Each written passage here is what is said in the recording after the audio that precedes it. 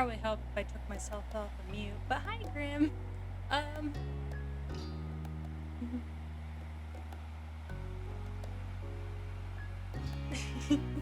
Yes. Yeah, I end up having to close everything. And restart it. Hi, Carl. Hello to you, Ivy. No, Ivy, please, Ivy. Oh, no, I don't want to be licked. Ivy, no. Ivy, please, Ivy. Ivy, I love you too, but please, I don't want to be licked. No, Ivy. Why are you so demanding? Oh, Ivy, please. Yes, Ivy is a pupper. I'm house sitting for a week for my aunt, so I'm by myself with a puppy. One that likes to lick way too much.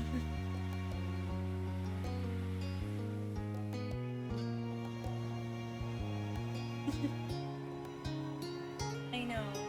I love you too, but we'll play with your bone. I'm sorry. Oh,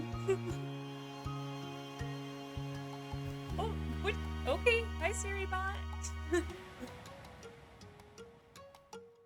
And also, hi, Caro. I meant to say hi, but then I got attacked. Okay.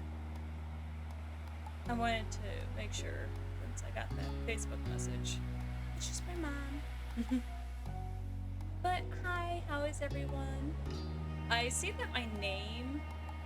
Caro, you also have the new sub badge.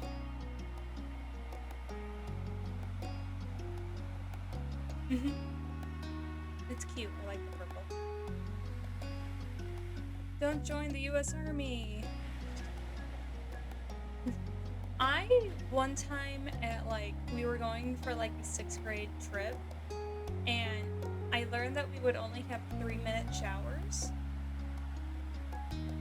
So I trained myself to shower under 3 minutes.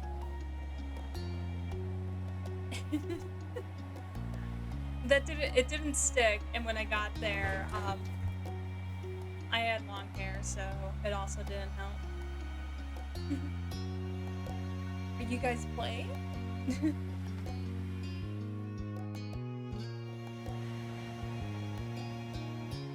Just jumping all over the couches. Alright, oh. We could wait for Caro. Or me, you got... Yeah.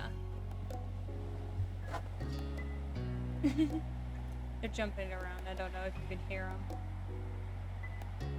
Yeah, it was fun once we got to the thing because everyone wanted morning showers. It was kind of determined by because we all slept in bunks, so each one person would be at night, and then one person would be showered during the day. Everyone wanted to switch to daytime ones, and I was like, you know what, you guys take the daytime, I want to switch to night. So me and my one roommate, or my bunkmate, both showered at night because we had the longest hair out of everyone. But we only had 3 minutes, I don't know how people... we got one shower and that was it, but it being kids or whatever, I don't mind.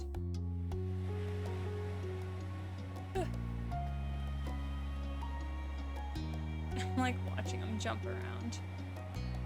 Wake up, do PT, shower, go to breakfast, end the day, do more PT, and then shower.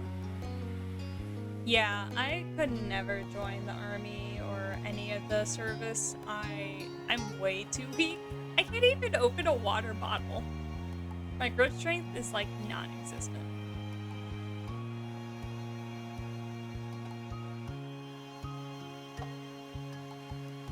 Yeah.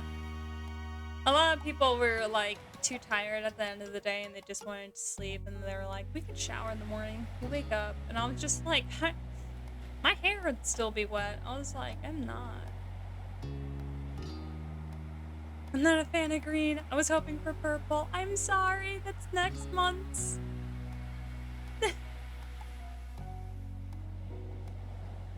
Yeah, too bad we don't have. Because the first month is a blue one. And then the new one is the purple one.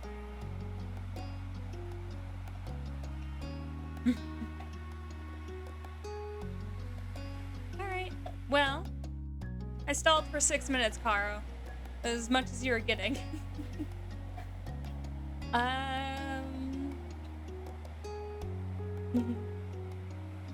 Okay.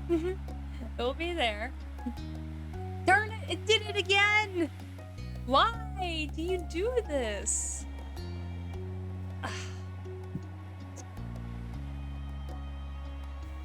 don't understand why it does this. Alright. You can see if turning this thing off does it.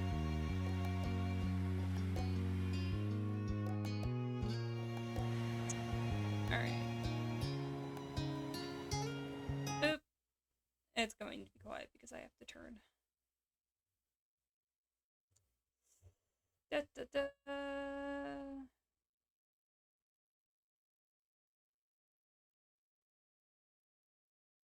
Yeah.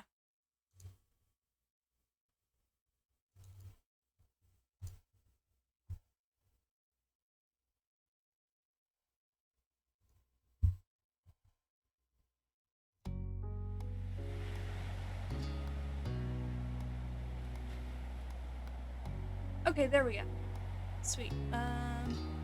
Everything's in place for it. Alright, we'll just boot it up, move it to the screen.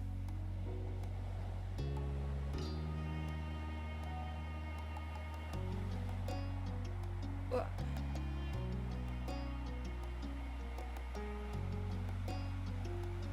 So, I've been working on some lore for my model, and I've been thinking about having the same person who made the PNG make me the model and then have Carl rig it. Because it would fit my lore. And... oh, ooh. Can't wait. I'm wondering if I have to fix my model. Bitch, get back in camera. Alright, we're just doing what's got. Alright, it's mostly in camera. I'll work with it. Thank goodness, because I was stalling for you. Load. We haven't played this since January.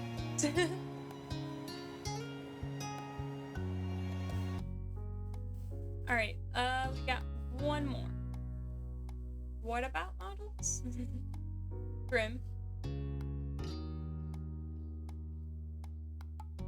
Because, you know, the Reaper is such a same trait. Reaper comes from Carl.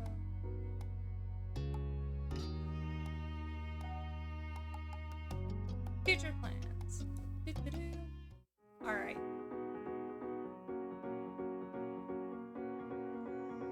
The day and the week were near the end. Their end?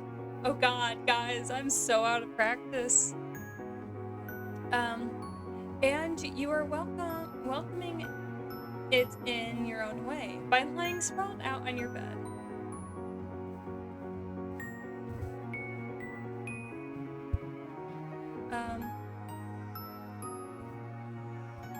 It was quiet in your house, getting to that time of the night where you should be sleeping, but you really don't feel tired at all.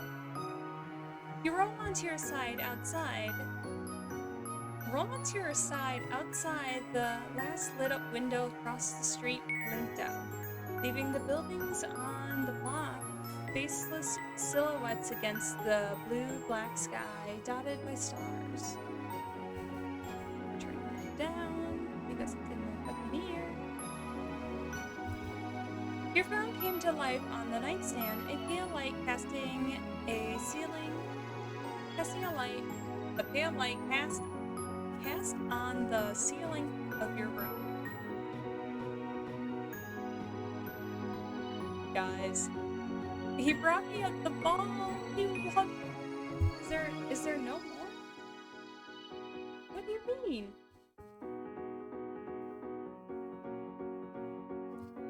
Okay,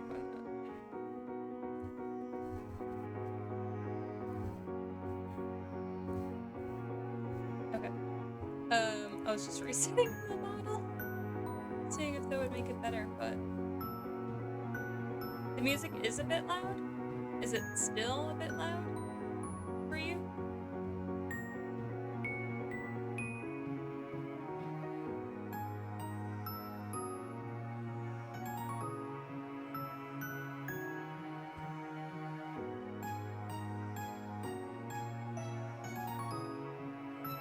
Without looking, you threw your arm out behind yourself.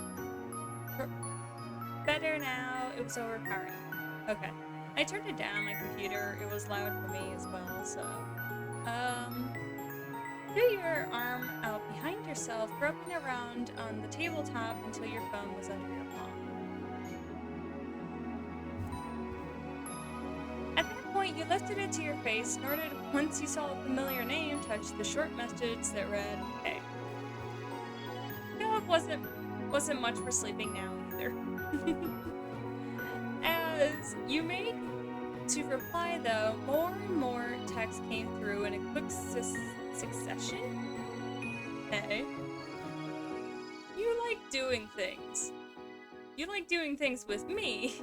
I mean, what I'm saying is that there are things you and I do and we like together at the same time. Now that was eyebrow raising. You propped yourself up on one elbow, sitting upright against the headboard so you could text for company. I like doing things. I know. I was just like, okay.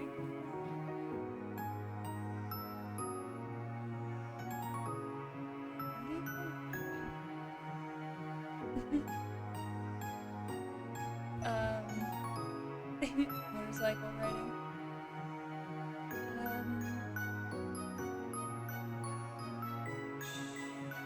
There we go. And riding lower. Okay, yeah.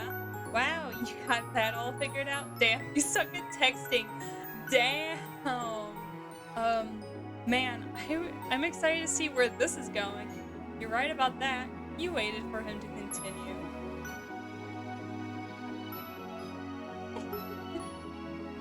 Damn, you suck at texting. No, hanky panky. I don't know, Carl.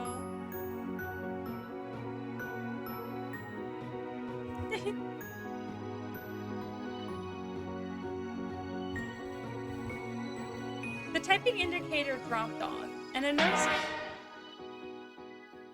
Who? Carl! Wait. That was you, Carl.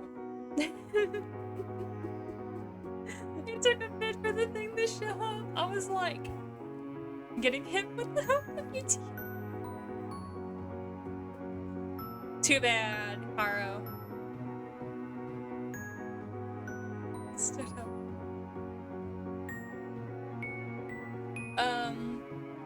A noticeable pause followed. You snickered into the palm of your hand. It wasn't hard to imagine Cove, red-faced, hunched over his phone, the dark eyebrows furrowed as he tried to think of how to respond to your comment. But ultimately, he didn't attempt to address it. For what I was saying, you're free for a while, right? When's your next shift? Not for a few days. Ooh, I got the weekend free, it seems. Cool. I thought so. I was just making sure we work at the same goddamn place, dude. Alright. You can almost hear Cove intake of breath as he's preparing for the next part, despite the conversation being text alone. Your window of your message app might as well have been a screenshot when you left to keep track of the passing seconds with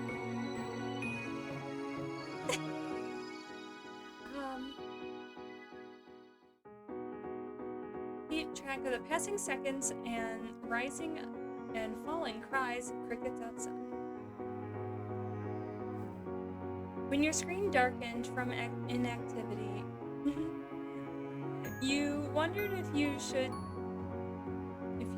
do something yourself.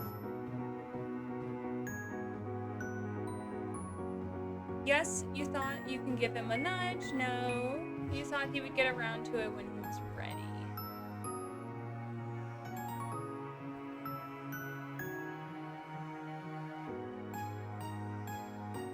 Let's see what toy she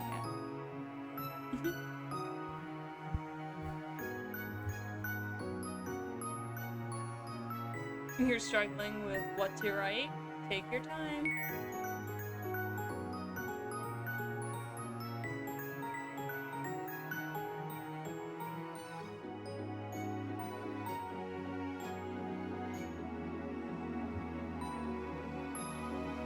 Fertilizer. So, Carl. Almost immediately, he started typing like you only dreamed up a lull in the conversation. It will be quick, hold on. The next message came through almost instantaneously. Did I hear free souls? You guys? Are you guys trying to take my fertilizer? My boy? What if we did something new and sort of unexpected? Would you be okay with that? Something we haven't ever done together. On desktop now? Yay! You lowered your phone, leaned back against the headboard as you thought it over. Carl will take the fertilizer and I'll grow flowers from their graves and spew the souls. Oh no! Not you guys tag teaming.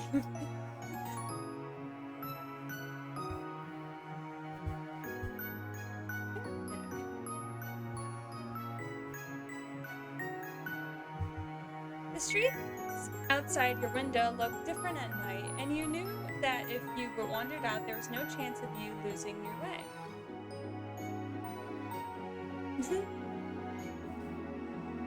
There wasn't a single inch of your neighborhood you didn't know by heart.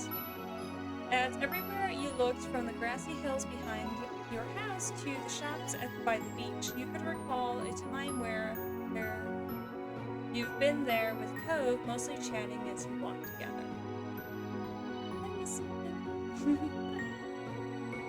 Maybe a little. You didn't mind everyday things like that, but as far as something new or unexpected, I love that. What did you have in mind? What's gotten into Cole Holton? Wanting to do something brand new?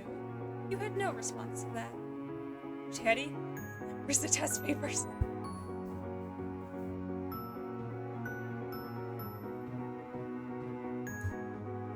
Love that. Cool. One by one, Cove began presenting his ideas, starting off with attending a play. We could watch TV together or a movie, but real people performing in front of us. We've never done that. I'm not sure what plays are on right now, but that adds the unexpected factor. There was a slight pause before Cove moved on to a next plan, visiting an aquarium.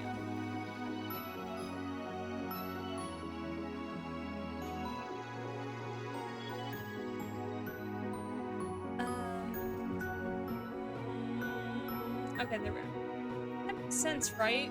We can go to the beach and stuff. We're pretty close to the water. Most dysfunctional family unit ever. But going to the aquarium would be water in a whole new way. Third and last idea was the most out of blue. Ice skating. Ice skating? I kind of suck at ice skating. Like, I don't fall, but I'm not moving very fast. It was a total wild card, as Cove was putting it, a polar opposite of what you two normally did. However, it was fitting right in with the other options as something you had never done together. Let's say if hypothetically someone wanted to surprise you with an unexpected outing, would that be okay?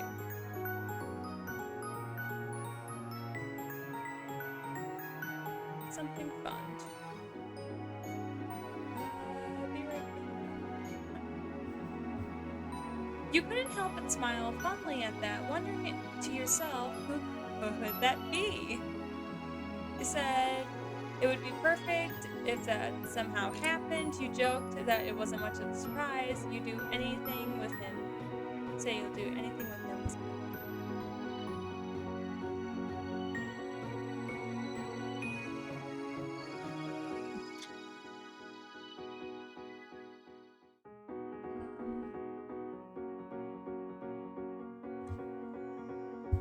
If only hypothetically someone existed.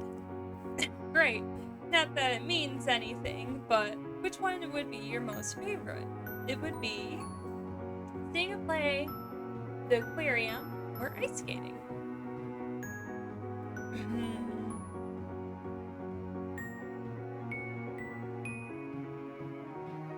A play? True.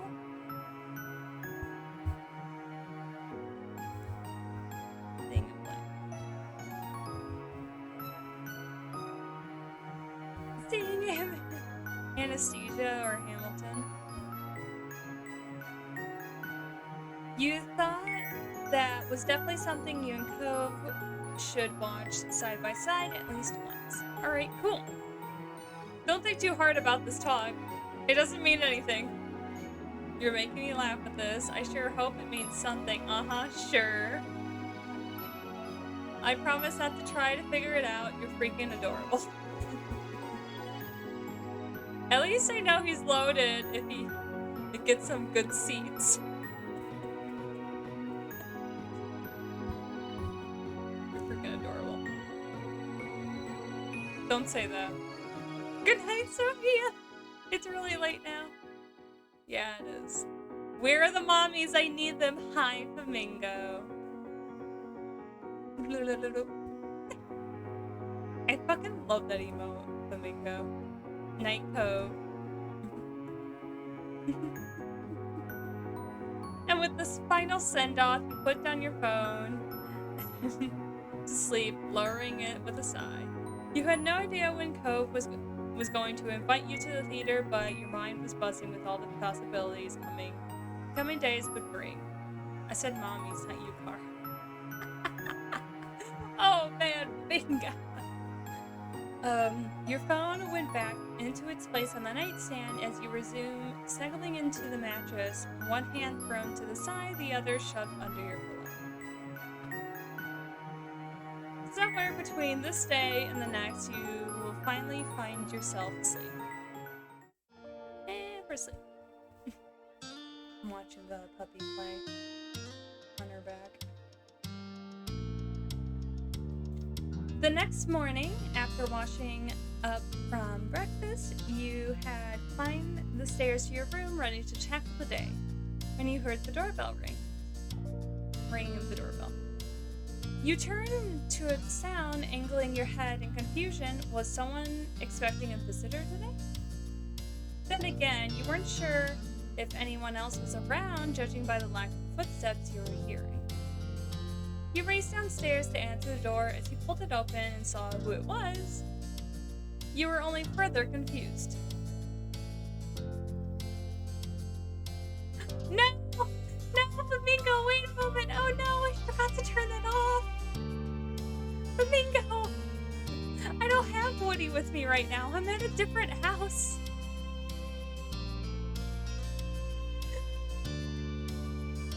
Oh no,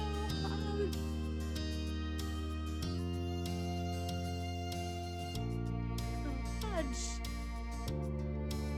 Go get him! Flamingo! Gameplay back. Get him. I can't go back. I don't have a car. And then it's a 10 to 12 minute drive. I can't. Carl, are you here? Can you give back Flamingo's points? Because I can't. Code not gameplay. Don't do it, Carl. I'm figuring that out. I think what you have to do is ugly cry. If you're in the mod view, or you click on like the little mod sword, you're able to click X on his points.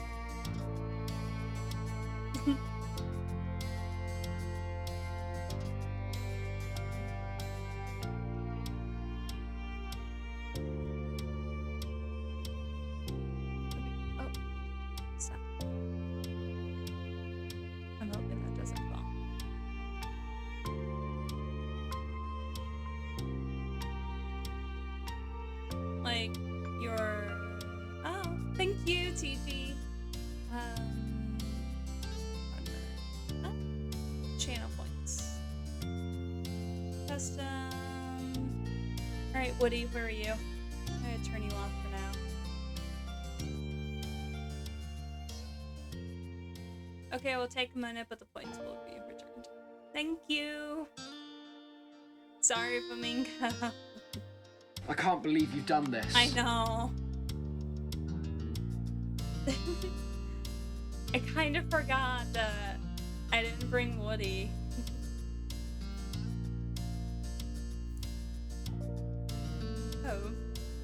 He was standing there with an unsure look on his face at first, like he didn't know who would answer the door, but the moment he saw that it was you, a shy grin spreaded across his face. He raised one hand and gave a little wave. Hello. Surprise?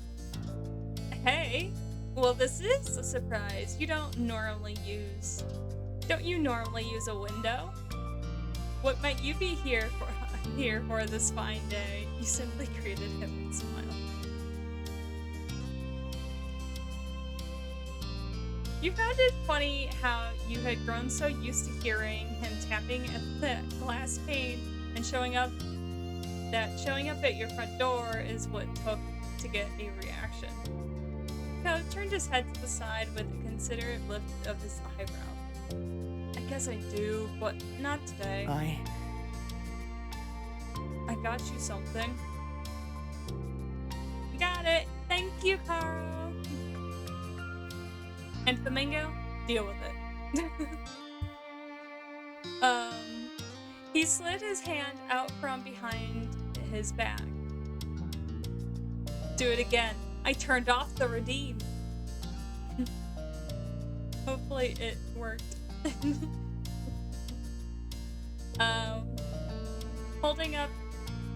Holding it up in front of your face, he offered the present to you. Your eyes widened once you saw what it was. A white poppy. Oh. What's in? What are you doing?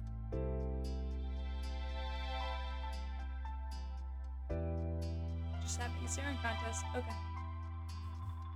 You hadn't expected a gift at all, let alone something as thoughtful as this. He took a step forward, so close you could see the sun. Okay, computer. So close you could see the sunlight shimmering through some of the flyaway hairs on top of his head. Also, social distancing. No. Is that badge to the right of the...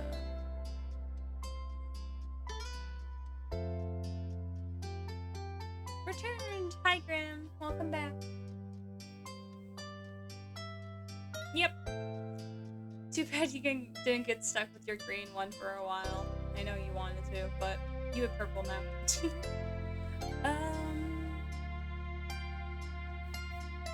There was a quiet little tremor in his voice when he spoke again. Surprise! Again, do you like it? I would like the purple one too. Good. You're stuck with it for a month. Why does everyone have badges and feel left out? I don't know. Yes, it's my favorite. Nope, you said teasingly. Yes, because you got it for me. You were speechless, you nodded, you were stunned, you just stood there blushing.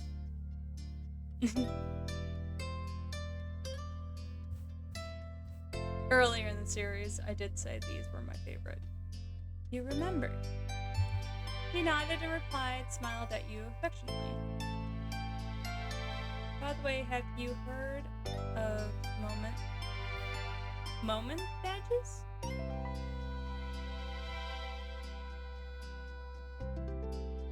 Oh, lovely. You're awake. It's been far too long since I've encountered prey so feisty. Well, there you go, Flamingo. You have a badge now.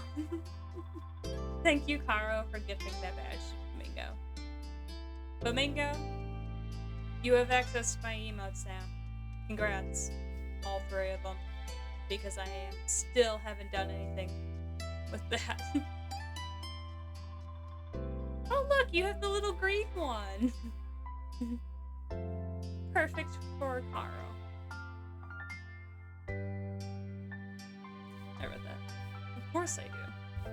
And then, growing flustered by his own words, Cove averted his eyes with a little nervous glance downward.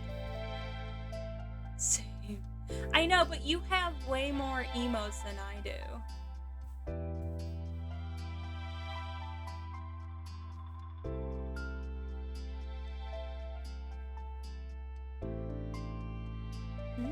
Okay.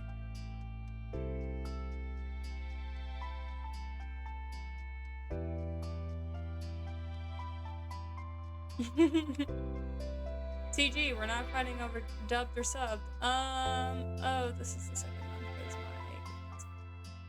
Because I see no green. You're crazy. It's green.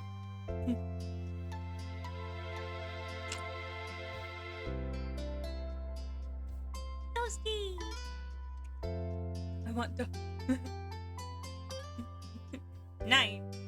We're all switching over to German. Growing flustered at his own words, Cove... Oh, wait. Nope, I read that. His gaze landed on the flower, and Cove laughed to himself, thought suddenly came to it. Right. Boop. My dad would be proud of me doing this all on my own, huh? The only dub I accept is the... Obituary? Dub. Everything else is horrible. I've been listening to more dub recently because I've been watching anime with my mom.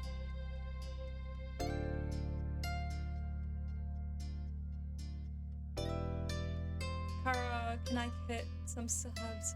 I can't understand the language Wolfie is speaking. Huh, well, too bad.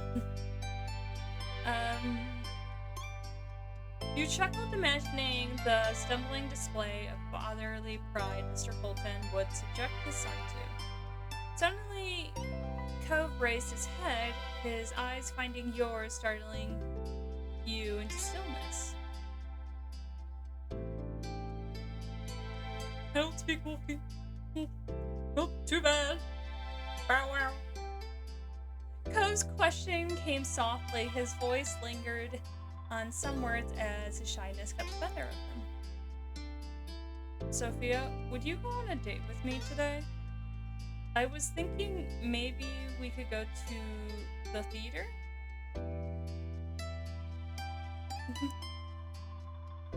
Yeah, I need this to go. Translation. He inclined his head at you with a crooked smile. I had a feeling that it might be a nice place to invite you to. A date? Hanky panky? Yeah, Carl. Too bad. Only reason I can't speak Wolf is because there's no head pads. I'm sorry. Carl was with me when I was trying to figure out the head pad thing. It didn't work. I tried. I followed a tutorial. It didn't work. I'll try again, maybe. Sage. Okay.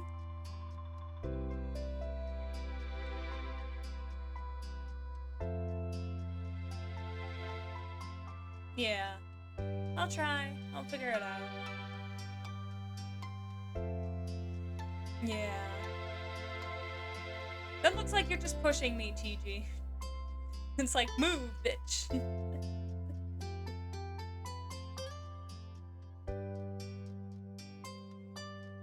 Hell yes, I love to. You laugh at the ridiculousness of the surprise, but you manage to say yes. You're my boyfriend, of course you can ask me out on a date. You nodded eagerly. Talk to the hand. Fuck your teeth.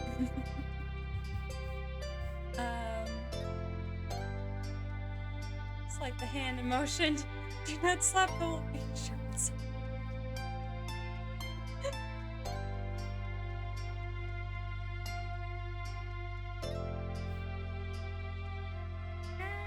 I'm trying to get the mouse. Go up in the little corner, bitch.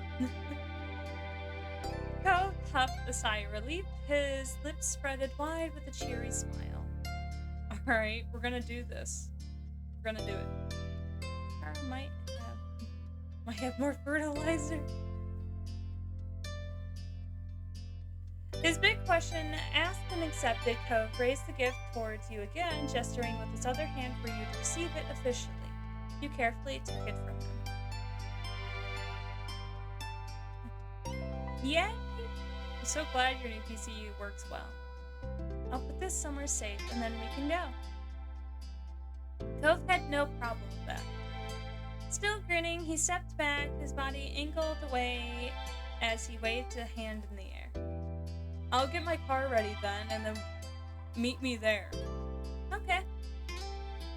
As soon as the door clicked shut, you dashed upstairs to your room, prepping a spot first for Cove's gift.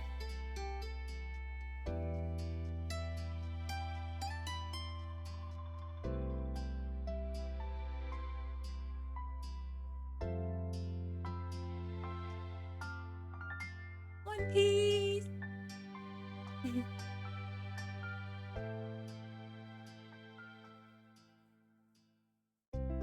And then, satisfied with your efforts, you grabbed your bag, tossed in whatever else you thought you might need for the outing before heading back outside. Cove's old car was parked right in front of the house, and you went straight to it, hopped into the shotgun seat. As you buckled yourself in, Cove leaned forward to watch you with an eager expression, his fingers tapping on the dashboard to a lively sort of rhythm. He was ready to start, but was trying to tone it down so you wouldn't feel rushed. I'm glad we're doing this together. Me too. Once your seatbelt was secure, Cove checked his mirrors to make sure the street was cleared before pulling away from the curb. And like that, you two began your trip. It's been a while. Look at this boy. It's been like 3 months. Oops. So, when I looked it up, there are 2 shows that we can pick from around this time. One historical romance with nobility, fancy outfits, drama, and stuff. The other one is a modern day story, something like near a lake at a bed and breakfast with comedy. It's kind of wacky, I guess. Calm down, Daddy Carl. So? What do you think? I want to see comedy, I want to see romance, you pick. Let's have Chance decide. I want to do the romance.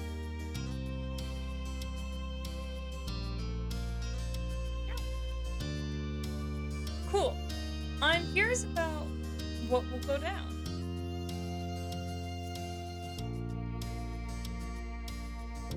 Texting me during my stream, yeah, bitch. What is this?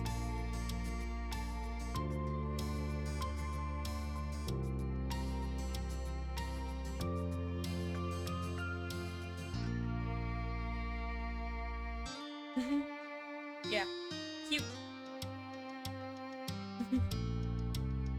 Right. What do you think the costumes would look like?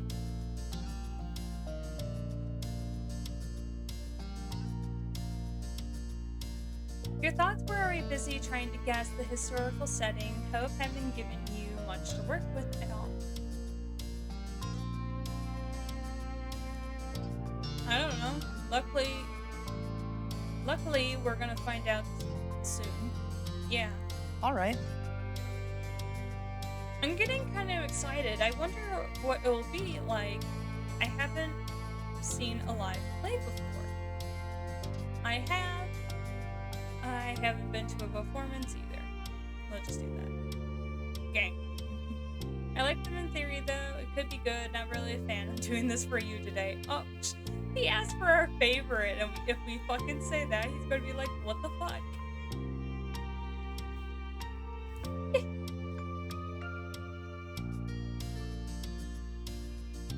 You couldn't wait to experience this for the first time with Co. You hoped it would be good. This just looks like it's the movie theater. The rest of the drive flew by, and soon enough you were at the theater with Cove by your side, tickets in hand, and both went inside. Shuffling down the aisle, Cove found the right seats, and you were getting settled in when the lights began to dim. Oh shit, we just got there. We barely made it in time. Your voice came out in a whispering, and glancing at Cove, you saw him staring straight ahead with eyes glowing wider with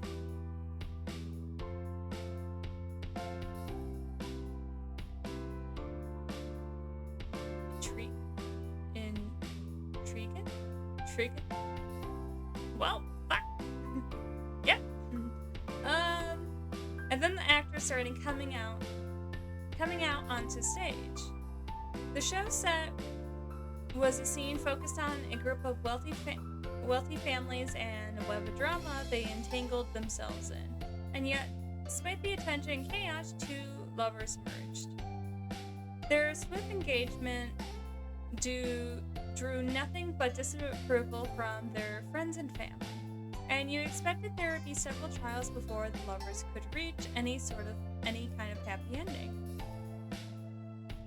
The play continued on. At one point, Cove reached over and covered your hand with his. Featherly light, you felt him stroke the back of your hands with his thumb. You smiled at that, you flipped your hand over and held his. You leaned against him, and you turned your hand to hold his. Cute. Inching closer, you rested your head on Cove's shoulder, interlacing your fingers in his. He sighed contentedly over how comfortable you got with him. You became absorbed into the story and performance, and you weren't the only one. During touching scenes, you can hear quiet sniffle come from the seat where your longtime neighbor was. I cry at everything. Mostly. What are you doing, baby girl? She's just a short-haired boy. Lately saying.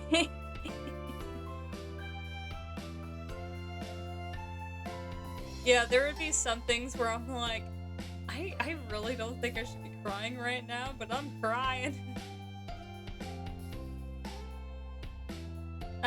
When the play finally came to a close, the audience broke into applause. Cove clapped for the audience until the noise died down, and he spoke for the first time since the event began. It's over. Thanks, Captain Obvious. And hand in hand, still you followed Cove out of the theater. The sun was hanging low in the sky. I had so much fun. I can't believe what a good time that was. I'm glad you picked this, but I kind of want to know what made you choose the theater out of all the other guys' ideas.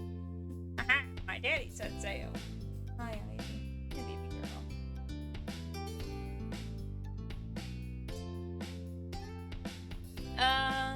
It seemed the most surprising. I wanted to experience the show with you. I wanted to do this. I picked random. I don't know, honestly.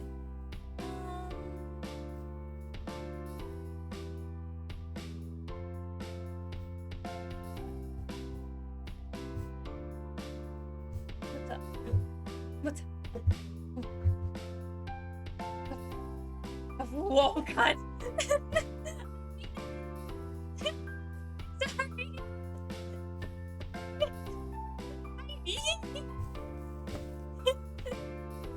No.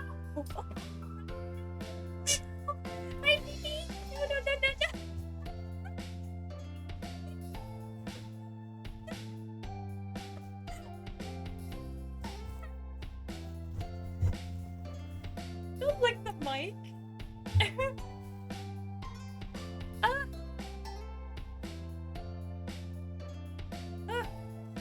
I've been attacked.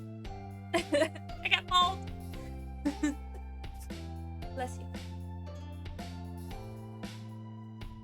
His brows dipped and he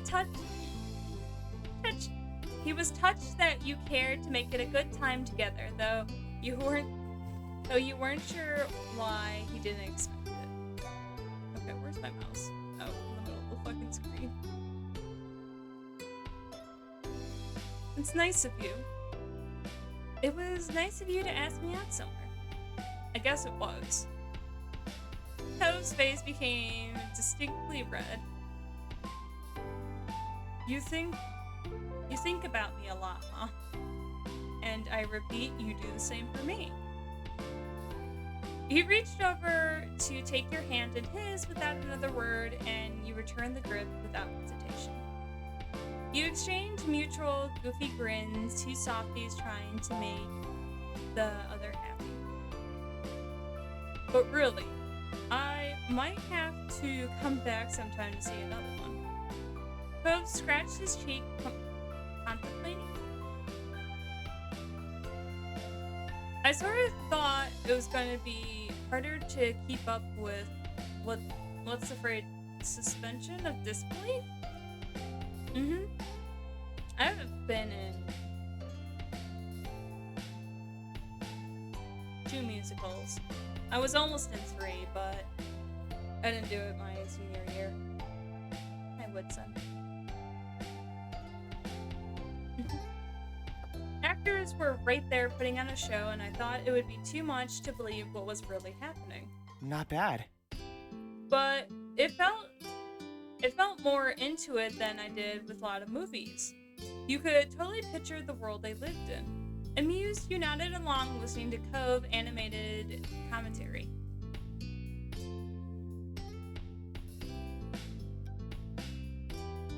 Woodson, what are you eating? Thinking about it, even though it's over, imagine if that was us. Attending high society parties, living in grand mansions where we'd have to deal with rich, powerful, and politics or whatever that went along with it. Our families would try to force us to follow a certain path, but we still find our own way to each other and to the things we wanted to do. He had stars in his eyes as he was fantasizing about the events of the story. Good luck, Dad. I'm good with the life I'm already living. Are you envisioning us being married like the couple in the story? You joke. It's too bad that we were born too late to ever experience that. You nodded along, or you just shrugged. I would say. What do you want, son? That's what I should have done. I should have just grabbed Woodson here when Flamingo redeemed Woody. good son. Hi, baby. I know, sweetheart.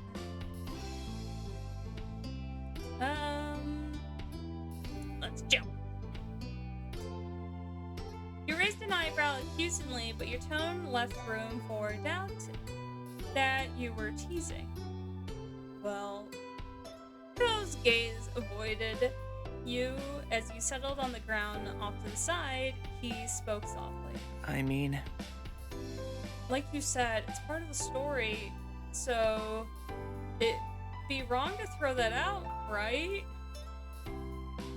What are you gonna do, Caro? We're gonna get married.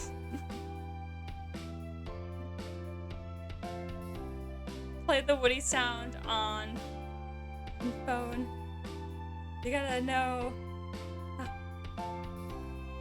don't know. How would they know? Oh my gosh. I would have to look it up. And Woody doesn't always play.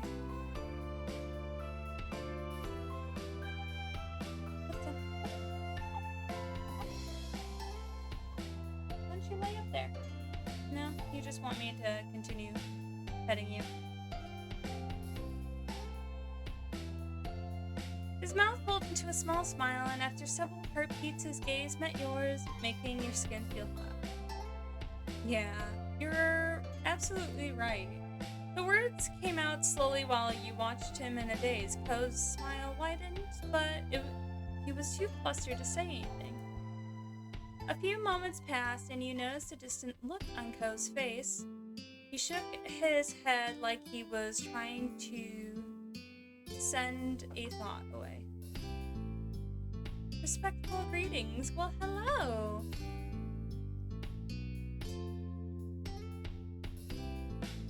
Well, hello, Alex. Hello, Sim.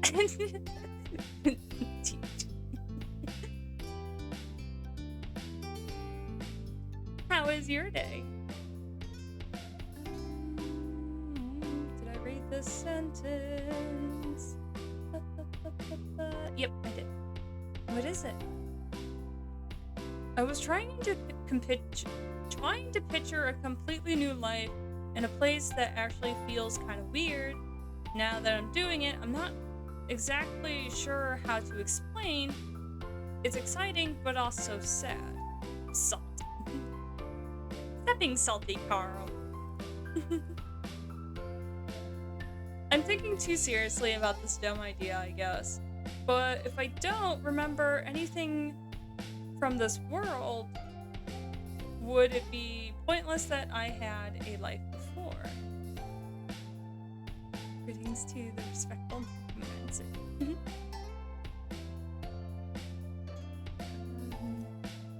And if it did really happen, I probably would be surrounded by totally new people, and I wouldn't have you with me anymore. Surprisingly, you sucked in a breath and Ko laughed shyly. that's... The fun part imagining it all was that you would be there by default. Just getting to be somewhere on my own wouldn't be nice, no matter how cool the place is. It's settled then. I'll just have to look for you if I wind up having another chance at life or magically end up in another world. Oh my god, isekai. I hope you try to find me too. Curiously, Ko's eyes didn't quite meet yours. His cheeks and ears were solid red at this point. I'll find you. It's obvious. Of course I searched for you. I can never forget about you. Truck-kun, get him! Rude. You leave my boy alone. I'll see how it goes. My new life might keep me busy. You're getting a bit too out there for me. It's not something you should worry about. You nodded, or you didn't respond. The road is wide open. Rude. So rude. Oh.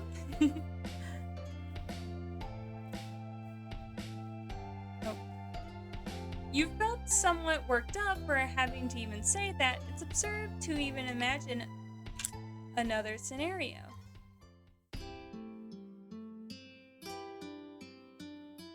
Money, money, money. Oh my god. Oh, thank you. For respectfully Everyone's after him. The sincere tone in his voice struck a deep chord within you, and you had to return to the earnestness. I mean it.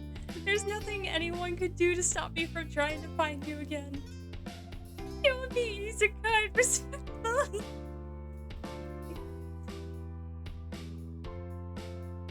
I just have to go with him. What? You're hitting a truck? He's gonna get hit by a truck? I'm gonna be that, like, the one person who jumps there but doesn't actually push the person out of the way, so you both get isekai'd.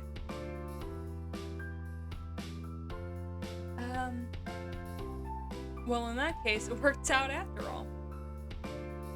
He took a deep breath and stretched his arms high over his head, and he then turned his head to your direction, pointing his thumb to his car.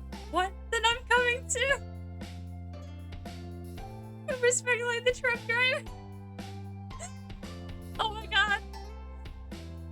Alexi, you just ran over 3 people at this point. Let's all get isekai'd.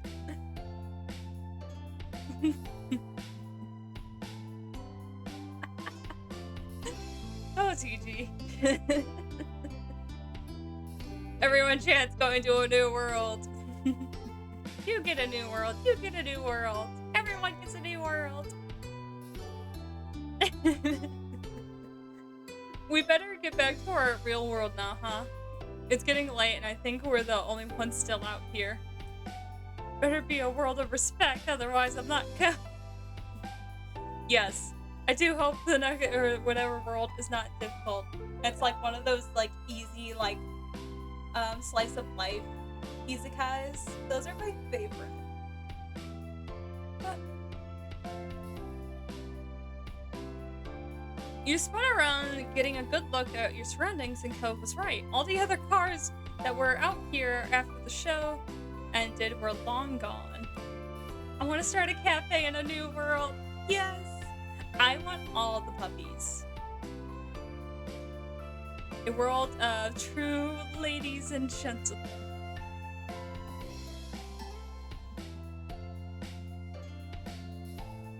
Let's get isekai'd into the Professor Layton world.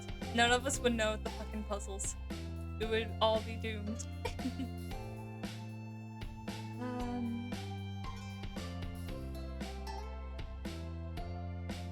How did I miss that? It's surprising how much you really lost track of everything for a while, and you failed to notice how dark it was until now. Give me the him coins. How much him coins you actually got, TG? No, I'm too dumb for that world. I'll be respectfully right with the respectful. I think that's where all of us would hang out. It's just Caro's Cafe.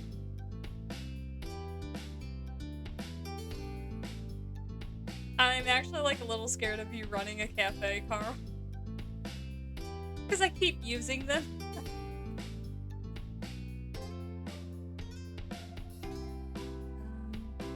Come on. Let's go home. After that, you made your way into Cove's car. He set a course for your neighborhood. Your legs felt stiff from standing still, talking so long, but it was worth it. A ways into the drive, Cove glances towards your direction. You stretched your arms as you shifted in the seat, waiting patiently for him to say what was on his mind. So... I know this was unexpected, but thanks for coming along. Really was. It was fun, but the worst attempt of the surprise ever. Thank you for going into trouble planning this. Any date with you is a good one, or you smiled. Be a lovely cafe with sweets and Filipino desserts. How dare... I want ume ice cream again. I miss going to that little ice cream shop in Japantown and getting like the flavors anytime like there was a new one.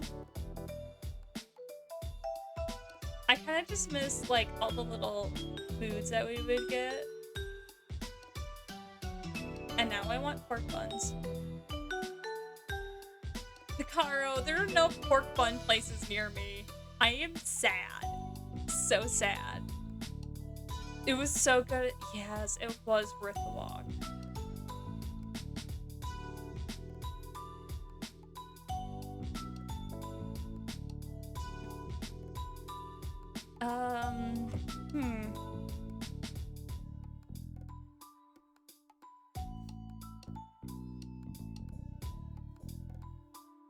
You're welcome. It's no trouble at all. He spoke a quiet confidence, and he felt good about your reaction. The drive continued a comfortable silence, and Cove wore a content expression on his face that warmed your heart.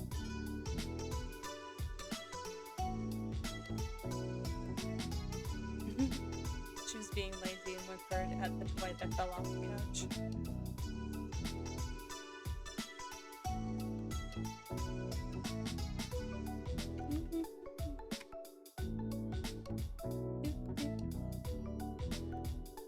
Doing things like this with Cove made you happy. Your heart skipped a beat, thinking about how mutual feelings seemed to be. Watching the passing scenery out the window, you relaxed into your seat, and the time sped by. It wasn't too long before Cove pulled into his driveway.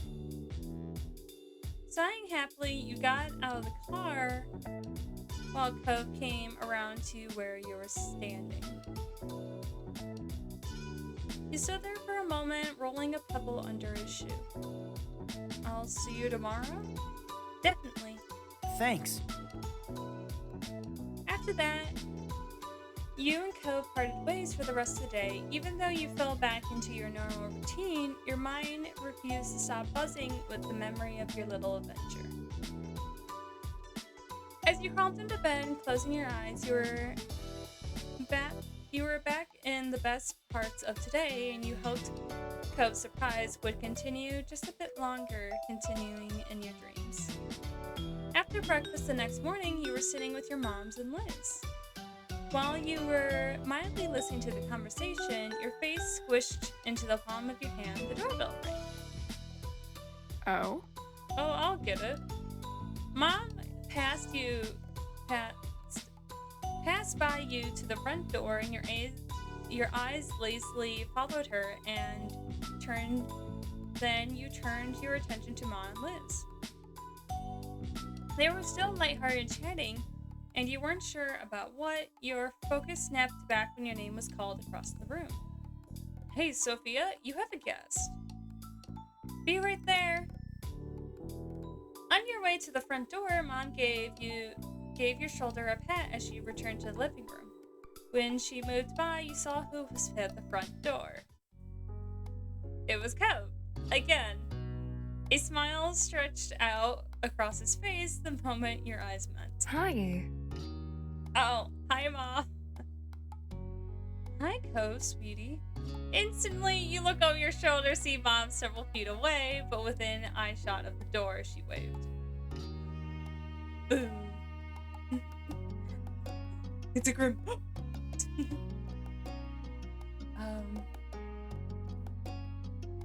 When you faced Cove again, he was looking at the ground shyly. It reminded you of the last time you seen him the night before.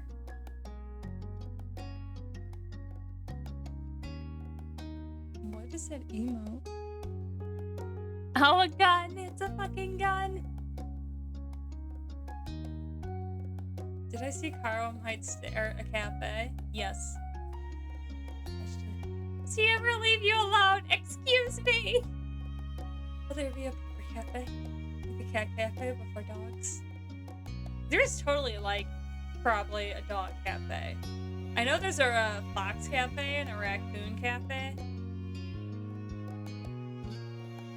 Can I work at it?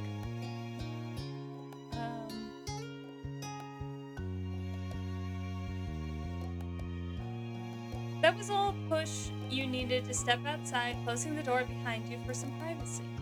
Hi, what's going on? What do you have up your sleeve today? You're coming to the door all the time. It's starting to get weird. Hi. Hi.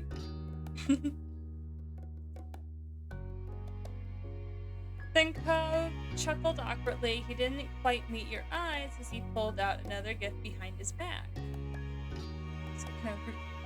And yes, we are hiring. How much you pay? Surprise! Wanna go ice skating with me? Where do I turn on my resume? What? You blinked and then switched to staring at him in bewilderment. Cove's eyes narrowed conspiratorially. The real surprise is I'm going to invite you to all three places. You never had to choose one. I needed to make sure that they didn't sound terribly together. Completely terrible. We are getting isekai'd first. Still, how much you pay? Wait, what? Oh, Grib, did you? Well, Alexei, is going to be driving the truck, gonna hit us all. We're all getting isekai'd into the same world. And Kyle's gonna open a cafe. At least I made it a cool way. Now we're all getting hit by truck food. Cove spoke quiet. The quieter in his voice became, he shyly scratched at the side of his cheek. Can I drive instead? Up to you and Alexei. I'll roll us down the Grand Canyon. Oh no! Wasn't a part of the Grand Canyon called Death Valley? Or am I thinking of some other place? And to check if you'll be free, so surprise! Again. Are you serious? You burst into laughter. You're so sweet. You don't have to do that. You remained wordless, staring. You're so sweet. Thanks. His face grew red with a blush. Shyly, Cove looked away from you. Oh, do you like what I got you? Cove nudged the present in his hands towards you, hoping you would take it. Until now, you hadn't completely registered it. It was carefully chosen telescope lens. Death Valley is in California. Okay, thank you. I knew there was a Death Valley in the US. I just couldn't remember where.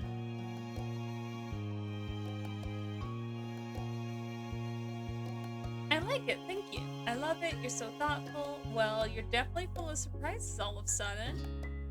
You're doing so much, I feel a little bad.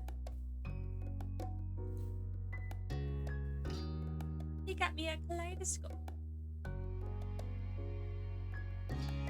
Cove's mouth pulled into a beaming smile that reached his eyes. Chuckling, you took the gift. I'm really glad you like it. Are you going to accept the other part too? Yes, I'll go ice skating. It will be fun. I'd rather roll down the canyon than in a desert. Lol. The desert's probably survive the roll and become dehydrated.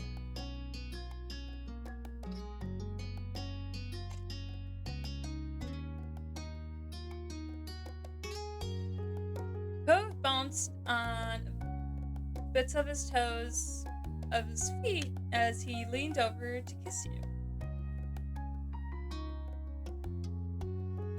It was light, but you could feel his smile press into you. Every bit of happiness radiated off of him. Thank you for coming. I'll be in the car. You go get ready. All right. You sped back inside, spotting your family still sitting around the table. They all turned to you and smiled at you. So, what's the plan for today? I'm going to the ice rink with Cove. That sounds fun. Ma smiled, beamed, and gaze slided over to Liz, and she looks happy for you. Have fun. Hope you have a great time. Hey, Ivy. Ivy. Hi, Miss Ivy. Hi, baby girl. Look at you. You're so cute. Yeah. Hello. Hello. What are you doing? Look at these thoughts. Nice fail, Woodson.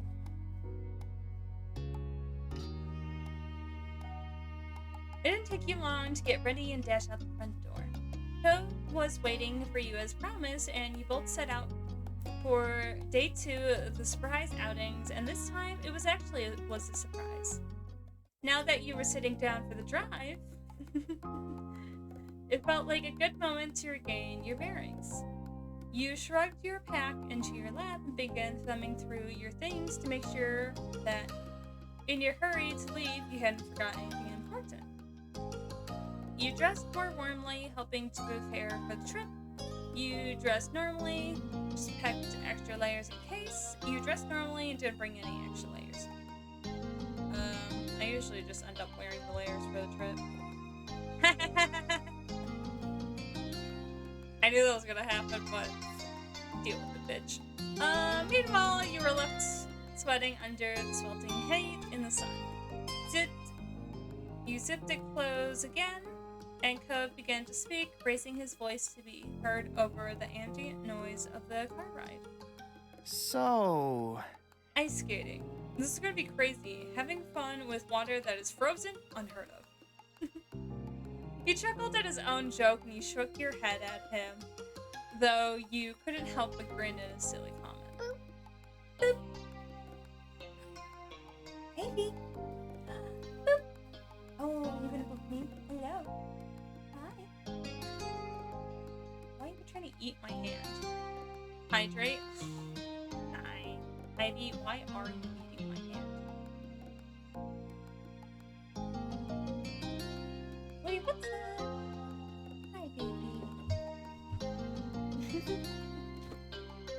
Yeah, I can hydrate. Hi, Woody, what's up?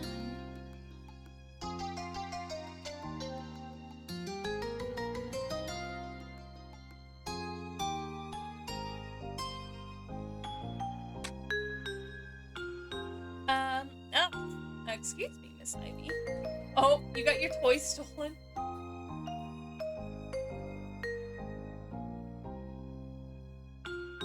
You gonna just take that? Are you gonna go after her? You stole your toy. Oh. What's up? Ivy.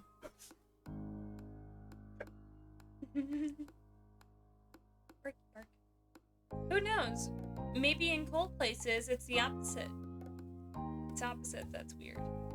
As you looked at him, you caught a glimpse of the back seat. It was empty, which would be strange any other day. You made him upset? I made Ivy upset? No. She wasn't paying attention. Miss Ivy. Might be possible.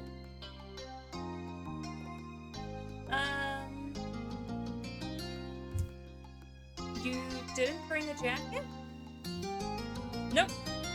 You know I hate extra layers, and there aren't any parents around to force me to do it now. Yeah, your parents can't tell you what to do. You're a big boy. You scold them for not preparing everything, or preparing for what you were doing. You're gonna regret that later once we get there. I like that you don't wear a lot of layers too. You simply shook your head.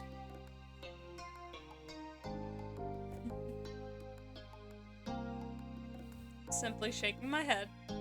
Be a mom. Nope, I'm just simply shaking my head. I wore the extra layers, he's gonna have to deal with it. It was unsurprising you were content to silently accept the reality of Colton. You laid your arm against the window of the scenery outside, passing by a blur, and finally you arrived at the ice skating rink. The two of you grabbed your things and got out of the car. A heat wave so thick you felt you were swimming, and it hit you, so you set foot out into the sun, hot asphalt in the parking lot.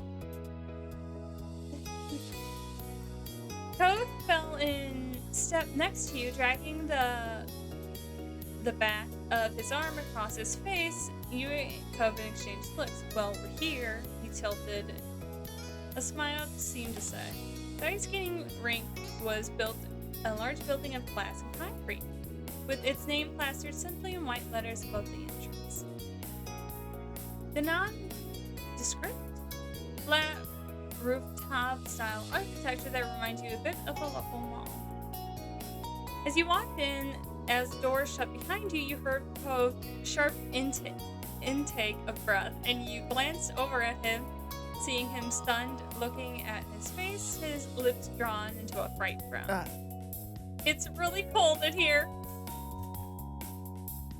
You were equally amazed at how cold it was. Are you gonna be okay, you dork? Of course it's cold.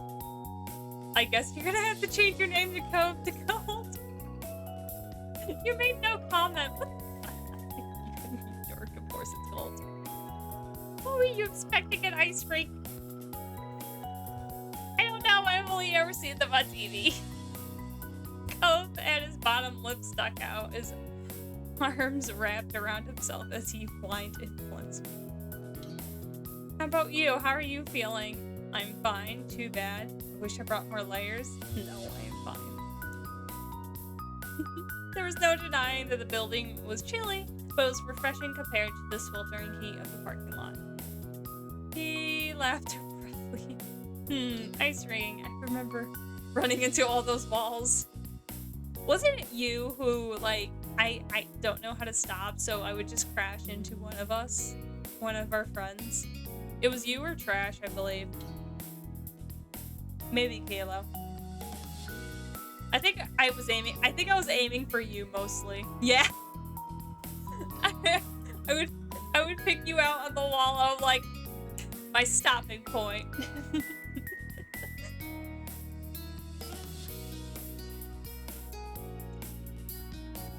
I feel like I crashed into some lady too, and I felt so bad. I was like, I am so sorry.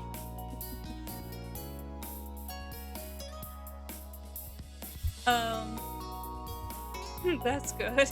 Your neighbor shuddered dramatically, almost retracted his head into his shirt in his renewed effort to keep warm.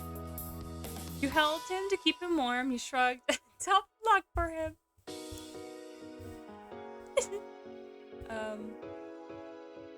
You took a step towards him, wrapping him up in what you hoped would eventually become a warm embrace. Do gotta teach you how to ice skate. I can kind of do it. Ish. I don't fall down as much as I used to. What? What do you hear, baby girl? Baby.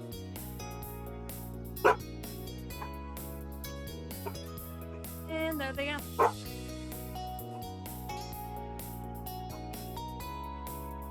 Alright, for a second, his body went even more rigid, and he quickly relaxed as you continued, giving you a self-conscious smile. Thank you. Me too. His shy chuckle shook through his abdomen. You felt on the side of your body right before he put his arms around your waist, pressing you closer in an unspoken sign that he had no problem with it. Like the two of you... What are you guys are barking at? No, baby. You guys do it right here. Oh, no, no, no, no, no, no, no, no, no, no, no, no, no, no, no, no. Ivy! Ivy, baby girl, stop. Stop, stop, stop, stop, stop, stop. Ivy!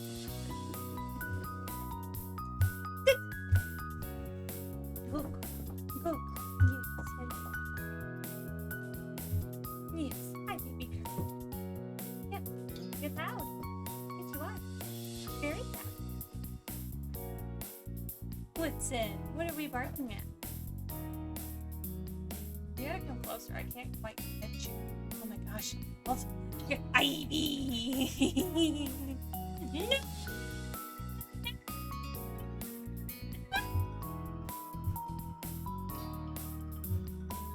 No. This is not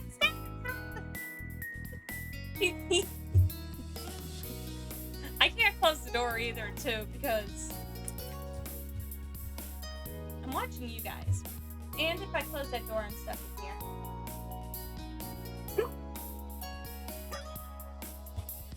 My hand. Oh, that is my hand that you are biting. I don't know how I feel about that.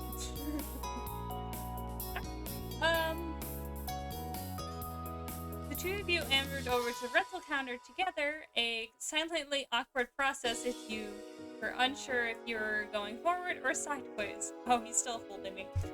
The clerk ended up giving you two a funny look over her glasses as you went the process of paying for the administration and finding ice skates in your shoe size.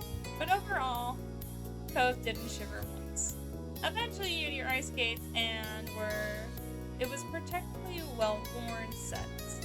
Still sturdy, but its wear had once been blue, it was now faded, and where it once been white was now closer to tan.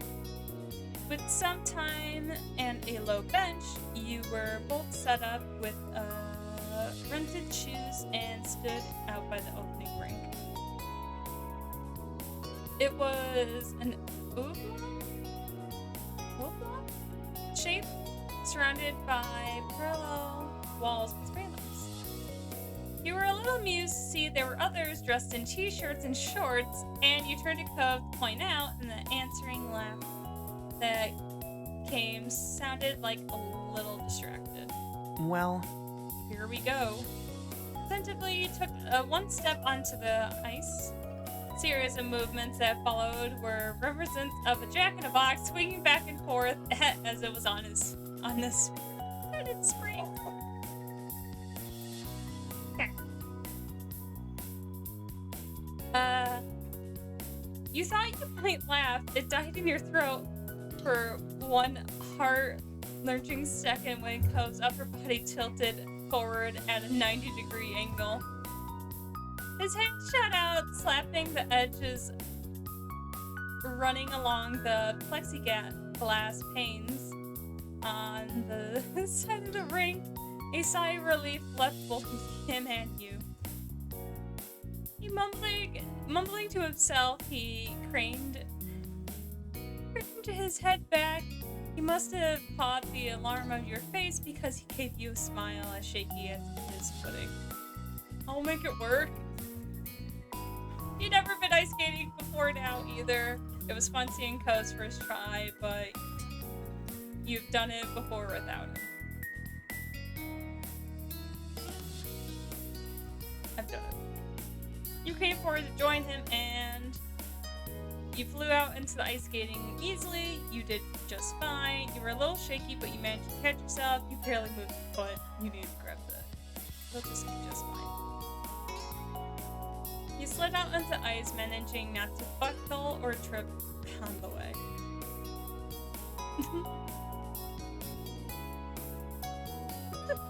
You can't ice skate. It's kind of amazing we're seriously ice skating right now, but this is what we decided to do, and I should stop being surprised for everything. Let's skate. Alright, let's do this. You two managed to develop a cautious rhythm, drawing long and slow circles around the edge of the rink side by side. You made sure the pace never exceeded what Cove was capable of, and he was happy to let you guide him, and you gave him pointers to making small strides. Sometimes you take breaks to settle down, giving you a chance to flex more of your skills on your own. He seemed to enjoy that just as much as attempting to skate himself. White puffs of air released from you and Cove as you laughed and cheered each other on for any achievements. there were still plenty of moments spent clinging to each other for added warmth against the unrelenting chill of the space. Bitch, I dressed warm! Why am I cold? The hours slid right past you, just like it was suddenly time to call it a day. After returning the borrowed skates, Cove and you ventured back into the California air. Even though the sun was almost behind the horizon, it was still palpable warmer than inside the rink. Cove rushed over to his car, shivering, hand clenched yours to let him pull you forward and imagine a dash to the vehicle. The doors opened and closed, the seats were taken, engine was switched on, the heat turned to the max, and Cove finally relaxed and your foray into a freezing cold had ended, and nicely at that. The car ride home went far too fast. You and Cove were in good spirits and spent the ride chatting, laughing, bouncing around various topics. But you didn't ask the question that sat all day in the back of your mind. Why was Cove doing all this in the first place? Again, you both parted ways for the night, the neighborhood street, and you watched Cove head inside with a quick wave. You were halfway to your own house when you heard a familiar voice call out to you. Turning on heels, you spotted Mr. Holton. He lightly jogged over to talk. Hey! Mr. Holton! Hey, how are you? I'm good. Great. I was getting home from work. What were you up to? Or rather, what were you up to today? Me and Cove went ice skating. You did? That sounds fun. It was fun. It was also a surprise, which is weird since usually me and Cove not hanging out would be what would sound surprising.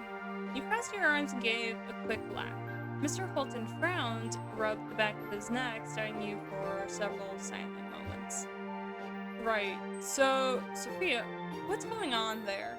Something's going on, isn't it? Huh? Wait, what makes you ask? There's not a problem, right? So, I'll answer your question if you answer mine, deal? You roll a pebble under your shoe. Mr. Holton was probably the only person who can give you a solid insight to what Cove is doing. Alright, deal. What's the story? The truth is Cove. Cove's been doing a lot for me lately, way more than usual. For 2 days in a row now, he's planning special dates and gifts too. I don't know why. Cove's father nodded contemplatively. He accepted the situation easily. That actually makes a lot of sense considering... Hey, is this something you should be... Is it some secret that you shouldn't be sharing, considering what? You waited for him to continue.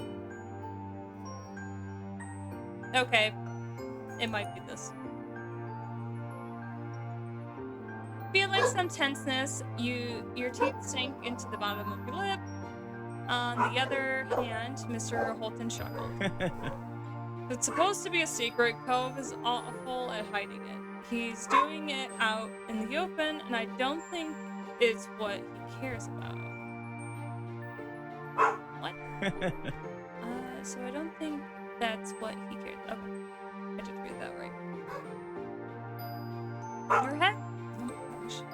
Your head tilted just a bit to the side as you watched Mr. Holton. You were honestly curious what his side to this was. As long as it was alright for you to hear, you wanted to know.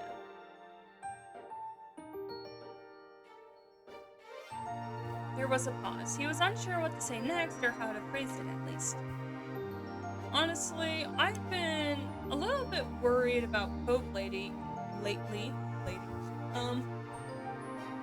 He's gotten really up in his head about something. but it's not exactly a bad thing. It's just tough to know how to bring it up. And I'm not sure if I should try to have a talk about it. The longer he spoke, the wider your eyes grew in concern. There was more happening than a few meaningless hangouts. It's okay. He raised his hands in a calming motion when he noticed your reaction. Let me explain. I noticed Ko's been getting lost in thought more often recently, and he sometimes has his laptop out in the living room. He leaves it laying out on the couch or puts it on the coffee table, and I have a clear view of it there. I can obviously see he's looking stuff up on it. Cove keeps searching up one phrase and different wording of it too, then he spends ages clicking through linked results. The line is, how do you make someone happy? Just that? Again and again. You had to consciously close your mouth after that. You didn't know what to even say after hearing that revelation. Mr. Holton was gently beeping. Isn't he such a good kid? He continued, but his tone was rueful. Unfortunately, I can relate all too well to that conundrum. Who I am to judge, right? Mr. Holton shrugged in an exaggerated way to lighten up the mood back up. Before I was thinking Cove might have gotten into a fight with someone, now it sounds like I was way off the mark. Cove clearly has other plans on the brain, even more confused on whether this is something I should get into or not. You know, actually, I'm wondering if you could have a little chat with him about what's going on. It sounds like you're at the core of Cove's sudden study sessions, so he might feel at ease talking about it, or more embarrassed, but he'll probably do it. I would really appreciate it. I think they're done barking. One of them's got a phone now. The other one is staring at me from across the hall. What time is it? No.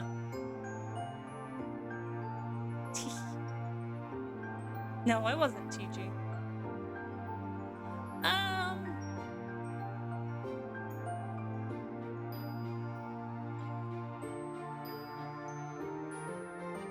No.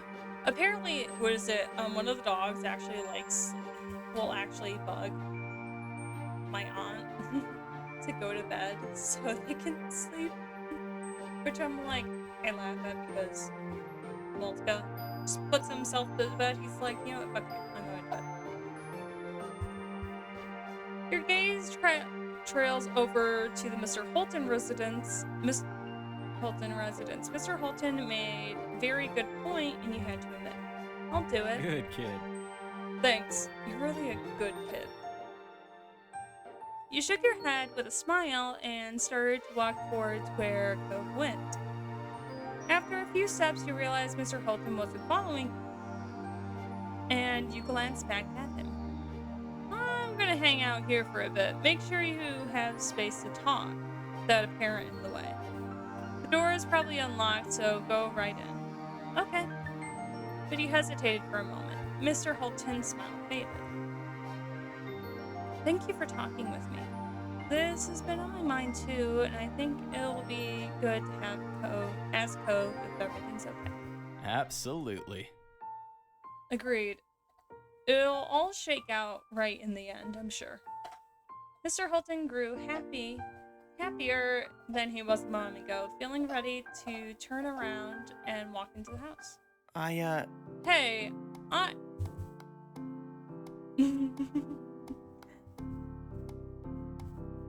Cove was sitting on the couch with his aforementioned laptop open. He peeked up with you with a puzzled look, and then melted into a smile. I thought you were my dad. Did you forget something? That voice acting.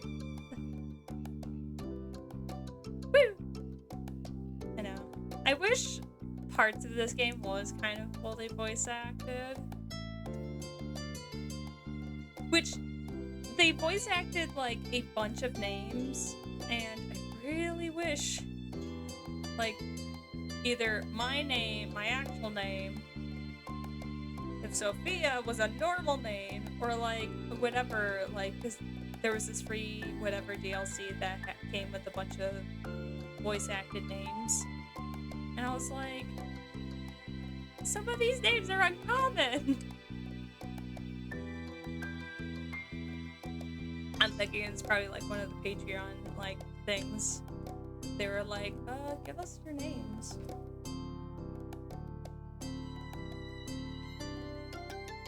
No, you shook your head. I was hoping you're not too disappointed. It's me instead of your dad.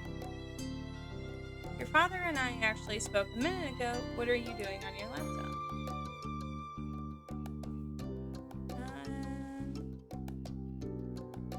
You shook your head.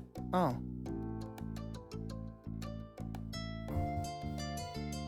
You tried to open your mouth to speak and nothing came out, and Cove's eyebrows furrowed in confusion. You were struggling to put together what you wanted to say next, but the conversation was growing more awkward by the second you sighed. Why are you here? Cautiously, you ask Cove about his searching.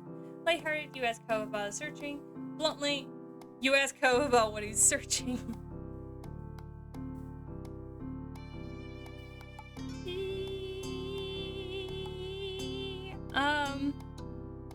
Fuck it. We need to talk about something. Oh! Self-voicing enabled. Sup? Self-voicing disabled. I didn't mean to do that. Oh, hi, Ivy. Hi, baby girl. Oh, no, Ivy. Ivy, we can't be doing this at, like, every few minutes. I wasn't talking about that voice acting. Calm down, computer. Okay. Cove closed his laptop, laying it on the couch cushion next to him, and he got up, shuffling past the coffee table and stopped right in front of you. He spoke in a hushed tone, only hearable because of the new closeness. Is everything all right? You tell me. I heard from your dad you're fixated on an idea of how to make someone happy. Why? Is anything wrong? You notice that? Are you mad? No, I guess I was really distracted and I didn't think people around would actually pay attention or take note of things. He chuckled awkwardly at himself.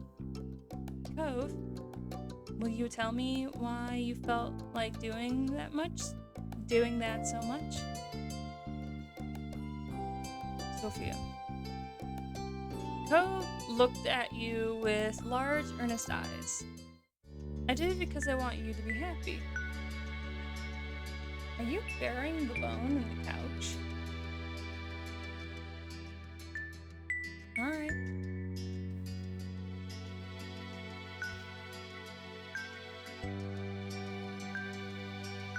Okay. I guess she did. I did it because I want you to be happy. I want you to be happy too. You don't have to do something big and expensive surprise for that. You can be yourself. You already make me happy. That's seriously it? You're killing me, Cove Holton. Stunned, your eyes start to tear up. You didn't know how to react.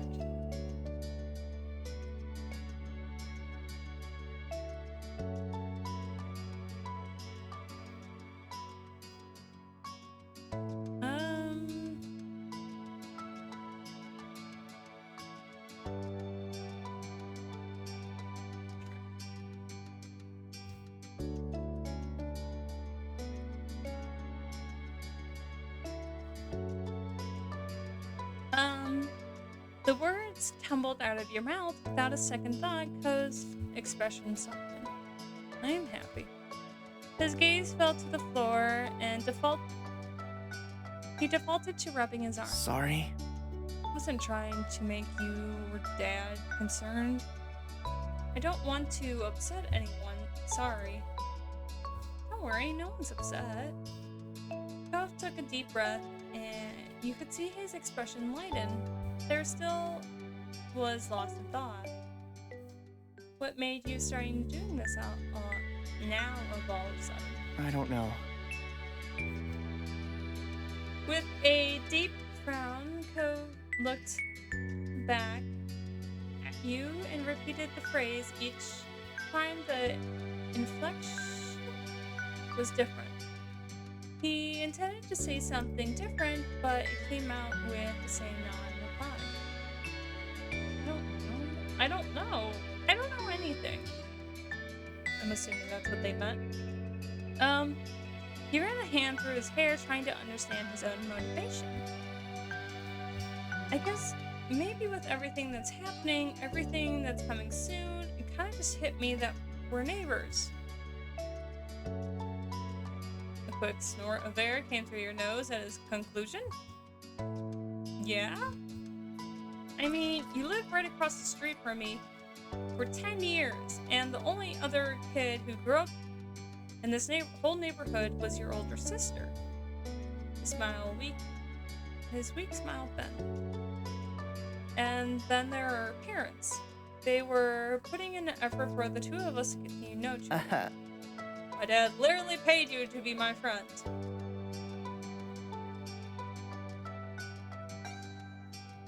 I think I heard that someone told me that you could wait until step 4 to tell them that you got paid. And I'm like, no. I was like, I don't want to do that.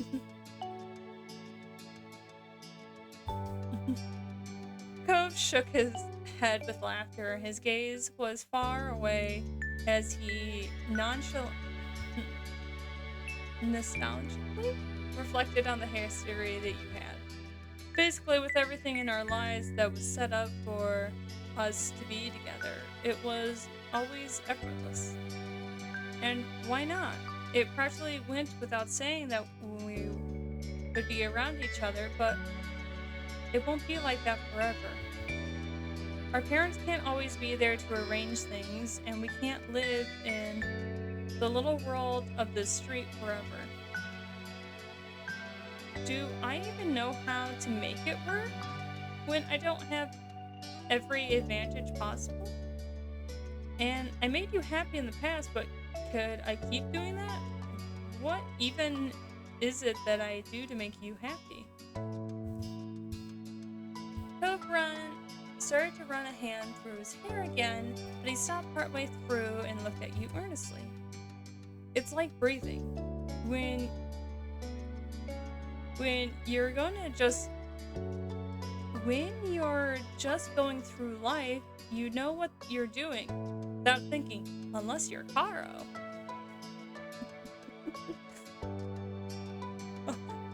As soon as he was talking about breathing, all I could think about was you, Caro. I forgot how to breathe.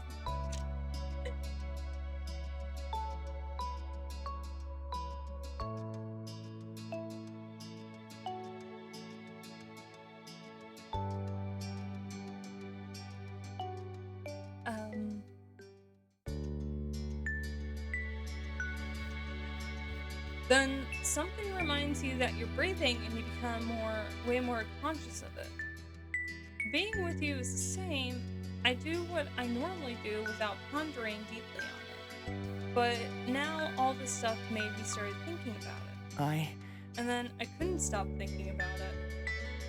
Cove sighed, stood up straighter, his eyes watched you softly, and he felt a surge of warmth in his chest. Sophia, I love you. And I feel like I need to try harder to make an effort. For you and the relationship we had, I had to, well, that's what I did. Cove scratched the back of his neck and he looked sheepishly down. It seems like a good idea in my head, it made complete sense, but maybe it was dumb? You punched him in his arm affectionately. Accept my love. You threw your arms around him in a hug, you kissed him, you started to cry, or you laughed. Oh,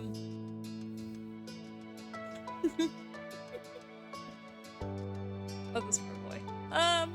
In one sweet motion, you pulled him closer, leaned in, and delicately pressed a kiss on the top of his mouth. Cove fell for it, placed his hands on your hip, and kissed you back. Stepping back, you took a deep breath, and Cove shifted how he was standing and watched you bashfully. Cove, you'll always make me happy. You don't have to worry about any of that. I love you too. You're so precious. You're a big dumbass. You know it's okay to tell me when you feel like this, right?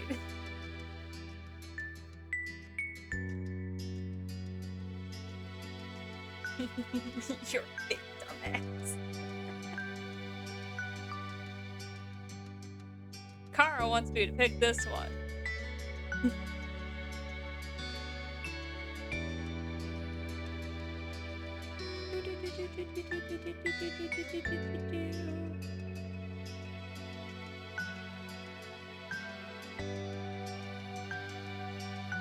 That was like reading. Fucking OBS right now. And I made him cry.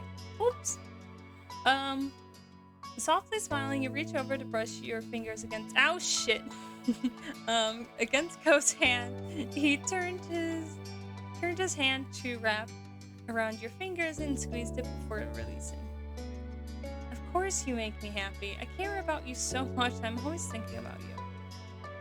You don't have to do even more. What should I be doing is thanking you for everything you're doing. Thank you.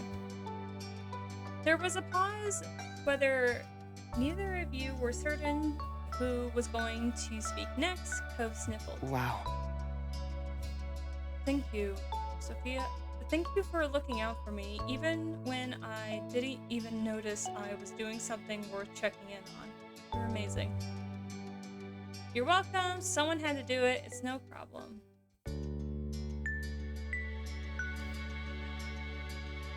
Okay. After the conversation with Mr. Hilton, you really weren't sure what to expect. You breathed a happy sigh of relief that things were a million times better. Cove chuckled, and now that everything was out in the open, his words were lighter. I gotta thank my dad too. I can always count on him to be around, and I have such good people in my life. He smiled softly, and Cove withdrew, a bit looking shocked. Can I still show up tomorrow and invite you on the last surprise outing? That'll be just fine. I'm looking forward to it. You knew that you were smiling like an idiot, but honestly, you really didn't mind too much. Spending time with Cove was the easiest thing to do. The feeling was mutual, and Cove watched you with earnest eyes. He simply wanted to spend time having fun with you. I can't wait. He leaned down so he can kiss you, parting. As your lips parted, you saw that his were curled into a smile, wrapping his arms around you, tucked you in close. You're really nice. Your lips gladly met his once more. Cove smelled good. Like a heatedly mixture of fresh citrus and sea breeze. Okay. You mutually snared each other with a kiss and unwilling let it end until Cove abruptly glanced around as if he was seeing the location for the first time. He ducked his head, bashfully peeking at you out of the corner of his eyes. We're kinda in the middle of the living room. He mumbled the words as his grip on you tightened. My dad might come back in soon. You know my room is right over there, so maybe we could go there if you want to?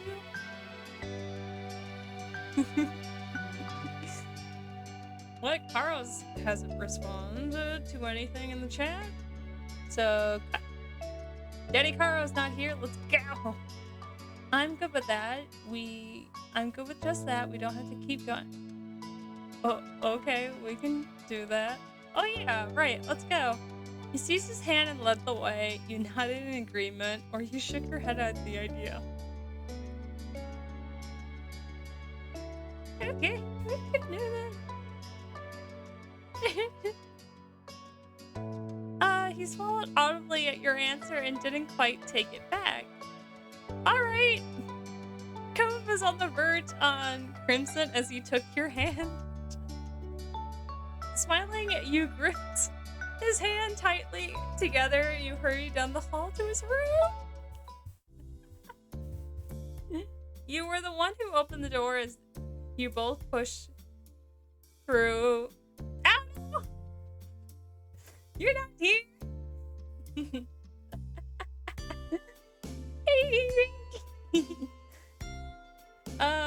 You were the one who opened the door as you both pushed in as one.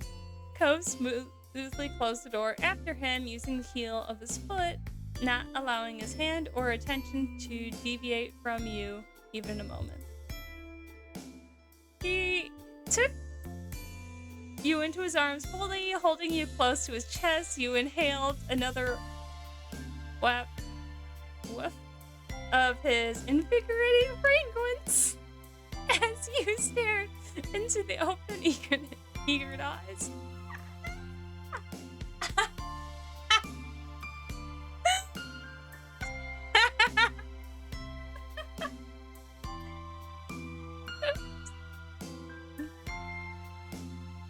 I knew it was coming too. What the hell is this music? Oh my god. Okay. Push him down on the bed. You compliment him, kiss him deeply. You hurry his hair. You kissed him lightly all over and over again. Or you slip a hand under his shirt. You nibble on his neck, or you touch his thigh. I fucking lives again. He's coming to attack me. Hi, Ivy, baby girl. No. Ivy, sit. Good girl, baby girl. Yes. Look at this face of yours.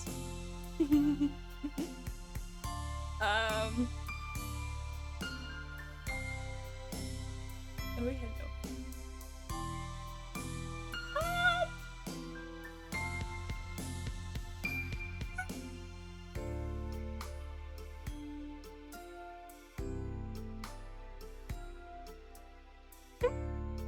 You sprinkled Cove's mouth with short kisses, always coming back for more.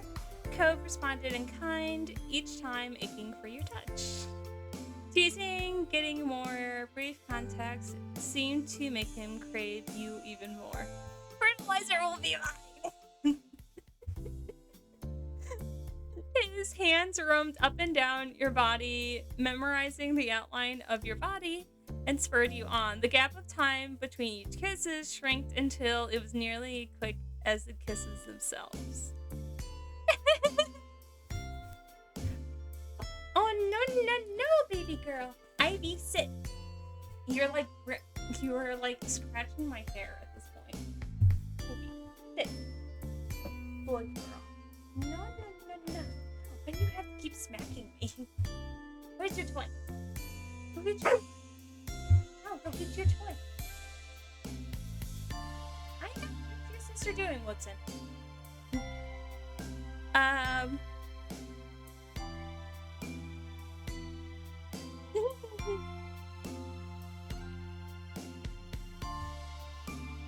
You peppered his neck with kisses, tiny bites that equaled measure, and your teeth grazed against his skin, pressing hard enough to make him shiver, and then compensated with soft kisses. What? Co sighed dreamily, letting himself get lost in the moment. He instinctively pressed his body up against yours while fully yearning for you.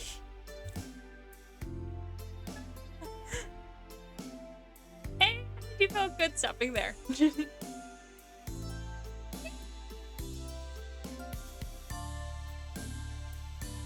I'm wondering, does this change the options if I fucking push him down on the bed? I can't believe you've done this. No.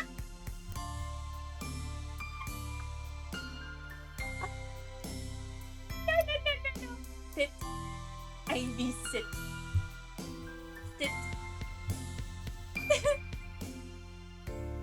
Taking his shirt off. Taking his shirt off and you're taking his shirt in your fist and one hand on his waist. The other was on one hand on his waist, the other was on his chest. You pressed him over towards his bunk. Cove stumbled on his feet. It wasn't easy moving backwards at someone else's pace, but he soldiered on.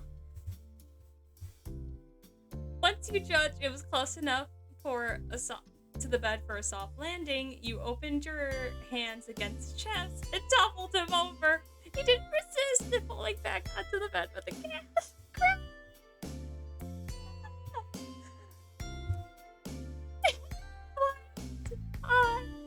You climbed on top of the mattress, giving gently under the pressure. Your knees sunk slightly as you planted them on either side of Cove's body.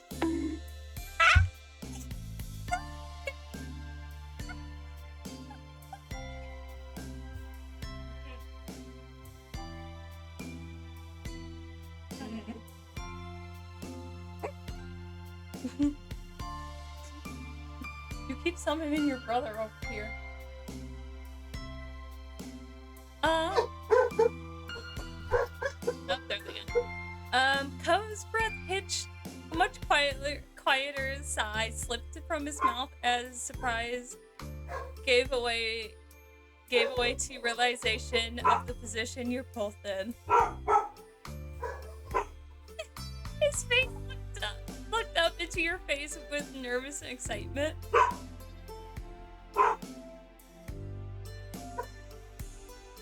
Okay, I know it stops at some point. It sucks because you can't go through all the options, so I'm like, oh fuck. Ivy!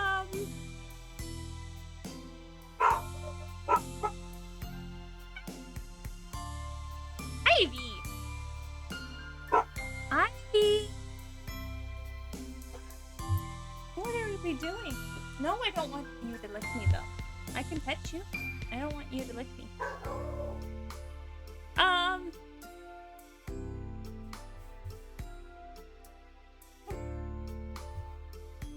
You shifted your position. I kind of forgot what I read. Or which option I chose. You shifted your position on the bed, looping a hand under his head so you coiled your fingers in his hair, silently taking hold of them. Oh, I guess I can move that. In response, Cove reached up and laid a hand on the side of your face, the pads of his thumbs softly circling your cheeks. Using your varied vantage points, you pulled closer together and your lips met in a kiss, and then you let your hands drift back down lower. You're just gonna keep mocking me, aren't you?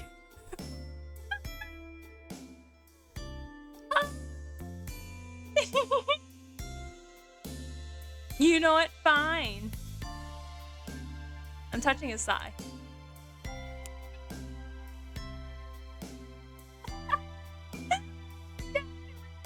Along his thigh, he tenses up. And then gave you a monthly smile. Put Professor Layden's voice in my head. He tensed up and gave you a wobbly smile as if feeling bad about how much it impacted by the sensation. As you continued to stroke your hand along his leg, he bit his lip and closed his eyes fluttered closed. He was far more accepting of it now than when you... My baby girl is all grown up. far more accepting it now than when you snuck it on him at the charity dinner. Given how blissed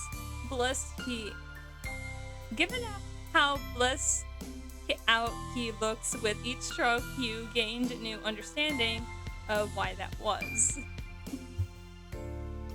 Cove was so open, he couldn't hide a reaction like this if you were in public. Cove reached over, letting his fingertips ghost down your spine as you sighed. I'm surprised Flamingo hasn't yelled hanky panky at this point.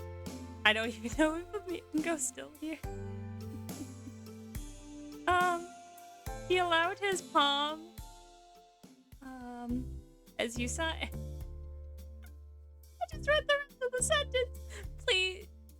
As you sighed, pleased, he allowed his palm to push against you and cup your butt.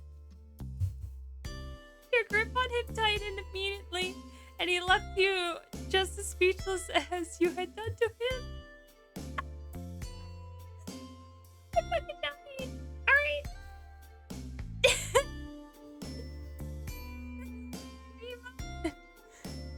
Slip the hand under his shirt.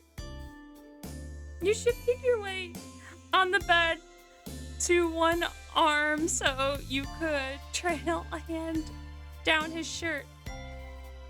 You felt friction from the rough weave of the fabric against your fingertips. He chose his chosen way to style his top, tucked into his pants, presenting an obstacle.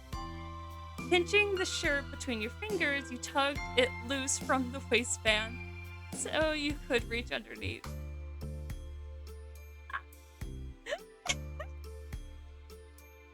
He made no attempt to stop you or get away. You slipped a hand beneath his top. Your palms grazed over his stomach, and Cove's breath came out faster in hard pants. He brought his forehead to her. You felt each half puff of breath tickle your face. You're just praying at this point. You moved your hands upward, reaching his pecs. Cove gripped your dress with his fist, twisting and pulling at it as you touched him. Lord, give me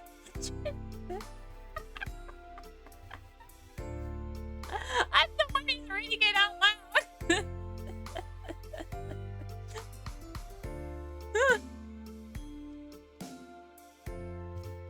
He mumbled something, even though your face was so near to his, close enough that you could count every tiny eyelash. You couldn't make out anything that resembled a word. You translated it instead based on the tones. He was enjoying it. Did you just shove the toy under the couch? Maybe.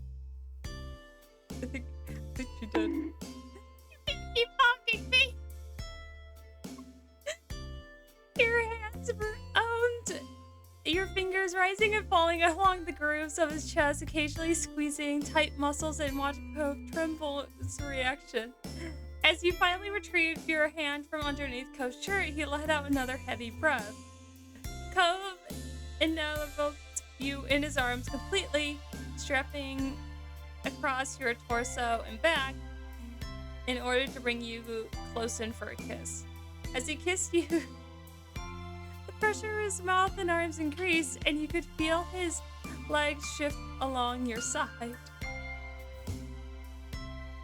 And he used his newfound hold on you to roll over without warning, and you were completely laid flat on your back, the mattress beneath you, while Cove pinned you down from above. My food is here, no hanky-panky while I go get it. Not a little breath you had left right out of you. The kiss ended, but he had yet to open his eyes. You were both frozen. It was only when he slowly let his half-lidded ocean eyes look at your face that he understood what he had done. You got to watch the comprehension dawn on his face as he first frowned, then puzzled by the change in view, and then eased into understanding, followed by mortification of his face flooded with color. Oh my god. He extracted himself abruptly, but carefully not to push down on you any further as he got up, firmly taking the seat on the edge of the bed. He didn't say anything else. He didn't need to, from the way he was mysteriously looking everywhere else but you. You knew at once that he was too embarrassed to go any further.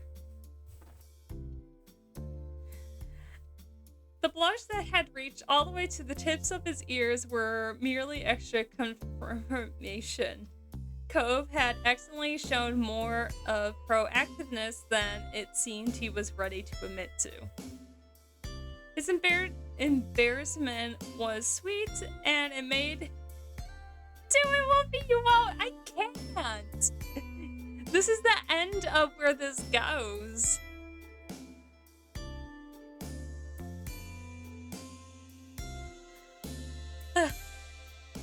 I can't go any... This is as much as this will happen in this one. That's why there was an 18+ DLC. Which I have.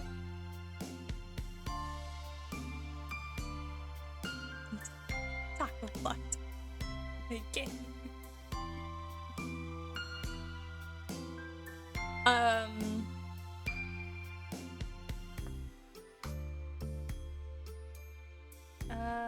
His embarrassment was sweet and made it easy to feel like the more confidence and care again. You couldn't suppress the grin and emblazonment on your face, and you joined him sitting upright. Cove looked down at the floor as he tucked his shirt back in, shyly grinning over his face. He cleared his throat, trying to gain some control over the situation. I wish you could stay, but it's getting late and you need to head home and go get some rest. He looked at you, attempting to fake an innocent expression. I mean... What if something happened tomorrow? You laughed, and Cove cracked a smile, acknowledging his poor attempt of subterfuge.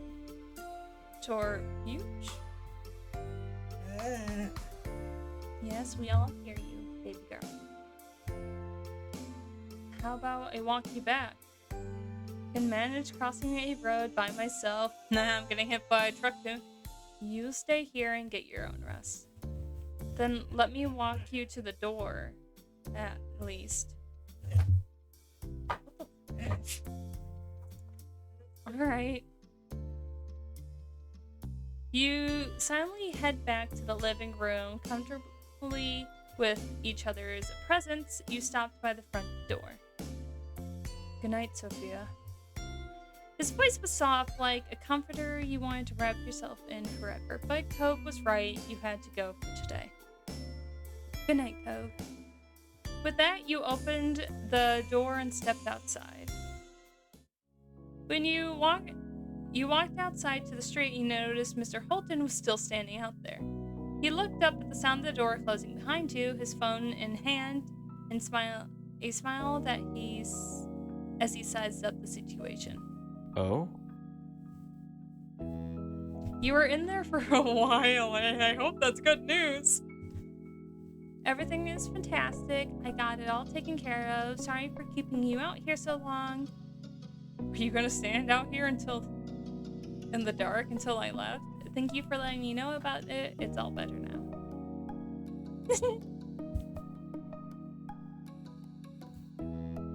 Great.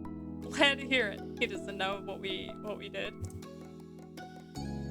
Everything truly resolved. You exchanged goodnight wishes with Mr. Holton and continued the brief trip home. Not wishing to disturb anyone, you quietly snuck inside, gently pushing the door closed behind you. As it clicked in place with a minimal of fuss, you let out a sigh. Your mind was buzzing as you climbed the steps into your room, and Cove had done so many times to make Cove has done so much just to make you happy, and you knew he would be back tomorrow with a big surprise. You were determined to fully experience his efforts. You wanted to prepare a gift to surprise him. You resolved enough, and you were going to change the plans and surprise him. You resolved and were enough to thank him with the gift and surprise him with the change in plans. Nothing happened. Besides Cove flipping me on my back, and then he got too embarrassed to go any further. Yeah, that was about it.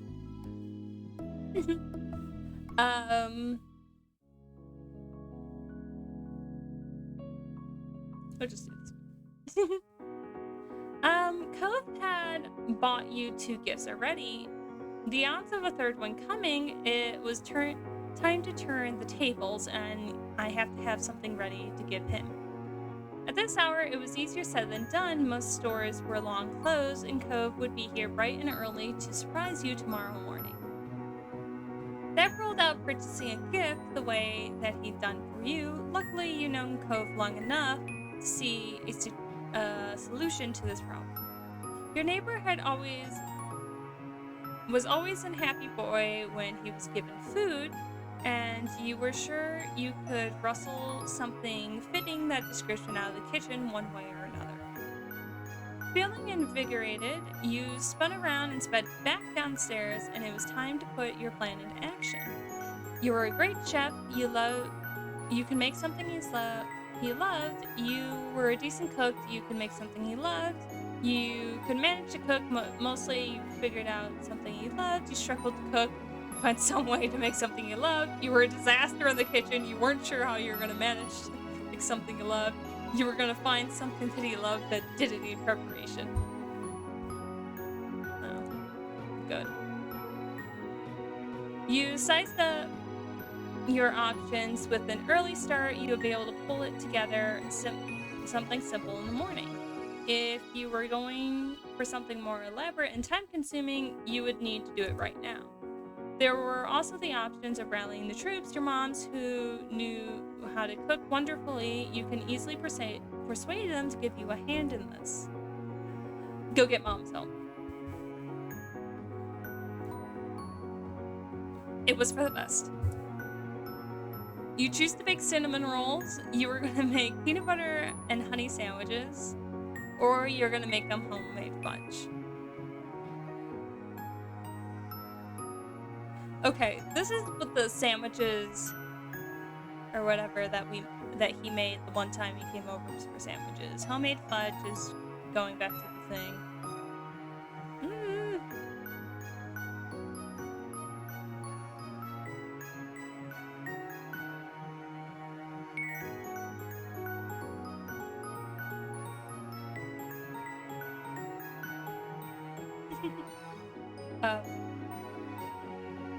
I actually seriously don't know how to make homemade fudge, but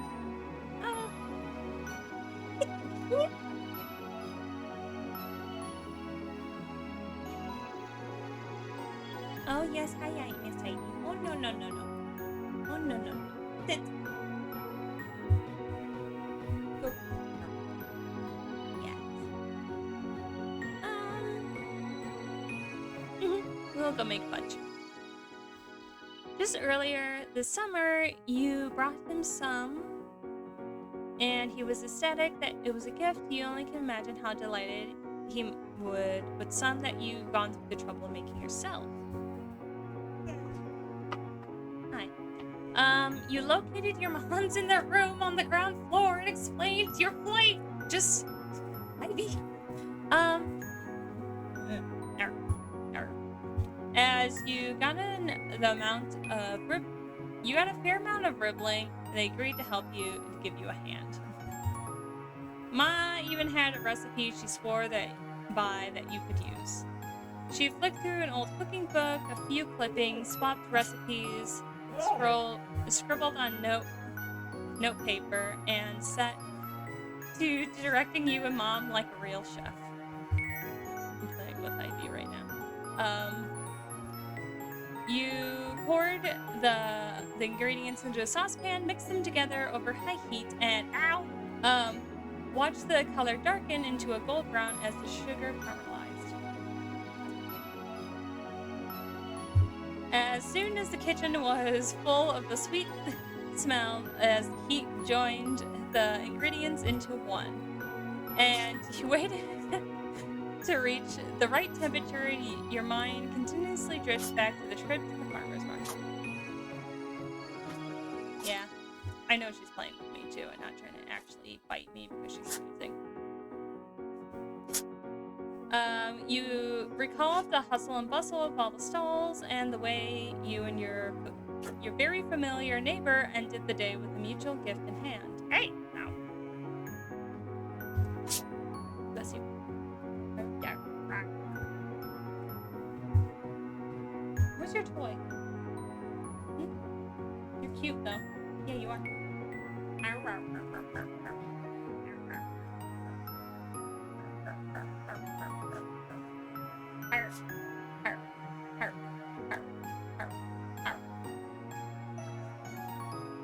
I got your snoot. Yes, I do. Look at the snoot. You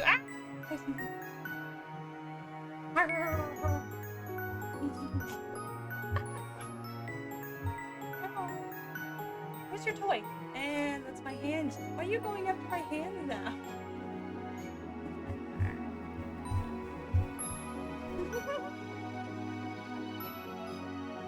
He's now into my lab trying to get my hands.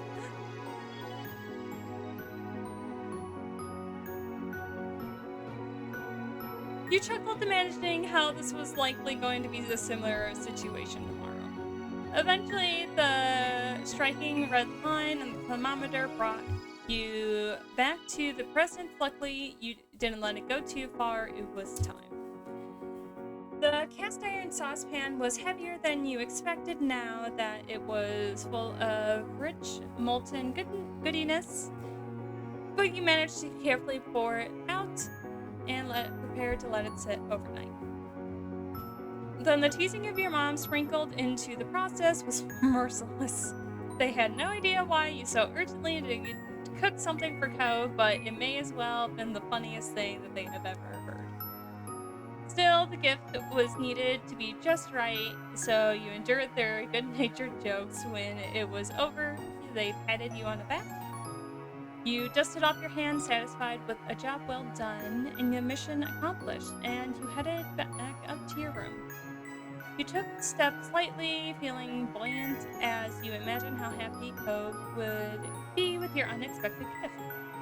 Cove was extremely thoughtful. Just like him, you couldn't let him be the only one concocting schemes.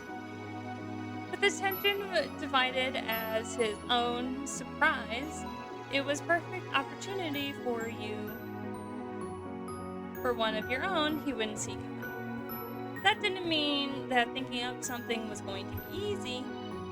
You wouldn't want to do anything that might risk making him uncomfortable or a random activity just for the sake of doing something new. Something that needed to be that it was something he actually wanted to do. You thought about Cove, and the obvious destination was the beach. He never got tired of the sea, no matter how many hours he spent with it.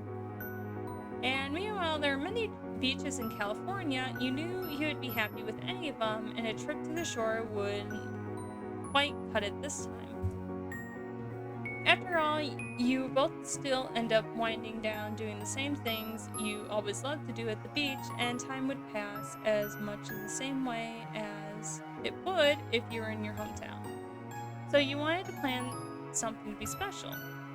Luckily, as much as Cove associated himself with the ocean, you were one of the few people who knew there was another quite different type location that he treasured. Surprising with a trip somewhere that element was absolutely the kind of moment that he cherished forever. Pulling up a browser on your phone, you search for the phrase sunset bird, white poppy field. Falling to yourself, you begin settling down and a perfect hunt for the perfect spot. Cove was working hard to make you happy, and you dearly wanted your partner to be happy too. You could only hope your work would work as well for him as his plans worked for you. You were up early the next day, ready, waiting for Cove's inevitable appearance. Yep. Your ears perked up listening for the doorbell. Instead, what you heard was a familiar rapping of a window pane. There was no need to look to know who it was. The only one visitor used your window as his personal entryway. Getting up, you headed over to let him in, gazing at your neighbor's face as you unfastened the window, opening it wide. He smiled at you, still crouched in the window ledge. Hi. I'm glad you're here. Surprise. Surprise. Tired of using the front door already? You waited for him to say something.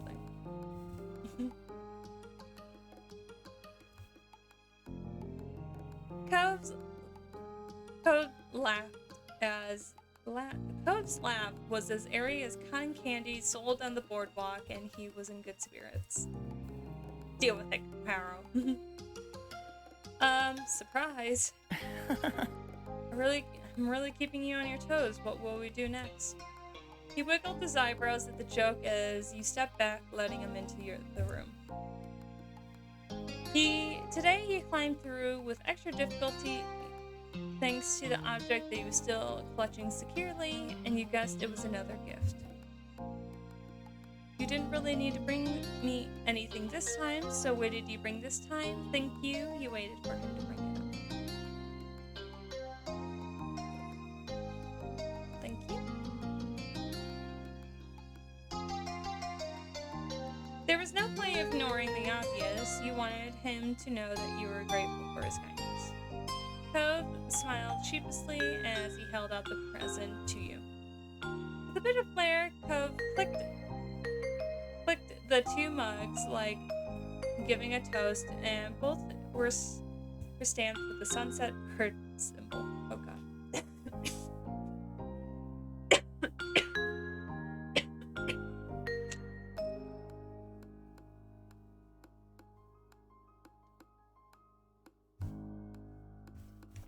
Ivy, can I drink water in peace?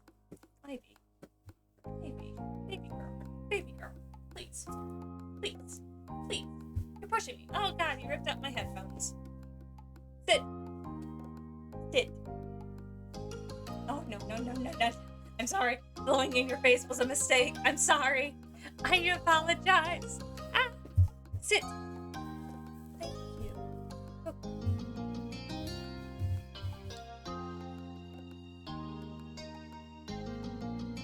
Now I'm gonna put my headphones back in, please.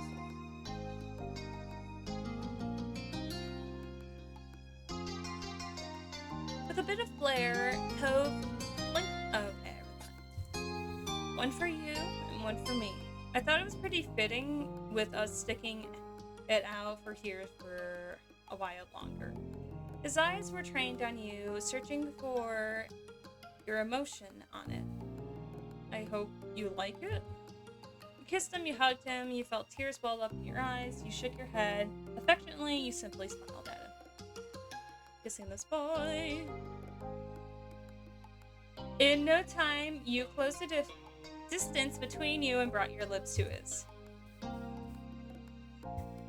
Though startled, Cove happily returned the kiss while holding. Apparently, Ivy wanted to play again. Cove happily returned the kiss while holding your present carefully. Thank you. I definitely like it. This means a lot to me. You're cute. I can't believe you. You are a loss for words. You're so cute. He chuckled self-consciously as he gave you a long look to the meaningful gift that he selected, as if it was growing heavier in his hands. I really do support your goals, and I just want you to know that. Yeah, I know.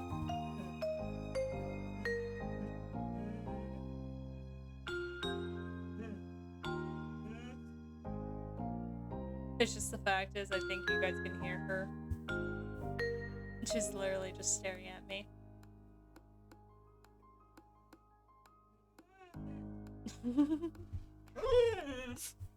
Oh. Oh.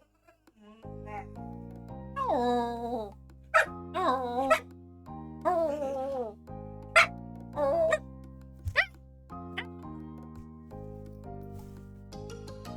What's it? Play with your sister.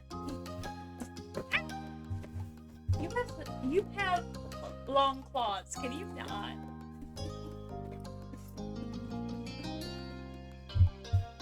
Imagine if I had a fucking webcam instead of a VTuber. You guys would see me get jumped by a dog often. I just want to pet you. Then you accepted hopeful presents in your very own gift, Grass. Only once he transferred ownership and cemented with your approval, Ko straightened up and pulled himself together. Well... Okay, well, would it be alright for me to take you out today? We could, I don't know, go to the aquarium? He smirked, already anticipating that you would say yes. You smiled to yourself and you wondered how you would break your counter surprise to Ko. Nope, I'm not doing that. Oh, actually I got something else in mind. Change the plan. Surprise! Nope, I'm not doing that. You grinning, you shook your head.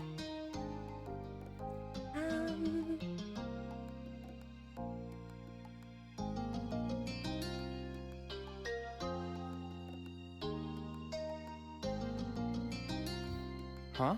Huh?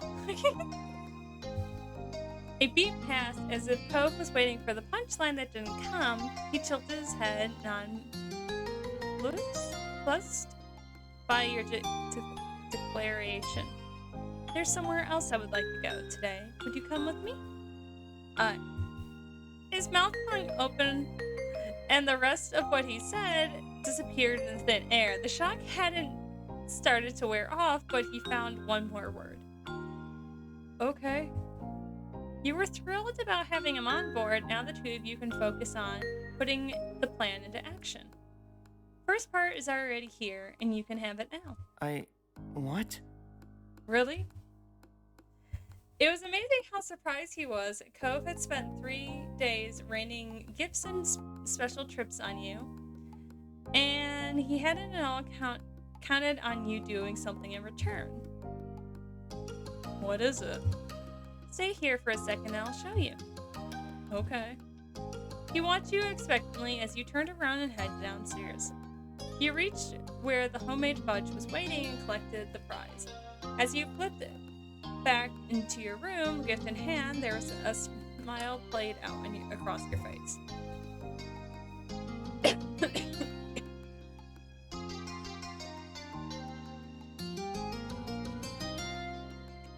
Cove was patiently waiting where you left him, tapping his fingers against the side of his pants.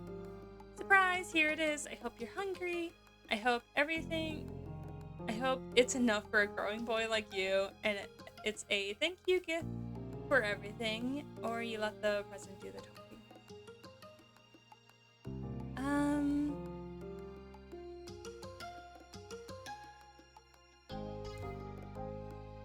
He looked curious, barely believing that you'd gone through the effort of selecting a present for him at a short notice. You handed the gift over to him for his inspection. His eyes widened when he saw the tree. I whipped this up just for you. Oh, so I had my mom's help too. And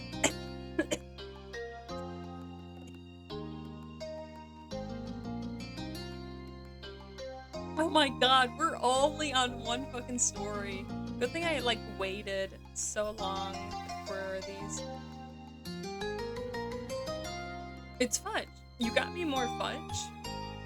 His eyes were shining and he took the box. You made me more fudge? He dove in at once, grabbing a slab and taking a couple of big bites. and was happily exhaling. A happy exhale escaped his nose as he munched away. Do you like it? I guess I could take a guess, but it's nice to know for sure. Cove kept chewing, gesturing apology with his occupied mouth, and finally, after what felt like ages, he swallowed. It's amazing. It's even better than the fudge at the farmer's market. Your moms were right. You really do spoil me. You chuckled, recalling how everyone gained up on you and Cove that day, but you couldn't deny the charges. How could you not spoil a guy like this? Cove wiped his mouth with the back of his hand, a little calmer after the initial burst of excitement. His feelings instead settled into an easy, warm affection. It's nice. Thank you for this. It was so nice of you. You're welcome. I would give anything for you, Cove. Just do me a favor and don't eat so fast you choke. I'm glad you like it.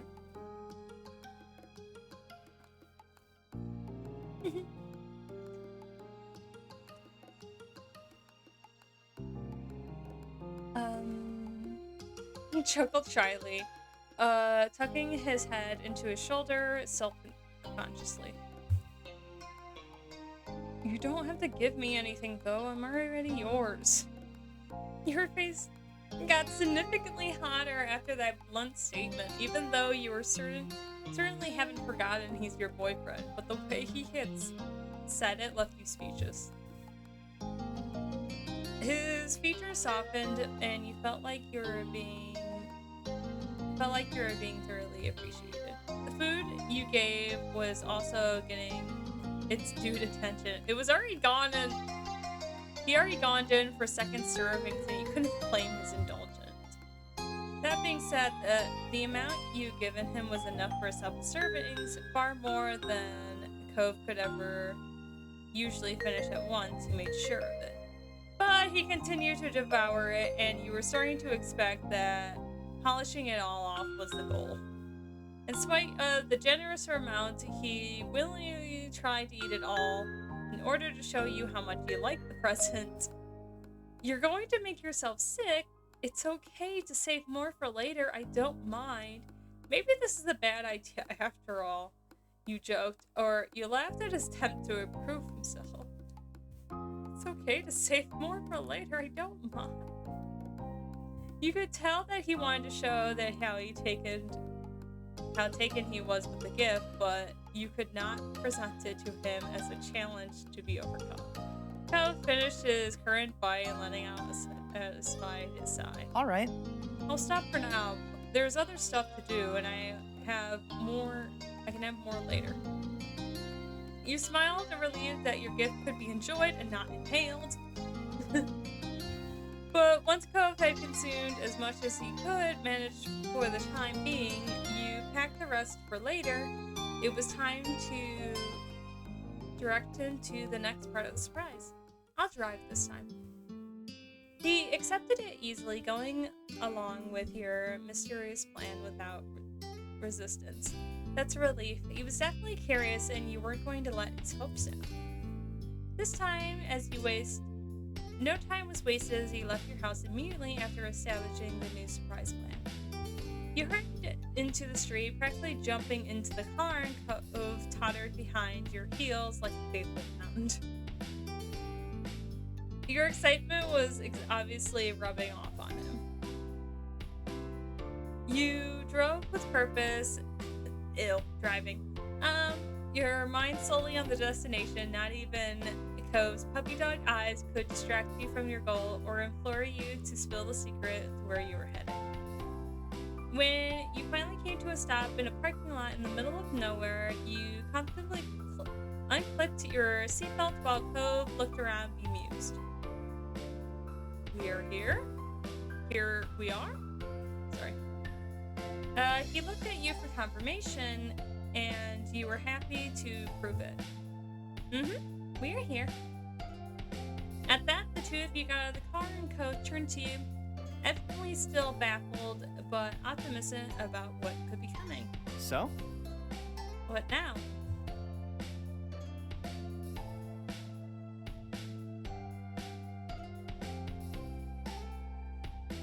Oh. Oh. Lol.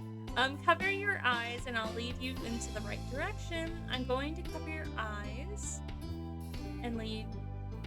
You need to let me lead the way.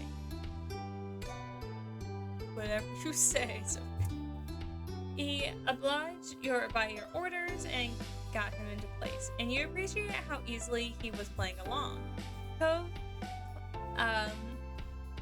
clenched his hands tightly against his eyes, his fingers clamped tightly together, not even a speck of light could pass through.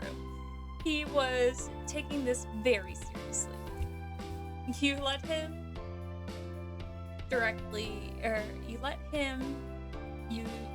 you direct him along the way.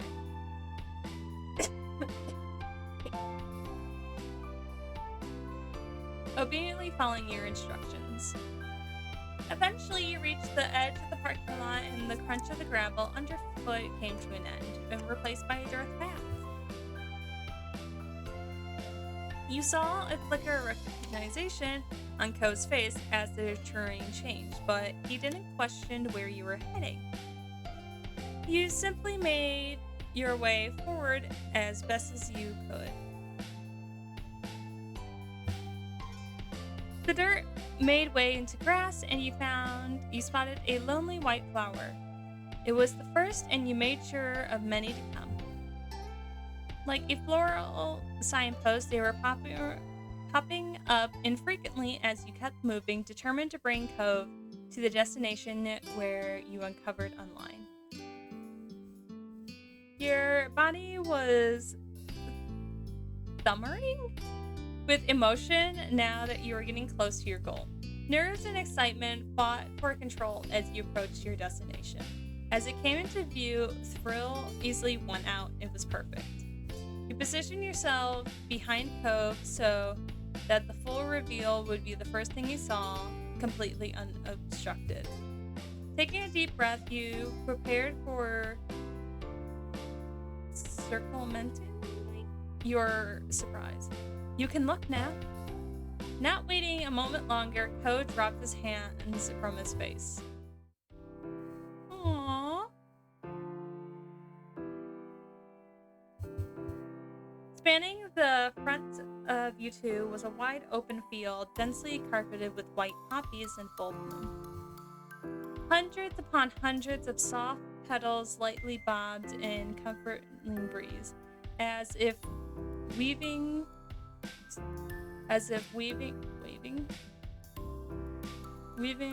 to welcome you both. Shock boy. Ko had frozen in place. His jaw was slack, hanging open in amazement, as though he couldn't quite believe what he was seeing. You couldn't blame him. The dissonance between the unassuming parking lot, man-made, to a bounty of nature which it brought him to, was startling in itself. Other than the hill behind your house, you'd not encountered this flower in the wild. From Cove's perspective, to suddenly be greeted by a natural paradise tailored to him right in front of his favorite flower must have been something he normally would only get in a dream. You reached for his hand, you held his arm, leaned against his back as you wrapped your arms around his front, or you waited for him to speak.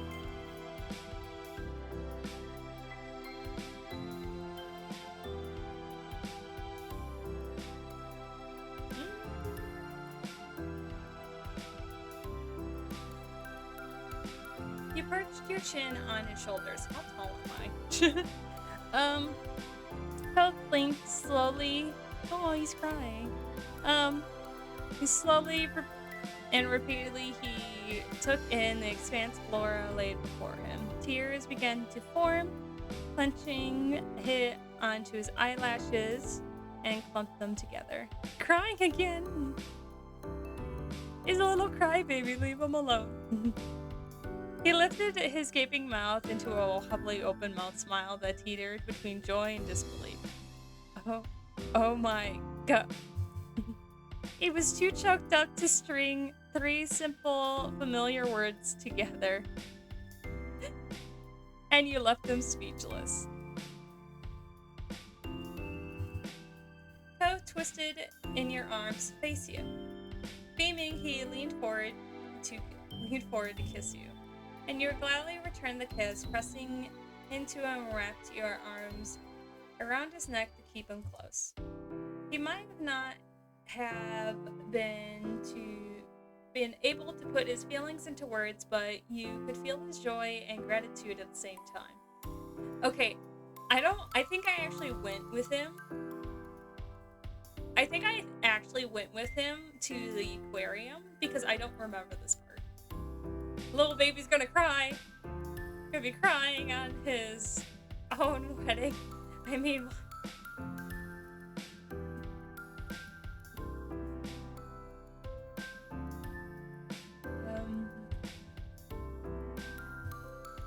when you parted, Cove still wore that brilliant smile. No wedding. Nope, done.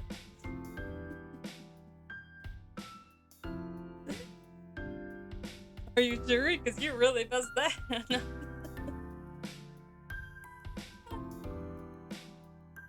Pardon?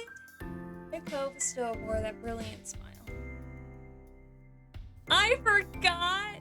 Because hands don't pop up in this, but holy shit, I am pale. And I forgot I picked long red nails.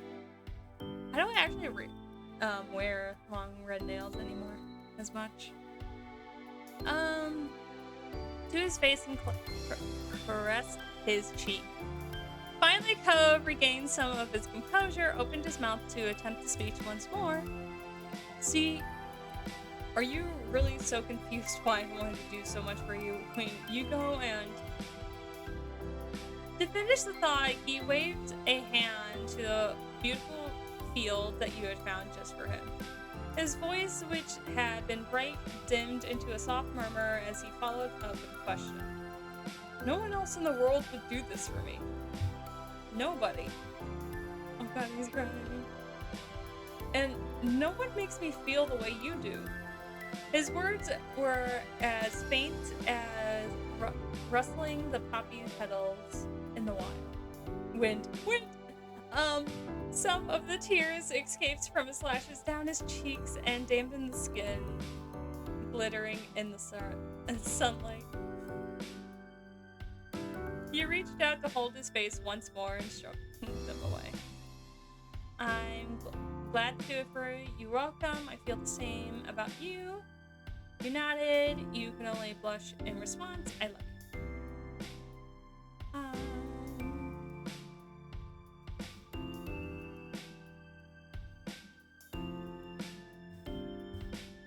And you meant every word. Can we look at the flowers together? His voice was still soft, as though speaking too loudly might shatter the magic. I'll be happy to. He giggled a tiny, giggly way at that. Thanks, Sophia. Careful not to disturb the natural peace as little possible, you and Cove began making your way through the field of flowers. Now that you reached the destination, there was nothing to hide. You could finally walk side by side once more.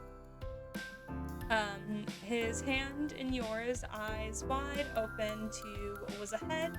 You really cherished taking the journey as partners. With the conclusion that Cove's big plan and yours, you might have expected to feel a little wistful. It had been an exciting few days, and there was no need to yearn what was gone. After all, you knew that the two of you would always find new ways to bring a smile to each other's faces, and that's what you both did. and you were looking forward to the new surprises already. It took us almost 3 hours to finally get through one. Now we can finally end the summer. Are you sure? Yes. We're finally ending the summer.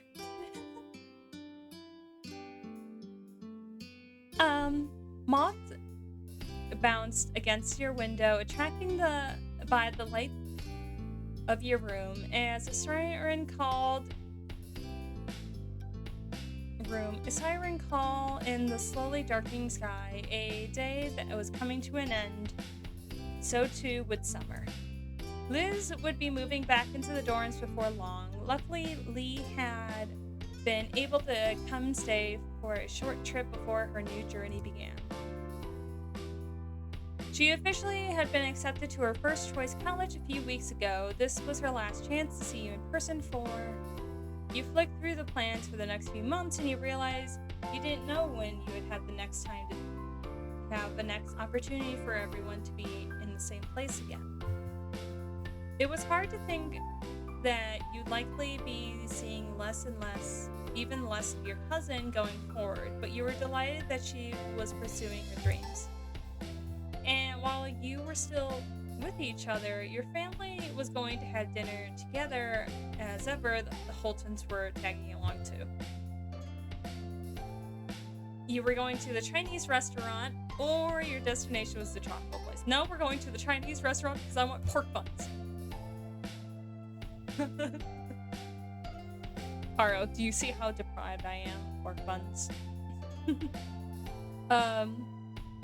It was somewhere where your family often enjoyed going ever since you and Liz were tiny. That long-standing connection made it a fitting location for a final meal out before Liz and Lee set off again. Technically, you were getting ready to go out, though your mind was only half on the task. It was pleasantly a warm evening, and the kind that epitomized the vacational feeling, and you were in no mood to be spoiled by rushing around. You were idly gazing at your room, and you noticed a small cluster of unopened envelopes that must have been left by your parents earlier. You headed over to the table to flick through anything of interest. As a child, any consporting felt excited due to the rarity. Now you recognize that most of it was mundane. And checking the mail that you got more regular of late. There was something you were expecting. You stopped at the crisp white envelope logo, proudly proclaiming the sender a school you applied to. You took a deep breath and read it. You opened it instantly, or you hesitated, worrying about the bad news. Just open it, bitch. You had to see what it was going to say, regardless of whether it was good or bad, as soon as you could. You pulled it apart, the blue flap as the front of the envelope, and extracted the letter. Your eyes darted over the message, rushing through the pleasantries to get to the heart of the matter. The blood pounding in your ears deafened to the world that was contained within these letters. Your heart skidded to a halt as you read your verdict. You've been accepted. You were ecstatic, you were relieved, you could hardly believe it.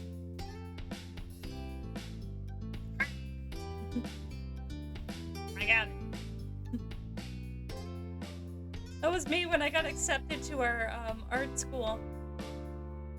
My dumb ass didn't realize it was 100% acceptance rate. I was like, I got it. Everyone's like, everyone gets in. I'm like, oh.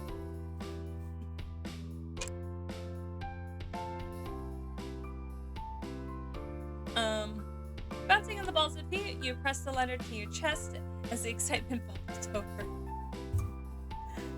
You had to tell your family right away. You would make an announcement at dinner. You kept the news to yourself for now, or you wanted Coke to be the first to know. Wasting no time, you pulled up his number on your phone and you rang your boyfriend. You pressed your phone to the ear, waiting impatiently for the dull ringing to be replaced with Cove's voice. It took a few rings, but you were in luck. Cove picked up the call. If not, just shout across the street, "Pick up, bitch!" Hi, Sophia. You blurted out the news without the customary preamble of a greeting. "I got to college!" Seriously? You heard him gasp before continuing, opening, gushing over your good fortune. "That's amazing! It's incredible! You did it! Congratulations!" There was another pause as you and Cove both marveled over the announcement. "No, seriously, this is really, really big. You deserve it so much." I forgot what was the whole, future plan I planned out or whatever I said that I was doing. I was just like, it's whatever. I know it would be good for you. Thanks. I just had to tell you right away as soon as I knew. You heard Cove chuckle softly over the phone. Thanks. I appreciate it. You wanted to gush about the adventure lined up for you, a dream that was transforming into a plan, one that was soon to become your reality. But your hopes were temporarily dashed as Mom called up from the downstairs. Hey! "It's almost time to go, Sophia. Are you ready?" "Oh." You covered your phone with a free hand, turned away from the device, not wanting to deafen Cove, and yelled that was intent to reach another floor of the house, not an ear that was virtually inches away. "Coming!"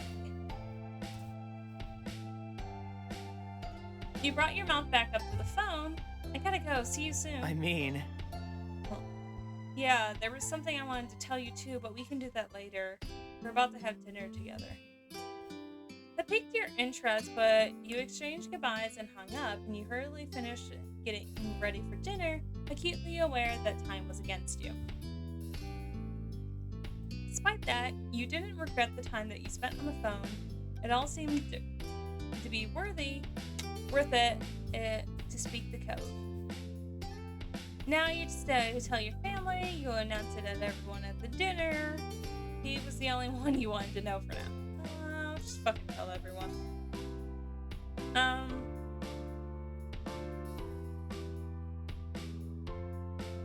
You tried your best to finish getting yourself ready for dinner ahead.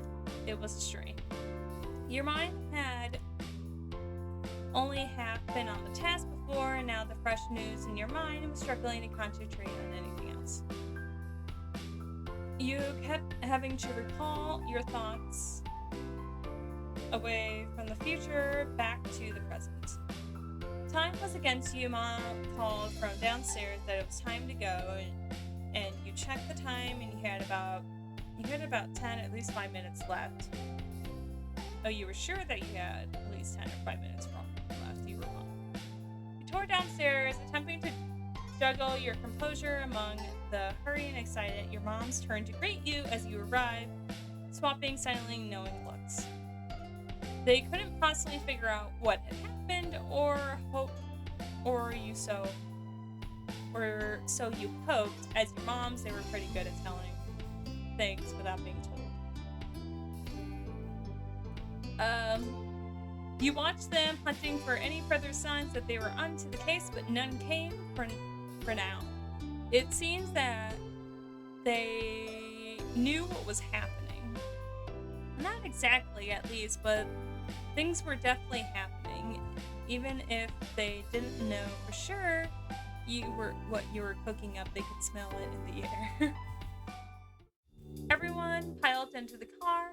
While it was marketed to be suitable to hold 5 people, in practice, it made a very tight fit. Your mom's sitting and in the front were fine. You, Liz, and Lee were squished in the back, and Lee in the middle, wedged between you and your sister. But Mom was an excellent timekeeper. Thanks to your efforts, you pulled up to the restaurant on time. The process of getting out of the car was slightly easier than squeezing into it, with less coordination required to release seatbelts than to scare them. You gave Lee a hand as she clambered out of the middle seat and then headed to the building as a group. The waiter greeted you as you enter. Ma let him know how many there were in total, and he arranged the table that met your needs. He returned promptly to guide you to your seats. You perched comfortably in your in your chair, and your head held aloft as if buoyant by today's good fortune. Your family settled down around you, all cheerful and looking forward to the evening ahead.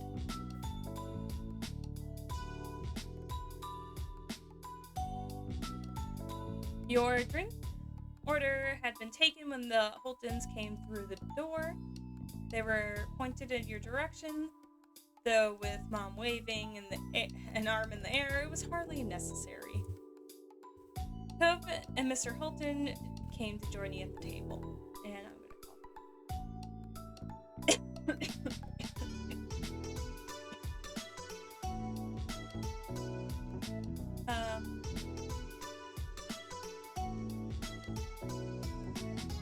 As greetings were exchanged, Cove took the seat opposite to you. It had been left empty as an unspoken acknowledgement that you and Cove wanted to sit together. Mr. Holton sat beside him. Hi! It's good to see you. Glad you can make it. Hello, everyone. You know, you wouldn't believe how hungry I I see. came to the right place then. There was some laughter, though Liz groaned in pain, playfully shaking her head at Mom's sense of humor. Growing up, she had complained,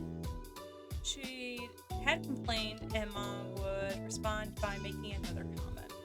Liz had mellowed out over the years, but she still makes some show of displeasure at Mom's jokes. Her reaction to them had become more of a joke in its own right. Menus were soon passed. Oh shit! Why did I do that? Menus were passed around, and a temporary hush fell over the table as everyone read.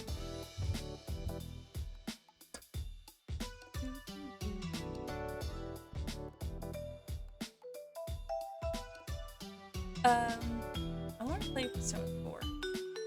I don't know why, but this music just made me think of Persona 4.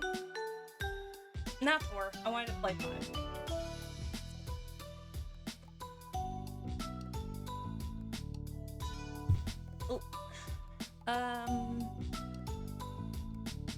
It didn't last long. Punctured by comments about what people had eaten here before, the light chatter of what people were considering tonight. Once the waiter had disappeared with your orders, Cliff piped up. Okay. I got some good news. Cairo is making a trip out here tomorrow. Cove nodded, turning to his father to the rest of the table. Yeah, we talked about it, figuring it was a good time for everyone. Very nice. I'll just roll with that. Everyone reacted to the positive news, and Mom looked wistful. That's a shame. If we only knowed, here we are making a big meal without her. If we had waited one more day, she could have joined us. Mom patted Ma in the back, gently nudging her from the realm of possibilities and what-ifs, back to the evening that could have gone so well. Chin up. Lee and Liz will still be here tomorrow. We can just throw another get-together in and keep the fun train chugging along. Ma smiled warmly, taking Mom's hands in her. That's true. There's plenty to celebrate right now. There will be more good news. And good times on the horizon. Right. And speaking of, that's not all we got either.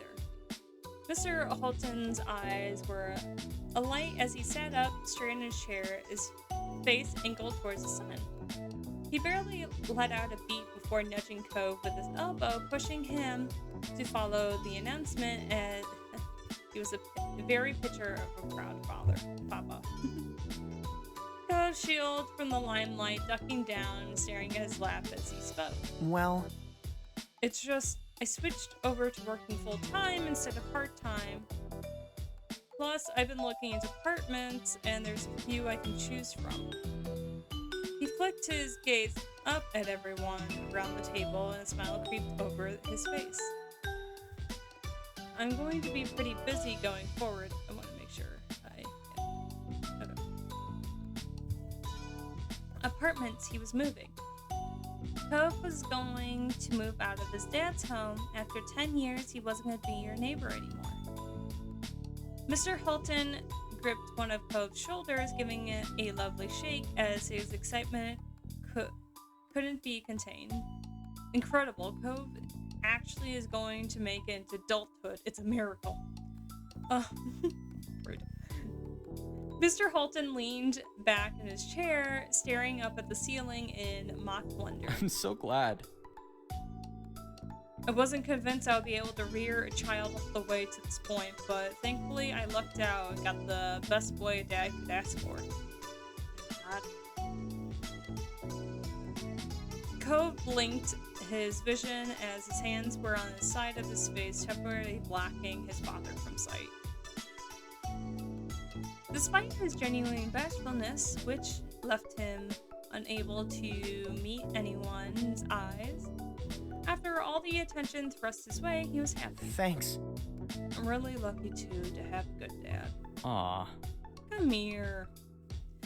Mr. Holton threw an arm around Cove's neck, pulling him in as close of a hug that the seating allowed. He rubbed his cheek on top of his son's head while Cove chuckled, accepting the affection with good humor. As the spotlight thrust on Cove's and decided that it was as good a time as any to make your own announcement. Can I share news too? Of course. Yeah. Lay it on us. I got my acceptance letter today. I'm going to college soon. You're fantastic. Good job. I'm just letting all that go. They said kind of the same thing. Mom roped you into a hug, her arms quicker than any lasso. You were thankful that you sat next to her. If not, I didn't doubt that she would have dived over the table to reach you in her excitement. Hey, let me in on the hug. Your mom pinched you in a hug, leaning over their chairs to squeeze you in tandem. Liz beamed at you across the table. Good job. Lee didn't hide her excitement. She clapped her hands in open delight. Seriously? It's amazing. You're going to be amazing. Mr. Holton gave you a thumbs up. Good kid. Impressive. You're a good kid. The world's your oyster. Cove grinned at you from across the table. He was very pleased that you, despite this not being the first time he heard about it. You looked around at the faces of your company. You've been on a journey with everyone here for years, and it seemed to falter and grow as they had watched you through the same. Cove was leaving his family home. Liz was heading back to college while Lee was starting at hers. You were staying close, but it was clear you were all heading off in different directions to different destinations. Some were near, some were far, but it wouldn't be long until you were all going your own way. Your heart swelled with pride for everyone. It was bittersweet as the thought troubled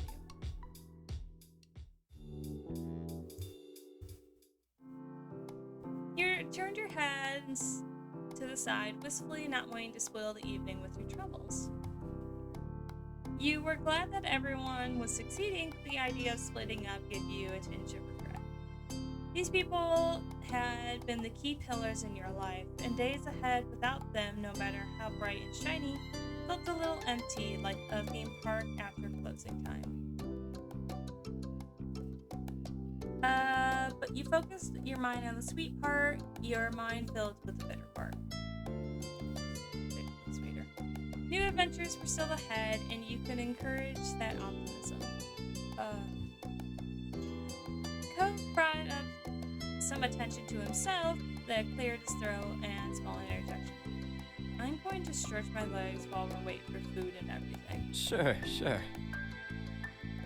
With a tiny smile, he nodded to his dad. The lightness in expression faded as he moved to face you. Wanna come? He was attempting to be subtle, but there was obvious something on his mind that he wanted to talk to you about alone. You watched him with concern as you rose from your seat. Yeah, I'll go. Take care. With those parting words, the two of you walked about the place. He was trying to get as far from everyone as possible without actually exiting the building. What did you need to say? Why did this game suddenly get real?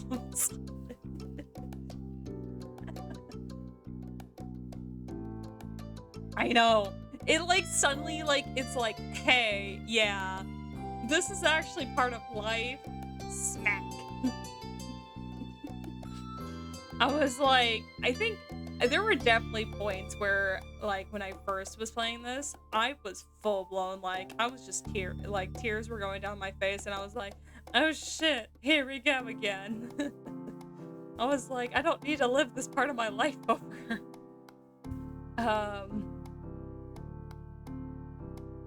Especially this one where it's like, oh, everyone's leaving the house, and I'm like, great, it's my siblings over again. He had, did I explain?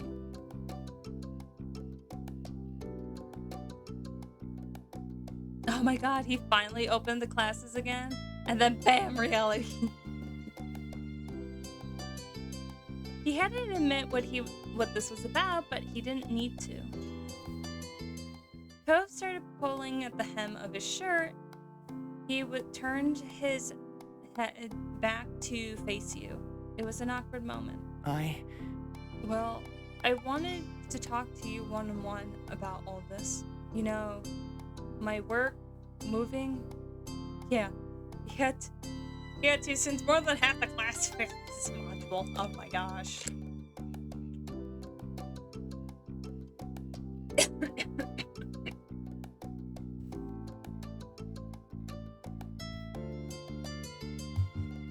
That's what I meant when we were talking before dinner. I meant it was coming before, but it's pretty much here. Yeah, it's exciting. Cove stopped picking at his shirt. He seemed to respond well to that response. He was relieved that you weren't upset about it. I'm glad you think so.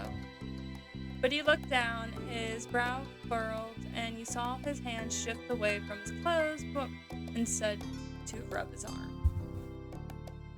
Are you looking forward to it? I am. Well, I'm trying to be.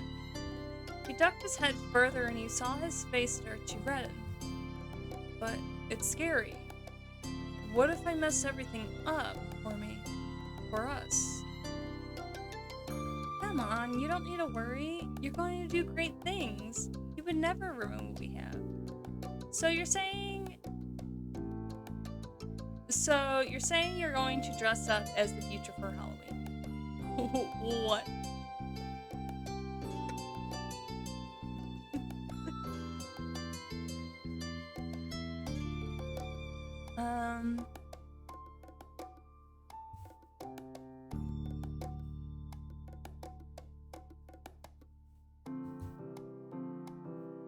I don't know. You're so nice to me. You guys are just gonna continue hearing one of their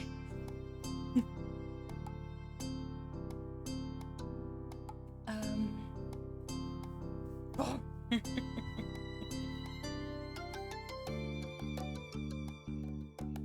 You're so nice to me. Then Cove turned his head away, wrapped his arms around himself, and you finally suddenly chilled that definitely wasn't caused by the air conditioning. It's happening, you know. When I talked about it earlier this summer, the world isn't going to keep us together anymore. It'll all be up to us now. But everything's still gonna be okay, right? We're still gonna be okay? You remember the night of the Orca fundraiser where you admitted you loved Cove and he wanted to be with him always. You seemed so confident about it then, and now that you were on the blink, you were rude as he was, you got mad at him for this, or you kept calm. No, bye-bye! Peace, bitch! Don't say.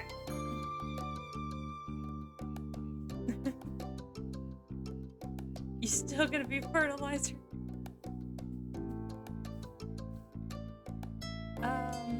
Keep calm. You understood his concern. It was definitely hard to imagine what would happen. However, you didn't let yourself get upset. I want it to be forever. Yes, Cove, no matter what happens, I want to be with you I'm yours as long as you want me.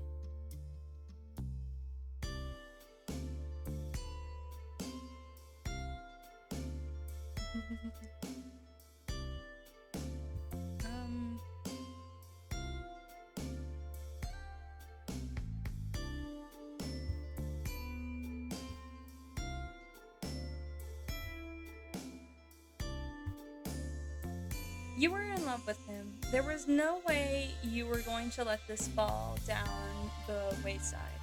Cove laughed with a delicate smile on his face. Okay, you win.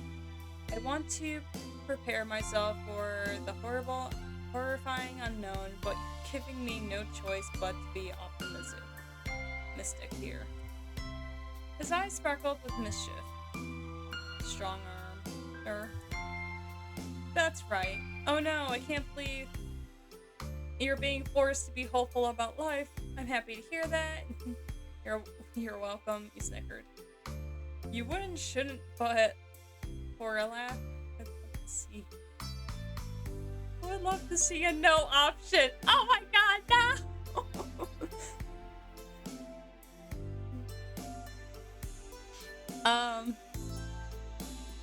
Oh no! I can't believe you're being forced to be hopeful about you. His lips twitch up at your sarcasm. Right? I know. How am I gonna get past this? He gave you a small smile and then stopped joking around. Thank you for listening to me, Sophia. It helped. You felt pleased that his anxiety had eased after talking it out. Want to go back to the table? I bet everyone's wondering what we've been up to. Yeah. Oh yeah, I forgot what we were doing here. That's probably be good. With matching smiles, you both reclaimed your seats. Both of you felt lighter, and it showed. Mm-hmm. You seem happy. What was that? Yeah, it looked like you were having quite the conversation over there. It's just neighbors. It was neighbor stuff, sorry. I used to be your neighbor. He waved off their questions and you didn't offer any explanation. And they still seemed curious, but caught that Cove wanted it to stay between the two of you and let it drop. Things relaxed as you took a sip of your drink and Lee idly tapped the table and got your attention. So excited to try this place. I haven't been here in a long time. I hope it's good as I remember. All the restaurants in this area are pretty top-notch in my humble opinion. We'll see. It was the challenge was issued, and Liz carried herself as some sort of professional food critic, and Mom snorted. Tough crowd, jeez, Liz. Ma giggled, chimed in as well, to much of Liz's embarrassment. That's right. Lizzie, jeez. Oh, jeez, Louise.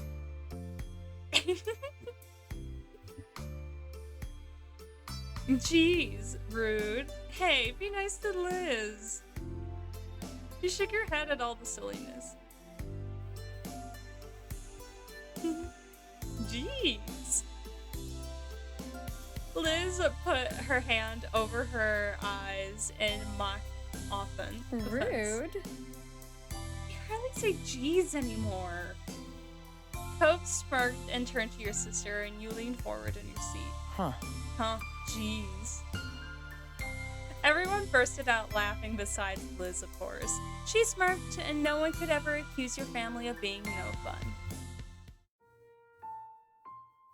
The night fell soon after everyone finished their meals, and before you knew it, you were standing in the parking lot, saying your goodbyes and packing up the car to go home. After the last chores were done, your family spent more time together. You had some extra time. You decided to... Okay, so we could check in on Shiloh, try calling Jeremy, or relax on your own. Bitches, we're calling Jeremy. Honeymoon, a different game. It's been a while since you got his number from Shiloh. You never actually attempted to reach out again so far, so you thought it might be a good moment. To go for it. You had no idea how this conversation would go. The furious boy you known was very different than the resigned teenager you spoke to this summer. You bit your lip, wondering what side of him you'll see this time. Your first call ended unanswered, but at least you expected that much. Jeremy certain to ignore the unknown number, so you redialed, waiting for him to pick up. After another extended dial tone sequence, the sound was finally replaced with a slow yawn. Hello. Hi, it's Sophia. What's up, bullcut? Been sleeping well? Hello. I hope I'm not bothering you.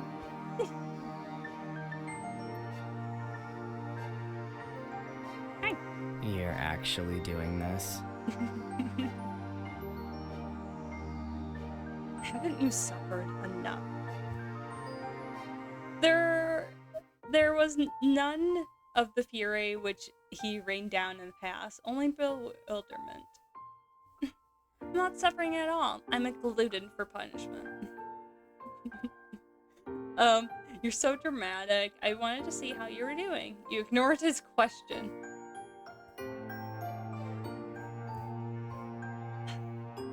Sigh. Why is this happening? You knew that he knew what led to this call, so you didn't have to explain, and he proved that shortly after with a real sigh. Whatever. Did Shiloh ever explain to his lying self? Yeah, it worked out. Alright then. The conversation came to a halt. Join him in silence or ask him a question. How's your best friend Pran doing?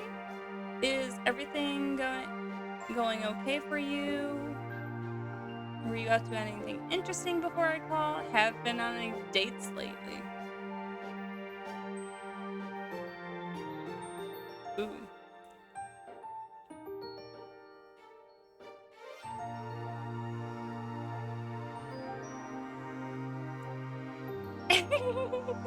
Get to the point! Jeremy groaned in displeasure, cutting through with embarrassment. I don't want to talk about that. Alright, cool, Jeremy. You laughed, you sighed, shook your head.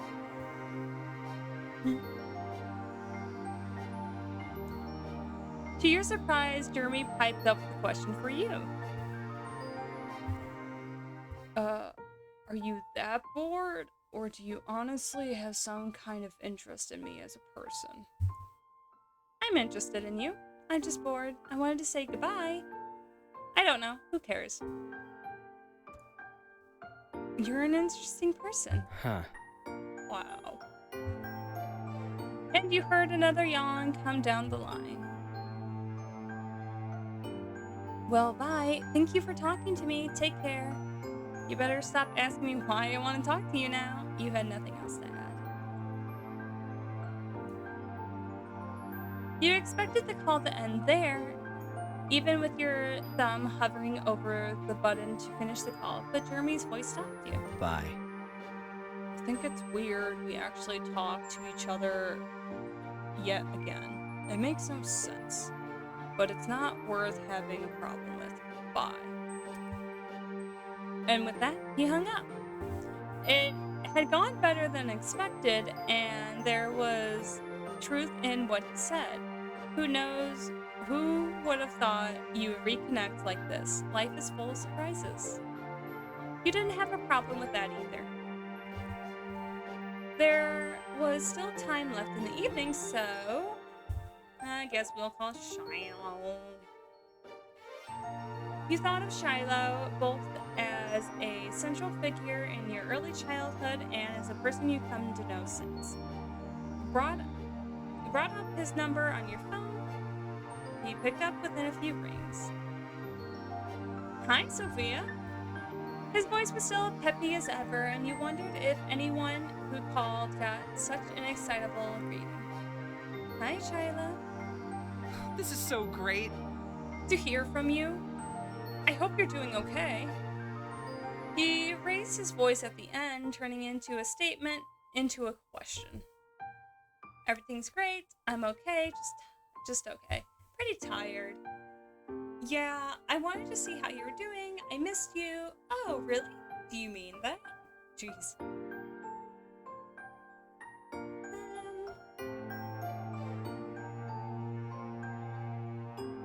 I know. Aww.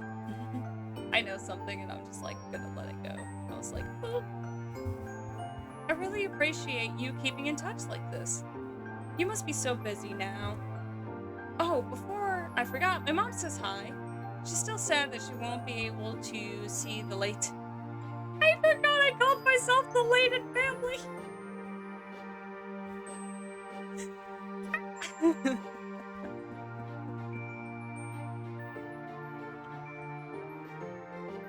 Herself. Tell her I say hi back. She should come for a visit next time. You both should come back again. It's no big deal. Things happen. It would be nice to have everyone back where it started. Yeah. You could hear a soft smile in his voice, even though you couldn't see it. She was mostly just happy I got to have a little reunion with you all. And that went pretty well in the end. He laughed again, firmly closing the lid on that discussion. Yeah. Anyway, you and your family in Cove always welcome to come visit here. That would be fun. With everything that was going on, it was highly unlikely that you would be able to accept that invitation. Shiloh knew that. He was probably just being nice, as he preferred to do. But as a thought, that would be amazing. I don't think that's such a good idea. We can meet your group of yours. Darn it, Grim. No way. We might run into your group, babe. Maybe. Sorry, I can't. Bye again, points. Alright. Let me get some water so I don't kill my voice.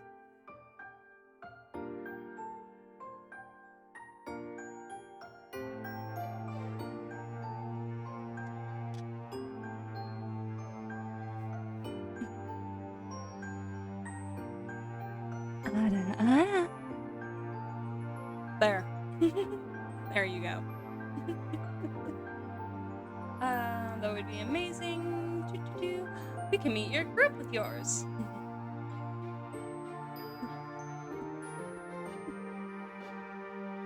Every time. I'm glad you're happy with it, Graham. You grinned, imagining Shiloh with his posse of unfriendables. Unfriendables? Great! Awesome! Let me know if you're ever in the area. His voice was still upbeat, almost as if he would have been been energized by the idea of your openness to it. Kara, I don't remember. You. I believe she still does. I don't think like people redeem it as much anymore.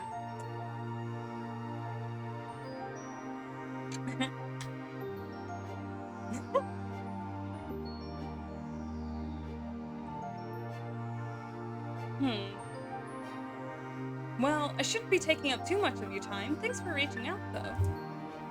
Bye, take care, be good. Just say you have to go if you're busy. Take care. Shiloh chuckled briefly. Bye! You hung up, feeling pleased that you can simply talk to Shiloh like this. It was sweet hearing a little from his mom, too, even if the message was secondhand. The rest of the night felt like it was going by in a blink of eye, and somehow the time came to retire to your room to sleep. She does. I need 2k more points. Oh, I probably have enough. I think I'm at 10k points already.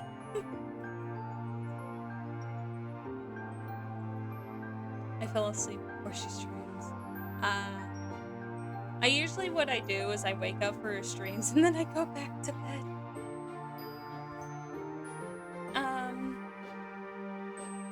Redeem it 4 times next time I'm there.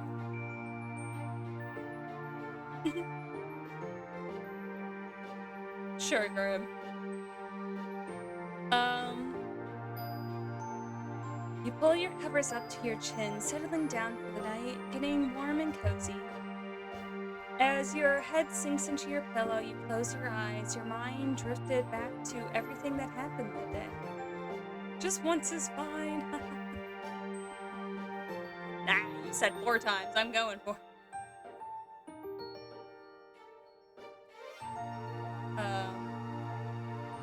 Watch, it magically disappears next time that she streams.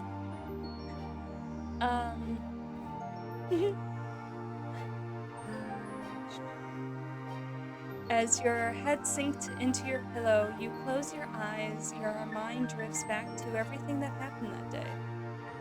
Rip.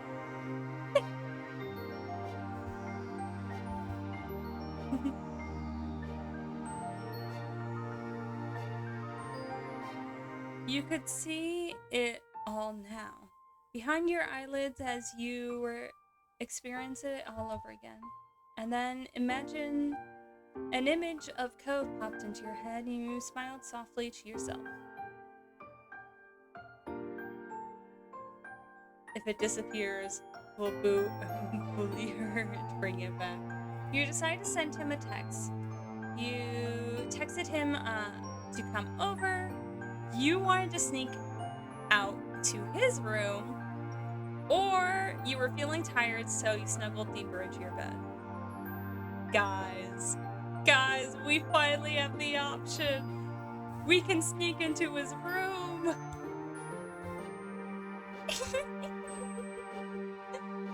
If Cove could do it then, you didn't see why you shouldn't be able to. You made up your mind. Do it, I am. As quietly as you can manage, you put on your shoes and slipped out of your room, closing the door behind you softly. Heading slowly down, you took care to not make the floorboards creak, especially the boards right by the bathroom. Those were definitely squeaky. The stillness of the night made even the slight sound seem much louder to your ears, as you were very aware your moms were sleeping nearby. Upon reaching the bottom, you tiptoed to the front door. Slipped out into the crisp night air, you shut the door and took a relieving breath. Excitement rising, you dashed across the street towards Co's house. Keep Carl distracted. Sneaking into the system, making her at one point. I mean, what? Oh no, I actually read it out loud. I'm sorry. The roads were too surreal at this hour, familiar yet strange. It might have been eerie at another time. But how eager you were, you could hardly care. You attempted to find your way from the normal footpath to the side of the condo, but limited light made it difficult. You knew for sure which window was closed, and luckily it was on the first floor. Unlike Cove, you wouldn't have to do any building scaling. All you would need all you would need to do now is make it safely over the fence past the bushes without getting caught or injured. Sneaking closer, you glanced over the hedges towards Cove's bedroom window, finding it cracked open. Perfect. You wouldn't have to knock and worry about him not answering. Breaking and entering, people. Hoisting yourself up with ease, you cleared the fence, avoiding the shrubs, and then darted over to the window. You buzzed with nervous excitement as you approached in the dark, having successfully made it all the way here unseen. Lifting the window up so it was fully open, you pushed yourself halfway through, your legs dangling into the underbrush below. It was a little awkward as the small shelf was right there and you had to take care not to knock over a couple of plants, but you made it through with minimal noise. Guys, we are in. Once safely inside, you dusted yourself off, turned back to close the...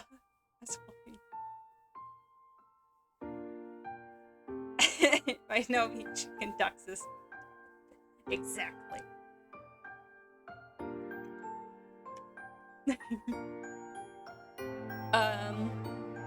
You dusted yourself off, turning back to close the window gently.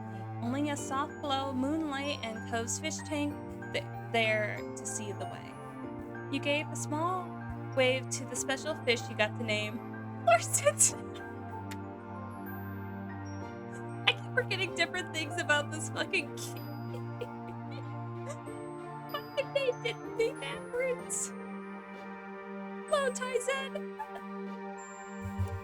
And then, straining your eyes in the dark, you crept towards Cove's bed, barely making out the sleeping figure beneath the covers. The what? The fish! We named the fish my name backwards. Because it was still during the time where Flamingo was calling us by the name that spelled backwards. So it was me, Caro, and Kalo. That's like how much that we've been playing this game, or how long, like we have not.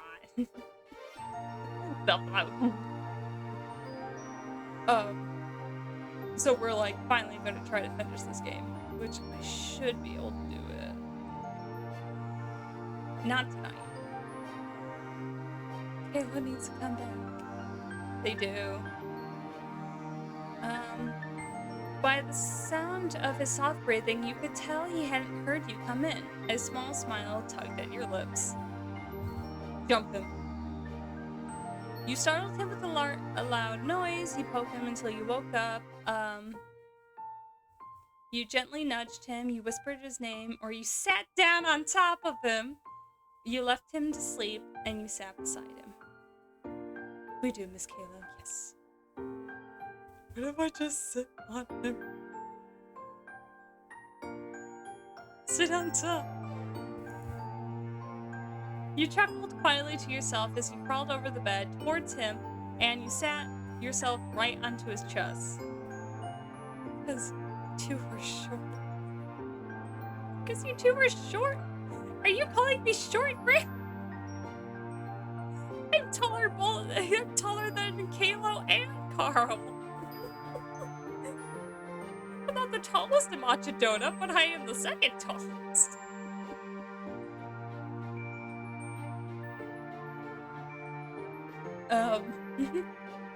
You chuckled quietly to yourself as you crawled over the bed and sat yourself right on top of his chest. He snapped his eyes open as you attempted to bolt upright but couldn't move an inch with your weight on top of him and flopped his head back down with a huff. Press X to down? Rude. You continue smiling down at him as he looked back up at you completely lost. What? What's going on? He watched you with widened eyes, completely unsure what to do before you whispered something croakily. You couldn't quite make out what it was, but you leaned in closer and you attempted to speak again. Get up. Please. Can you get off? Okay. Now that you had his attention, you scrambled off the bed and stood beside it. Like how you just threw them onto the bus for the height. They're short.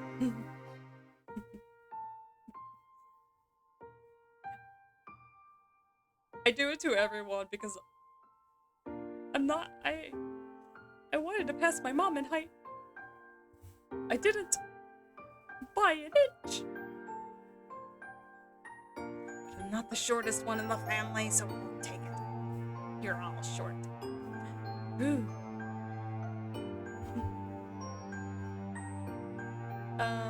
Now that you had his, Cove took a deep breath, clearly not happy by your brand of waking up calls, rolling over and turned his back on you. You snickered quietly to yourself as you sat there. He could figure out what's going on his own, but after a few more seconds, he did.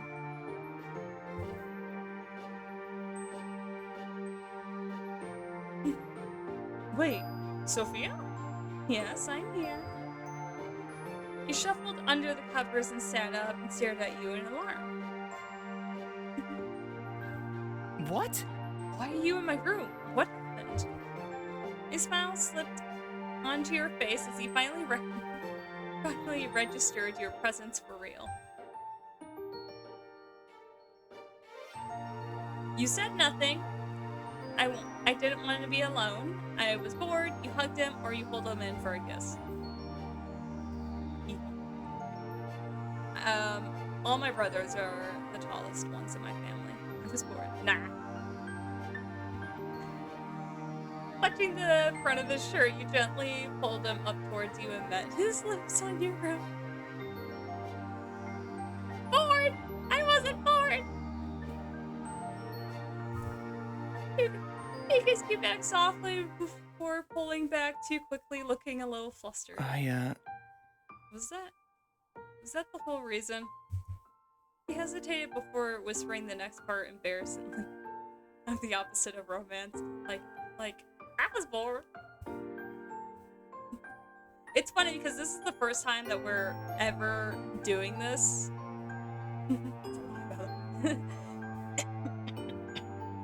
Yeah, because in the entire game, we have never snuck into his room. He's always snuck into ours.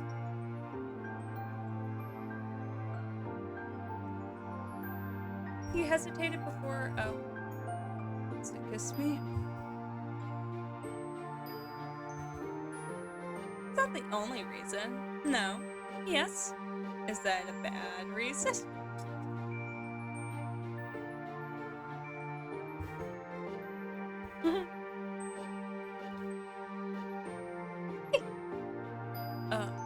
No, it's not. Should have known you would do these one of these days. It's only fair.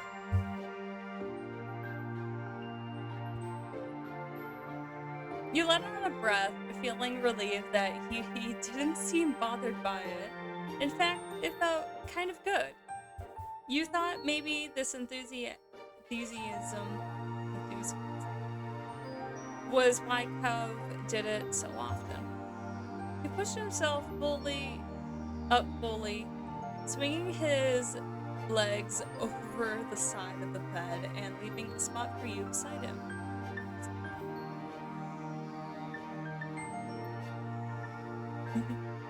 Kind of true. The thing is, he never got caught either. after like all those years of sneaking in, he never got caught. I know that's because I played through the game.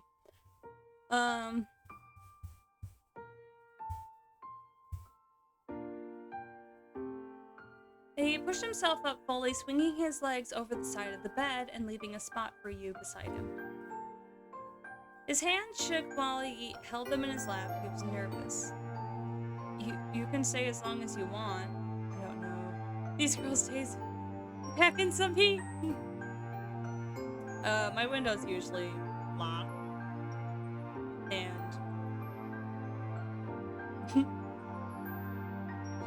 opens doors, get shot. Yeah.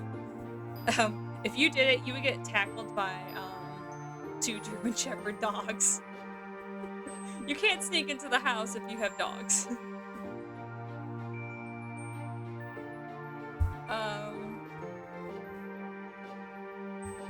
You can stay as long as you want. Really? Yeah, really. I'll go home soon. I don't have to stay. How long do you want me to stay? Can I stay the whole night? Sneak-ins just to play with the puppers? Yeah, good luck. Can I stay the whole night? Of course. He smiled, feeling relieved that he agreed, and grinned back. You could always count on him. Wolfie picks up to see me petting dogs. Ah! Actually, I would probably wake up if a person walked into my room. Trauma! Thank you, brothers, for attacking me when I sleep.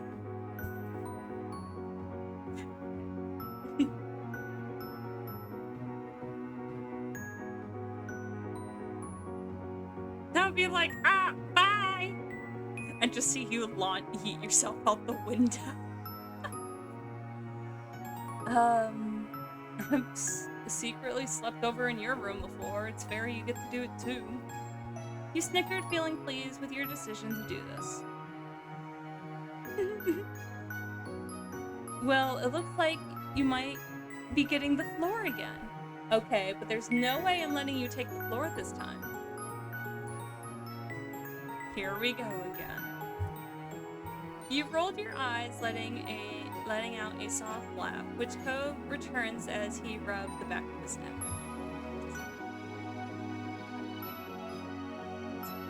Sad dog, bitch! No, seriously, you can have the bed. I want to share. Can you try to stay? I'll take the floor, I insist. I wouldn't mind if you took the bed. I appreciate you taking the floor. No, get in the fucking bed. No hanky-panky, only dogs. Nah. His eyebrows dipped, and he was growing visibly nervous, and it seemed to be expected. But after what happened last time, you waited for another chance, and you hoped he felt the same. And it seems he did. Yeah. This time, we can share. You'll really stay? You won't leave to be on the floor? Huh? I want dog photos. You're right back, making a tweet. He nodded, holding back your delight.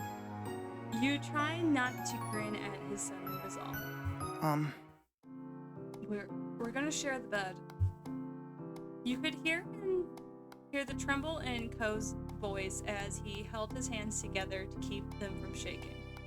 He let out a breath as he shook his head in front of him, mentally preparing himself. It's going to be alright. His mouth set into a grim line, and he balled his hands into fists at his side, determined. Welcome back. It's not that serious. You felt nervous about it yourself. You were glad he was making an effort, or you stayed home. It was an important step in your relationship, and he seemed to understand that. It only took him a couple of moments longer before he turned to you, attempting a weak smile. Ready? Yes. Let's get in there. He took another deep breath as you slipped under the covers, making room for him to get in after you. Laying as straight as a steel rod, Cove tensed up beside you, so still that he barely breathed at all. You were resting on your side facing him, your eyebrows pinched in the middle as you watched him. He looked back at you. Do you need more time? I can leave. Until you're more set up here.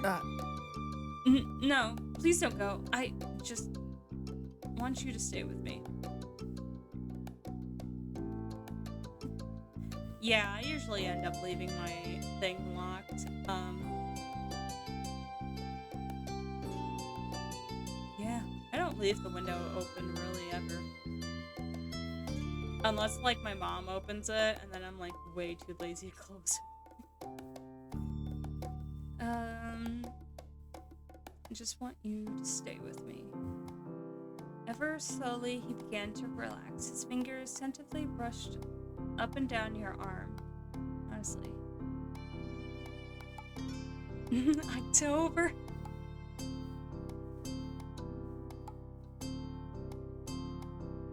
I used to have a big window.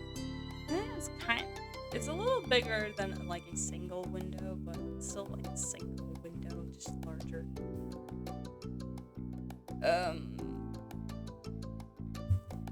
His eyes shut, lashes fanning out over the top of his cheeks.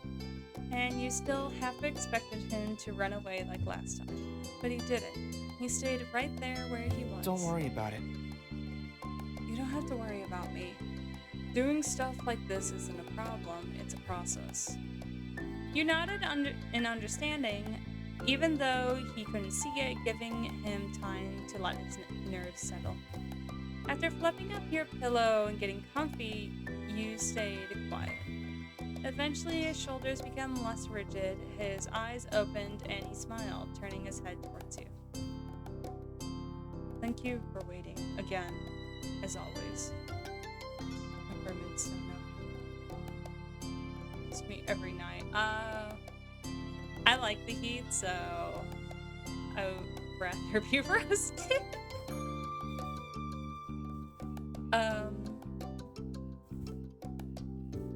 Carl can confirm because I'm usually always have my heating blanket on. He laughed shyly. His soft eyes met yours through the dim light. Are you okay? Bitch, I'm fine. Yes, I am now that you are. I'll always wait for you, Cove. It took you long enough, but it's fine now. You nodded quietly. Can't sleep with me. Yeah, definitely you do sleep faster in cold environments. That's why I fell asleep in school all the time. These damn bitches need to turn up the heat.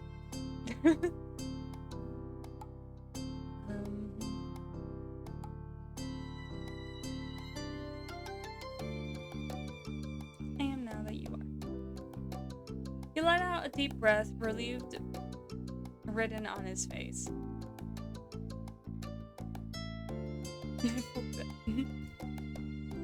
Yeah, I am.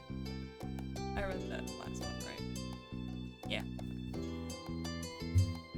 He shuffled closer, an inch at a time, as he nuzzled his chin against the top of your head, wrapping his arms around your side. You let him hold you. You stayed like that. You grasped his shirt, or you wrapped your arms around him.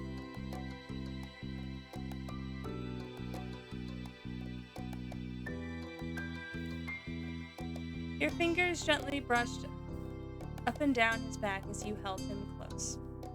The room grew quiet around you. The only sounds can be heard were a faraway crash of the ocean waves, your breath mingling with the small space between you. At least this is a say-so version. Most of this is pretty say-so besides like those two like moments. I feel like there's a moment in step 4. But there is a 18 plus DLC that I do have. 2 moments? Yeah. Where it was kind of just like a lot of making out and like kind of touching. Like, there was the one kind of Wolfie's Discord. Guess I will have to make one.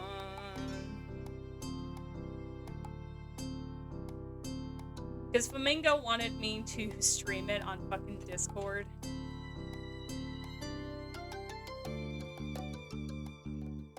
Lol. I really don't know how.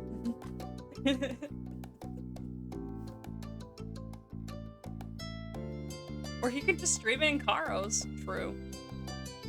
Wolfie has to make a Discord.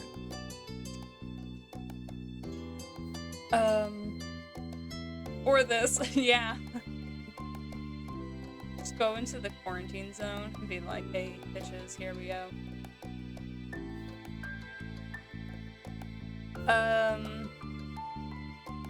The room where you can make a Wolfie corner in the lab. You could.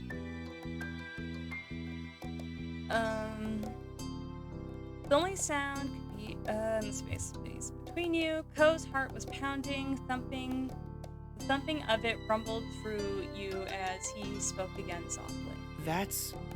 Had to stream it in VR and VC chat. You know, I'm not scared of you, right? It's just there are many things that scare me. And the general, oh no. I'm afraid of what if hyperbole? Whatever. That aren't actually real, but I think about them anyway, and the bullets concepts of things mean that I can barely explain even to myself. I'm scared of my own feelings and how much I feel them.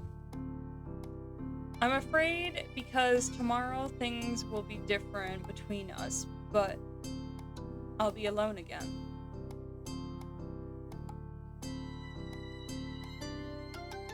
Especially that flamingo.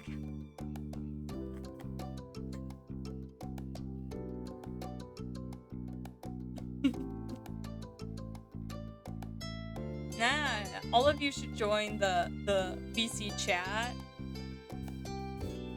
and just like read the lines.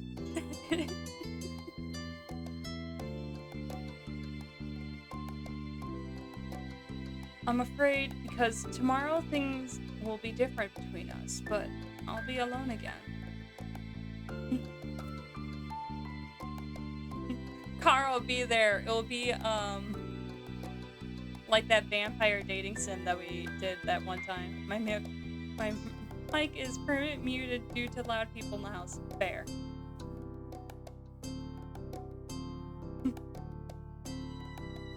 He held onto you tighter. His breath stuttering ever so slightly. It's normal right now to see you during the day, and part ways at night, except for special exceptions. Little laugh escaped him before his tone became serious, and once more. It was 2 months now, last time I unmuted it. It's easier to stay where I am than it is to make myself move, to not take a risk and not know what I would be missing. But he hesitated, and he reached up to brushed a few strands of the hair from his face gently. His eyes slowly fixated on yours. They're part of my reasons for when doing the easy things gets so hard. When it comes to you, I don't know how to stay still. Keep wanting to take steps forward. Honestly, when I see your face or I imagine it, I just want to start sprinting. And when I try, I hit a wall. Yeah, I got tired of people having to hear the roommates. It's just like I physically can't do it on one side of my mind, and there's something blocking me. And then on the other side, I actually can't stop myself from doing it. It just never ends well. I'm always like this. I hate it. It's the most frustrating thing. Why do I do it every time? I'm so annoying with the way I am. I have no idea how you stand it. Oh, have a nice lurk, Grim. I'm sorry I act so split when it comes to romantic things. I do not want you to think you're rushing me when I know I'm giving you mixed signals. And I don't want to miss out on being happy by being like this, but sometimes I still can't help it. So basically what I'm trying to say is that I'm glad that you never gave up on me, and it means a lot. It means everything to me. You don't give up on me either. You've been there whenever I needed it. That's who you are, and I accept you. Or you smile and understand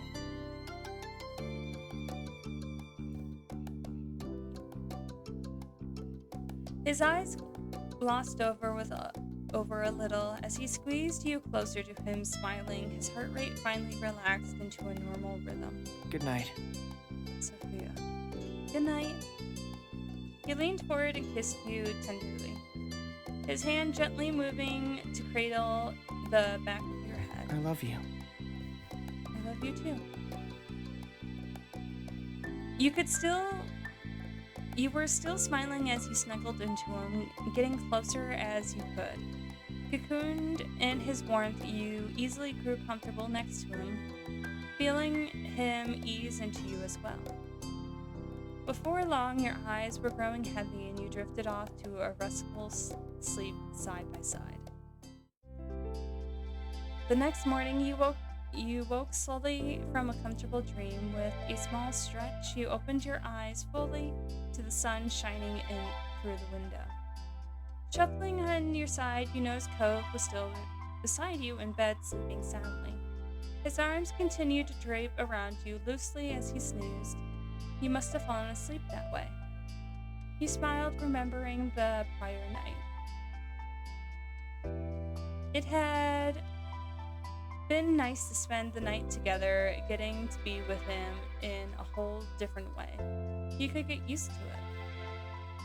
You quietly watched him sleep. You stroked his cheek gently, you ran a hand through his hair, or you kissed his forehead softly.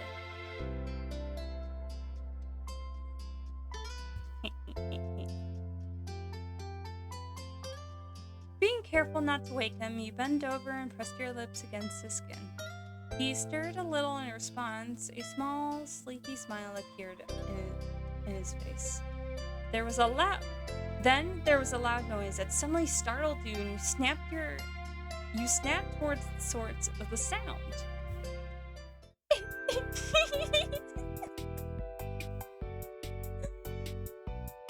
It was the door opening abruptly, and stood in the frame was Mr. Holton, smiling brightly. He hadn't seemed to notice you straight away. Get your butt out of bed, sport. Mom's here. Oh. All of a sudden, the two of you made eye contact, and he froze where he stood. The smile slowly slipped from his face.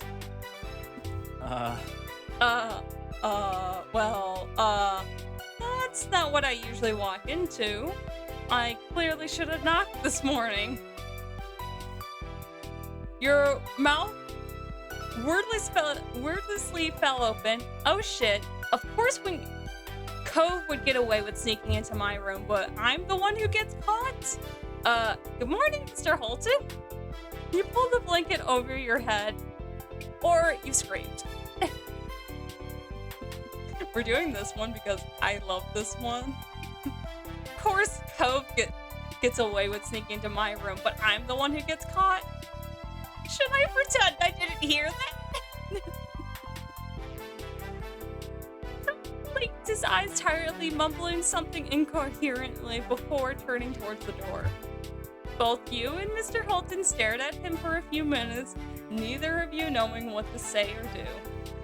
Cove, who continued to look at his dad dozily, was having a hard time trying to process the situation. And then his eyes widened. Dad? Cove scrambled on the bed, intent to get to his feet, pushing the covers back off the both of you. Forgetting there was an overhanging ceiling above him, shot up upward, hitting his head on the wood. Oh. He plumped back down on his pillow, pressing a hand to his head and then groaning loudly. You laughed at the scene, you gasped in horror. Cove, you only could stare in shock at all of this. You gasped in horror. Oh, this boy. It looked like a pretty nasty bump on the head, and you hoped it wasn't too bad. Cove, buddy, are you alright over there? Mr. Holton stepped further into the room, his eyebrows furrowed and concern bent down towards his son. Yes. Yes. Please just go. Okay, I'll leave. Cliff held his hand in front of him in a calming gesture, even though Cove couldn't see it. He turned to make an exit, but stopped abruptly in the doorway, obviously deciding that he had something more to say. I know we talked about this before, but I feel like now is one of those times to mention I was barely older than you when I found out I was going to be a daddy, so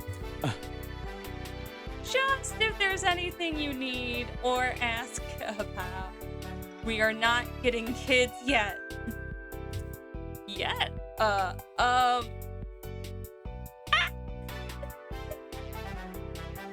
He let out a heavy sigh, running a hand over his face before stopping himself and saying calmly, "You know what? It's fine. We'll chat about this later. Kyra's awaiting." With that, he steps back out of the room, giving the two of you one last look before pulling the door shut behind him. Cove's rubbed at his face before dropping his head onto his hands, mumbling between his fingers. Oh my god. Oh my god. You pat him on the leg. Well, that was fun. You cover your face. That was so awkward. You groaned. Pat him on the leg. It's alright. Things like this happen. With a heavy sigh, Cove forced himself to sit up again. He frowned hard, staring over at the closed door. Sorry. I guess we can't just hide in here now. He gave you a side glance. Despite his displeasure at the situation, a small smile quirked his lips. It's nice. It's too bad. It had been really nice. Too bad is right. I hope you get a chance to do this again soon. You found yourself smiling along with him.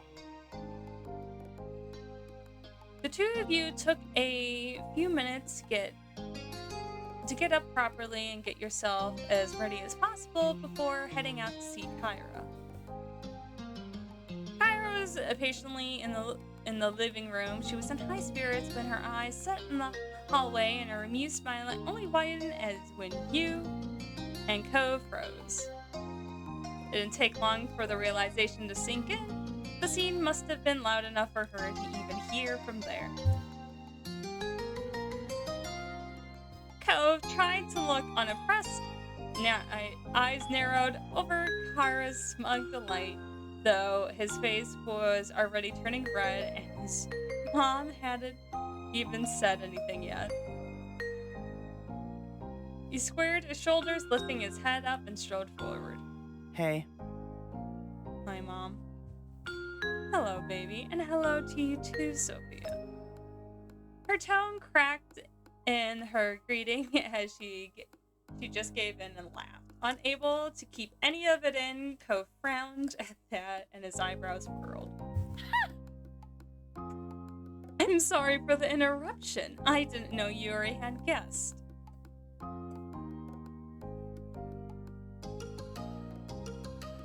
His frown wobbled as he became more and more embarrassed by this moment. He couldn't muster any words to defend himself. Hi, it's not like anyone's surprised by this. I'm sorry. Hi. You didn't have to You didn't have to laugh, or you didn't say anything. Like everyone's surprised by this. Kyra laughed even harder this time. It like slowed, and she brought up a hand to cover her mouth, and both of you could still see her shoulder shaking.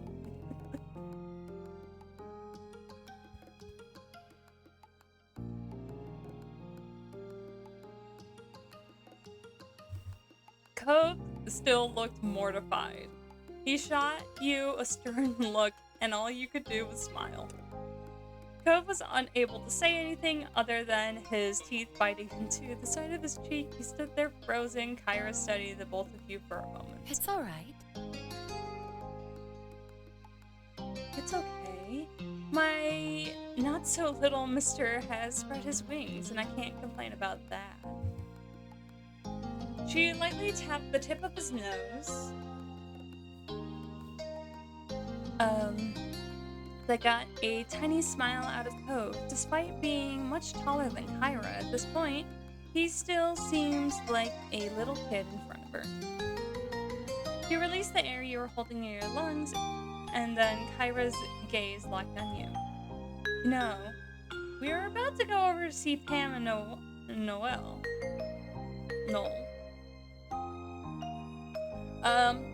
Are you two coming? I'll go. He stretched his arms for a moment, yawned, and tried to physically shake off what happened. Sounds good. Great. Mr. Holton's just suddenly here. Let's do it. Then you notice Mr. Holton standing on the other side of the room. You figured he must have been trying to create some space for everyone during the last conversation. You could tell he felt a bit awkward. He was trying to smile reassuringly as he scratched the back of his neck. His attention went to Cove. But, do you want to get changed first? Cove looked down at his pajamas for a moment and shook his head. No, we don't have to wait for that. Are you sure? It's only a trip across the street. Don't worry about it. I'm alright, and besides, Sophia's going in her pajamas too.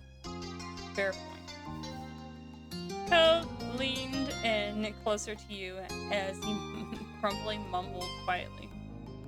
And your moms are gonna figure out what happened anyway, so yeah. Come on. Away we go! I'm just laughing that Flamingo's missing all the mommies. With that decided, the four of you were heading out across the street to your house. It felt strange waiting there while Mr. Holton knocked at the door. Hello. Hi there. Ma answered the door. Her expression brightened even more seeing Kyra there. She pulled Kyra into a hug, and when her gaze fell onto you. Sophia? Hi, Mom. Huh? How? When did you get out there, and why are you still in your pajamas? Mom's eyebrows raised as she gave you a deep, examining stare. Meanwhile, you and Cove were still shared a side glance with each other. Before you could answer, more heads popped into view.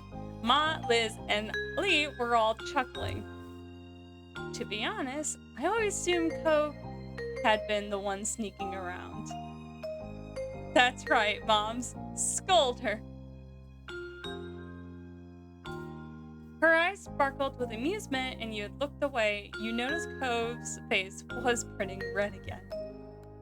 It was a silly theory, Lanny. Most likely that they've both been breaking and entering. Oh, so they just had a thought that Cove was doing it. I wouldn't put it past my baby. He takes after his parents. Mm-hmm. You're right, but I can't believe my Sophia was getting up to all of that mischief too. Mortified Cove looked like he wanted to disappear while the adults chuckled and discussed what you and him may or may have not done. Fortunately, they had left the conversation there. Enough of standing around, come on in. Ma moved aside, ushering the group in, guiding them into the living room before anyone could get settled in. Ma spoke up. You're all welcome to stay for breakfast. We still got some great spices and stuff from the farmer's market. Of course. Yes, we'll be thrilled to host you. There were eager nods from Mr. Holt and Kyra, but Cove looked around, filling the room filled with familiar faces before speaking up. Maybe instead of staying here, why don't we go to the beach? A scenic picnic, eh? Mr. Holton crossed his arms, contemplating the idea. Happily excited, Kyra clapped her hands together. Yeah! Oh, we could make a day out of it. Might as well enjoy the ocean while we can. It sounds lovely, Cove.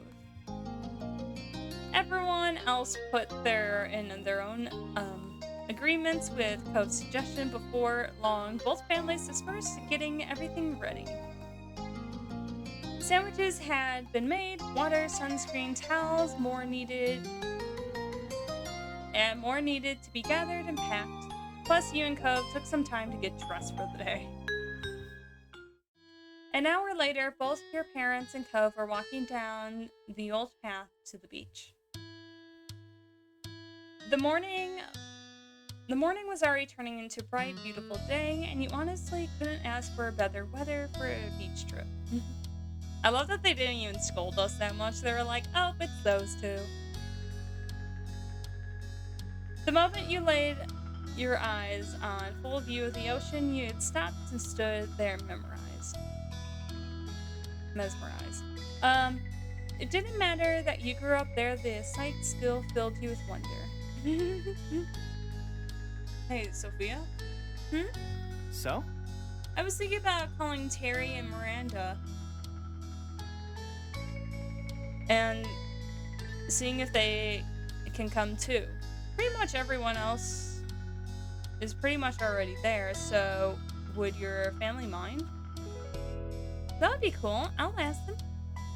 You were already so excited at the prospect of seeing your friends today, you immediately darted away in the directions of where your moms went.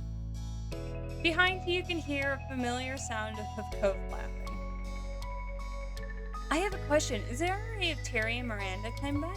I don't see why not. Mom looked at Mom to see what she thought, and she nodded in agreement. Ma then shot a glance over at Mr. Fulton and Kyra, knowing if they likely heard everything. You alright with that? But, Kyra, what do you two think? The more the merrier. Okay. Of course. They're welcome with me. Thanks. Delighted, you nodded. Turn on your heels. Cove was still several feet away, talking to Lee and Liz, likely about the same topic. And a beaming smile, you gave him a thumbs up, and the two of you must have got an improvement. Cove quickly got his phone out and started making calls. And that you turned your attention into helping the picnic set up. Unexpectedly, your phone started vibrating. You dug it out and curious to see the caller ID. Feeling your heart jump with joy and excitement, you answered. It was Derek. Guys, it's Derek. Hey, it's been a while. Seriously, but what's up? The voice that came through was much deeper than it had been when you first met, but it's the exact same amount of enthusiasm of a... What is that face for? I love watching it jump around on screen because it's just a black box.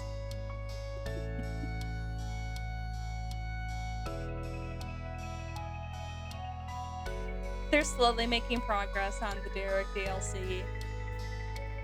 It looks cute. I don't know. I want it though. Maybe. Have you been enjoying these crazy summer days? I have. It's been amazing. There have been ups and downs. It's been memorable to say the least. I would join them more if you had been there. He sighed deeply into the phone. You frowned, trying to imagine how the summer would have gone if things were different with him. Sorry. But if it helps, I'm thinking the exact same thing about you. Distance sucks, huh? Yeah. What about you? How's your summer been? You were beyond curious to know what Derek had been up to since the last time you spoke. He chuckled, noticing your interest tone.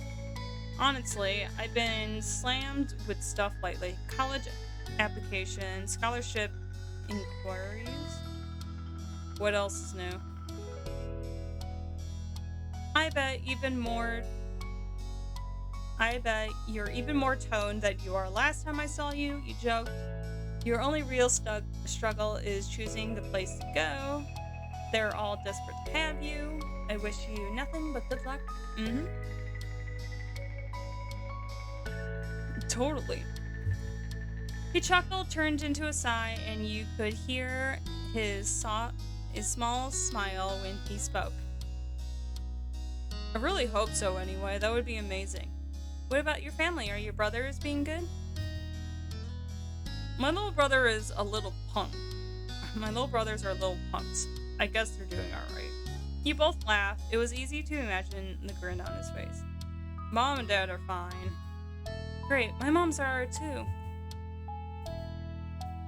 You turned your attention back to your surroundings and you smiled warmly at your family buzzing around. Towels laid out, chairs and umbrellas were set up.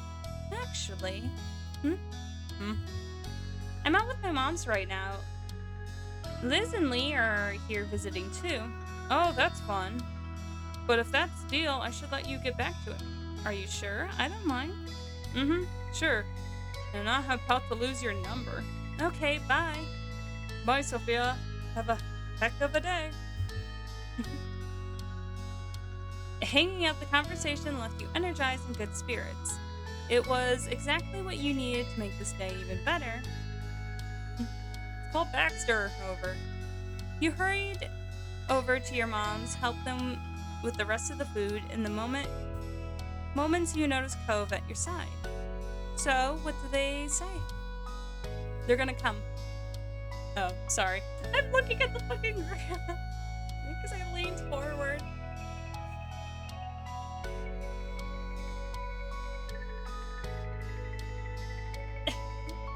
They're gonna come. Cool. Thank you. Thanks for calling them. No problem. I'm glad I thought of it. They'll meet us up later today. It shouldn't be too long. I can't wait. While on top of inviting people to join, you realize there was someone else you can call as well. You had gotten Baxter's number earlier that summer. Message him to come down to the beach, or you decided not to ask. Get down here, Baxter. Everyone else was going to be there, and you didn't want him to feel left out. You sent him a text and hoped that he showed. Oh, go away, mouse. After that, you made sure to mention what you'd done, and no one seemed to mind. Once everything was set, everyone got comfortable and dug into the food. You couldn't remember the last time breakfast tasted this good, but you attributed it to the gorgeous ocean view and soothing sea breeze. I kind of miss going down to the beach house with my family. Even though I was sunburned the first few days. I'm gonna get away from it.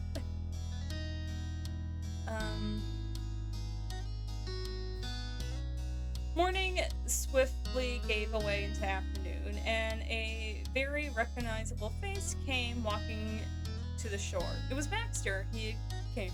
I think in my playthrough, I didn't like Baxter too much, so I don't think I invited him. I was like, oh, oops. He pleasantly approached with a wave. Hello, folks. I appreciate the invite to the party. Of course, you're welcome with us. We brought plenty of towels and food and sunscreen. Yeah, you're one of the neighbors. Kick back and relax with us. Thank you. Baxter moved over to you and Coke, and he smiled. Sophia, Coke, a long time no see. Huh?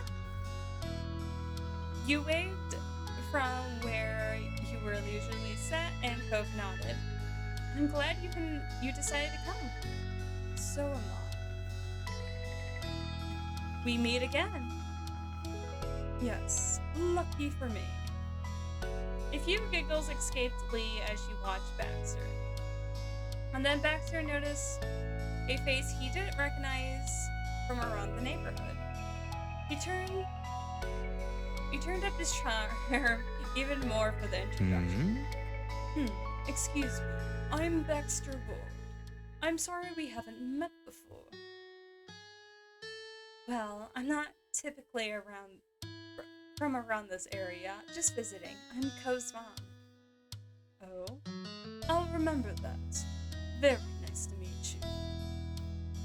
After that, Baxter spent some time getting better acquainted with everyone. Terry and Miranda had arrived excitedly, and the conversation shifted to what you were all doing next.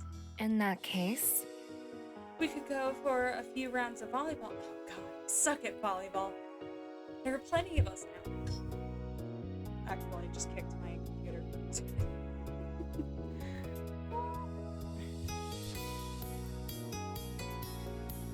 There are plenty of us now. is that all right?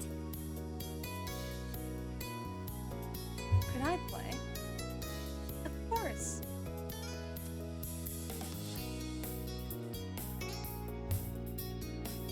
Miranda brightened. Delighted with this plan, Ma looked around seeing if there were any other takers.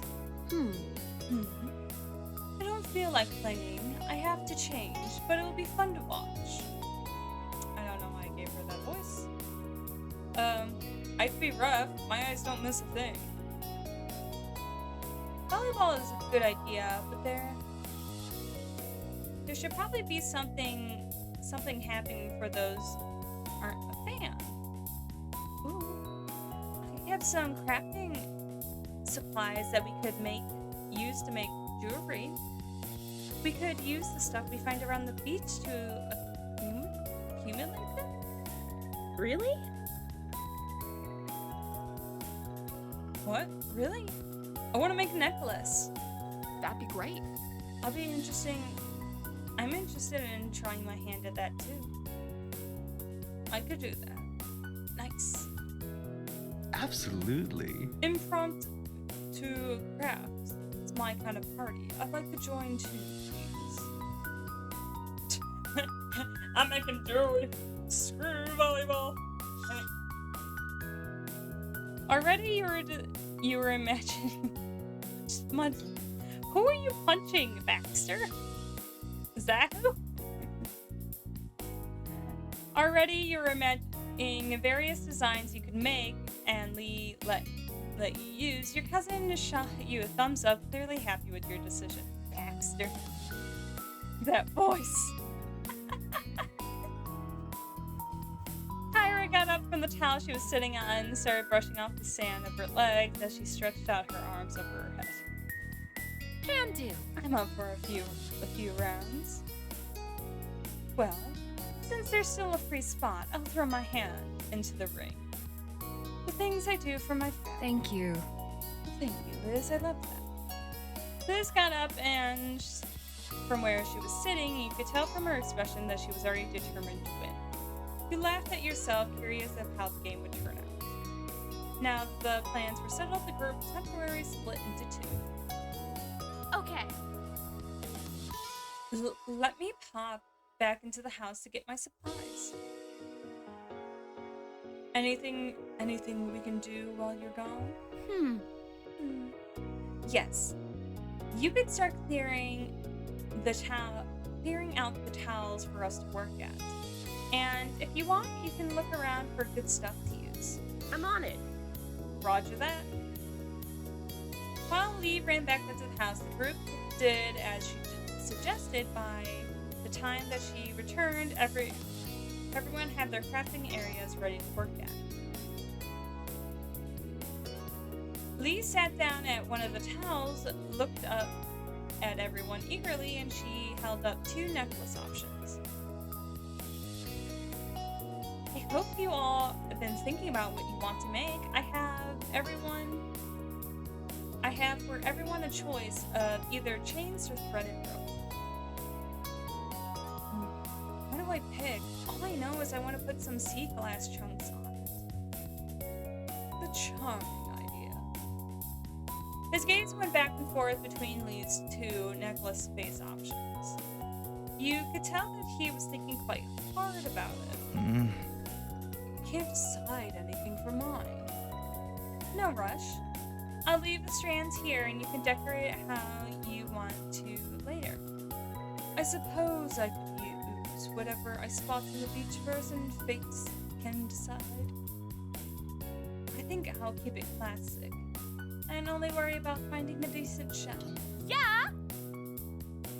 I'm planning on doing shells too. I love Lee.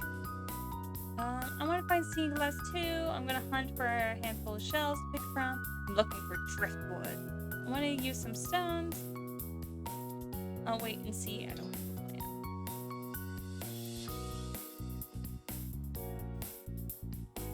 Baxter nodded, obviously able to relate to that mindset. Cove crossed his arms, chewing the inside of his cheek. You weren't the only one that noticed. What's wrong, Cove? I'm not sure what to use. I mean, ideally I want a shark tooth, but what are the chances I would find one? Mom smiled and looked at him sympathetically. Sorry.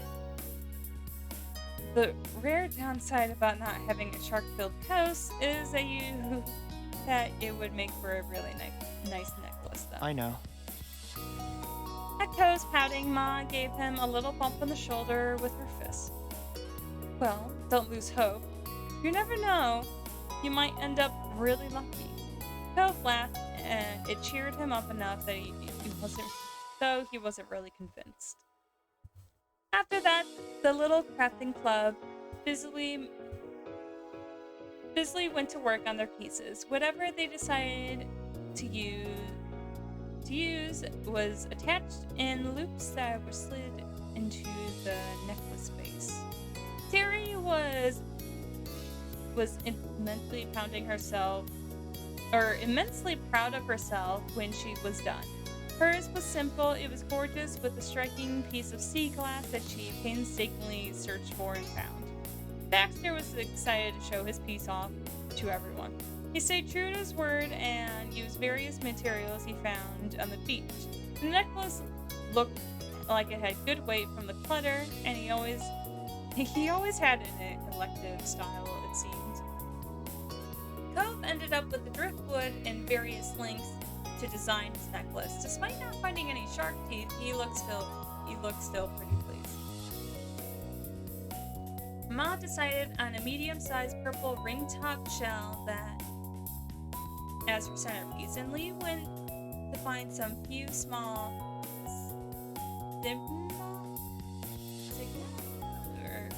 shells, and they both put their necklace soon after finishing them. After looking through the beach several times, you found what you were looking for. It took a bit, but you managed to make a necklace you were satisfied with, though it mostly had shells. Your group of crafters would also cheer for the volleyball players whenever shouts could be heard coming from the court. On top of that, You all hold up newly made pieces in the air, and the players would take a breather to applaud the creation. You really enjoyed searching the beach, trading supplies, and watching everyone make their necklaces.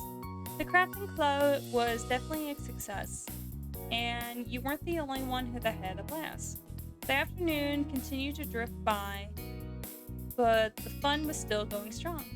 Occasionally, someone would head back up to the houses to use the bathroom, rest away from the sun, or retrieve something that they needed, but they always came back. The beach was never empty, and there were always a new conversation taking part or another game to join. At one point, Mr. Holton even broke out his pack of cards and he roped the whole group into a few rounds of good old goldfish. There was only one thing that could bring this beach day to the end, and it was the day of itself to the end. Before anyone realized it, the sun began to set over the sea. It's been a while since I streamed this long.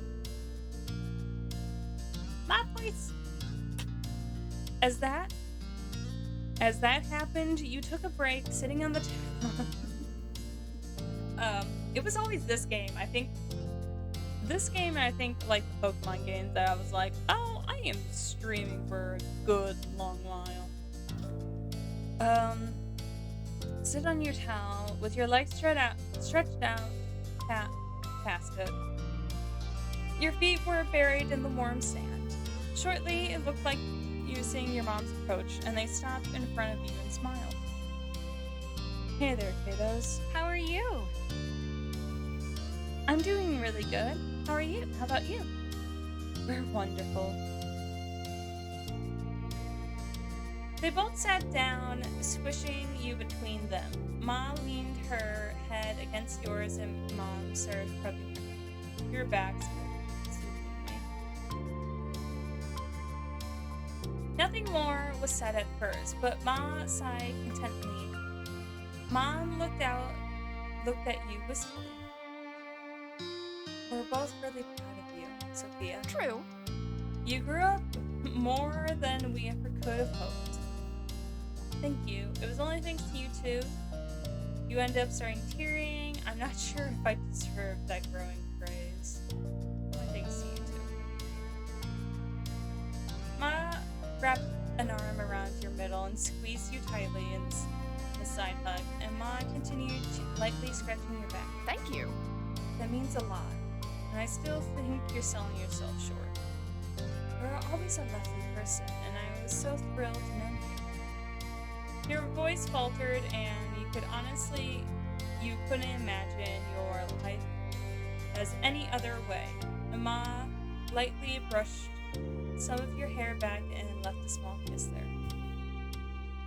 I'm so happy I got to have both of you as my moms.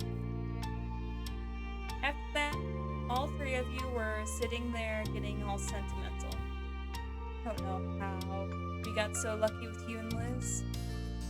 Ma reached out in front of you for Mom's hand. She gave it to her and Ma squeezed it. Of course. Sophia has a point. We must be doing something right. You stayed there quietly content, watching the sun set with your parents for a while, until Mr. Holton called out to you and he was still walking in your direction. We were talking, we think we're gonna take a walk down the shore, and if you want to come. Automatically, you looked at your moms and what they were thinking. Ma glanced to Ma and smiled. That sounds good to me. That's fantastic. Yes. That'll be very nice. My legs need some stretching. Let's go. Thrilled, Mr. Holton threw a thumbs up and began to head back the way he came in a light jog. Hey, don't leave us in the dust. Cliff kept going forward, but flipped around and was walking backwards across the sand, so he can face you again. No worries. We won't leave without you. Alright, we'll catch up. Ready to go? Both of your moms held a hand out to you. Chuckling, you gave them each one, and you strolled back to the rest of the group. When Liz was in reach, Ma used her free hand to pull her into.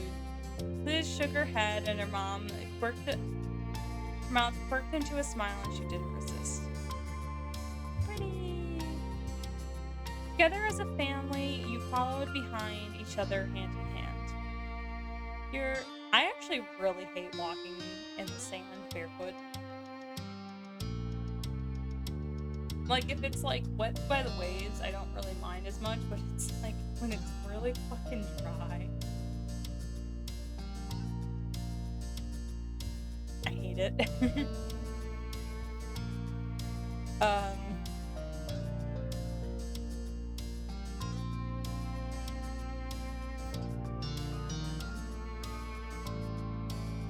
Your feet squished into the wet sand as the waves rolled over them, and you didn't have a single care in the world as more and more stars began to dot the sky. I really like all the backgrounds in this. Once the sun was long been out of sight, it was time to pack up. The closing of the day and the ever-approaching end of summer seemed to intertwine. It was caused by a reflective mood to blanket over the group. On the beach, Terry and Miranda took turns compressing Cove into a hug. Before moving on to do the same to you, you chuckled, spilled overjoyed that you got to see them today. I'm sorry. We have to go already. My parents are here. That's okay. But still, I wish we could have helped clear this all up. Don't worry about it. Just thanks for coming today. It was cool having everyone here. Yep. Oh yeah, I'm super glad that we came. I hope that we can do it again sometime. Nodding, you turned your attention to Terry as she wore a large grin on her face and held a hand out for a low high five, and you pressed a fist to it, which made her laugh. See you later. Take care of yourselves, buddies. After that, they walked away, waving to you and Cove as they went down the shore. Cove waved quietly back with a small smile on his face. You waved too, bye. Have a safe trip back, or I'm happy to see you again.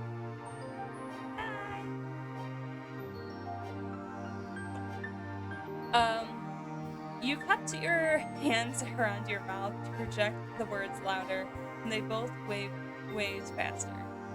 Bye! Have a good night! Taking you by surprise, Terry jumped and twisted around. She kept up with Miranda walking backwards. She kept the mood of your farewell light and shooting you finger guns at you and Cove. Miranda bumped her with her hip, letting everyone laugh before they disappeared down the bend. So, Sophia? Come on. Hey, Cove, could you come here? Both your parents were motioning for you, and the two of you went to them. Tons of things ended up at the beach over the course of the day, so there was still so much to pack, and parents needed the help. With a nod, you got it, stuffing various things into beds, bundling them up in towels. Once things were ready to carry, everyone filled their arms as much as they could carry. Absolutely no one wanted to make this back and forth kind of a task. All the grocery shopping bags in one trip. The walk back home ended up being mostly quiet. Each person seemed to be feeling the effects of the day. A cool breeze carried you across the sand onto the road. There was a sigh of relief from what it felt like the group as a whole when they arrived back in the neighborhood. Baxter carefully placed what he had been carrying on the ground. Thank you so much for helping with that. Thanks. No. Thank you for allowing me to join today. You all shared with me helping to carry it back is the least I can Ma nodded, and the others started collecting things from his pile. Baxter, meanwhile, stepped over to you and Co. It really was a pleasure getting to know you both this summer. His head tilted towards you, and he smiled warmly. Baxter offered you his hand. You freed your hand to shake it, you waved goodbye instead, you patted him on the shoulder, you hugged him, or you raised your hand for a high five. Ha! Confused the boy. It took a moment after shuffling what you were carrying, and as soon as you were able to free one of your hands enough to pull Baxter into a quick hug. He generally laughed and looked at you fondly when you let go. I think we ended up being good friends. I really enjoy meeting you. Good luck in your next semester of school. You didn't say anything. Glad to hear it. I wholeheartedly agree, Sophia. I enjoyed this vacation immensely thanks to you. And now we get to Cove. Baxter turned to shake Cove's hand this time. He was a little incredulous for a moment, but Cove eventually shifted what he was carrying and took Baxter's hand. It wasn't long, but it was a solid handshake, and Baxter was clearly pleased. I wish we had more time together, but it's still a nice ride while it lasts. Would happily do it all over again. Bye, Baxter? Yeah, bye. Baxter nodded, and we walked away a few steps towards his condo. He then stopped and waved. Goodbye. Baxter sauntered away completely and disappeared inside the condo to return his own things. His time with you and your family and friends ending. You paused for a moment, staring at where he went. But afterwards, you looked back over to the rest of the group. Liz and Lee were going inside your house, and you couldn't spot Kyra or Mr. Holton anywhere, but the door of their house was wide open. Ma approached you with an amused look on her face. It seems like you're holding up some of the Holton things. Surprised, you glanced down to take a quick inventory of what you were holding. Ma was right. Some of the things belong to the neighbors. Would you mind dropping it off now? Can do, not a problem. Thank you very much. Cove took a few steps towards his house, stopped waiting for you. Good night. Good night, Cove. I'll see you inside, Sophia. Night. Oh, night. Wrong person. You caught up to Cove, and together you went over to his house. Walking in the front door, you saw Kyra and Mr. Holton busy unpacking already. Things were scattered on counters, and they were moving around each other, putting away items. They both lifted their heads when Cove closed the front door. Hey. It's nice seeing you again already, Sophia. Her teasing tone brought a light smile to your face. You heft the stuff in your arms a little closer. I ended up with things of yours from the beach. Oh. Thanks for getting that to us. Can you put it here on that coffee table? Mr. Holton pointed at the surface he was referring to, and you immediately left what didn't belong to your family there. Cove put his things down on the floor at his feet, waddling through everything strewed about to reach his parents. Putting your family stuff on the ground for a moment, you dusted off your hands, straightening up. You needed a second of rest, a minute to resituate it all. You went over to where the others were too, Kyra opening her arms wide, wanting to hug you. You accepted, or you shook your head a little. Not gonna accept it. I'm like running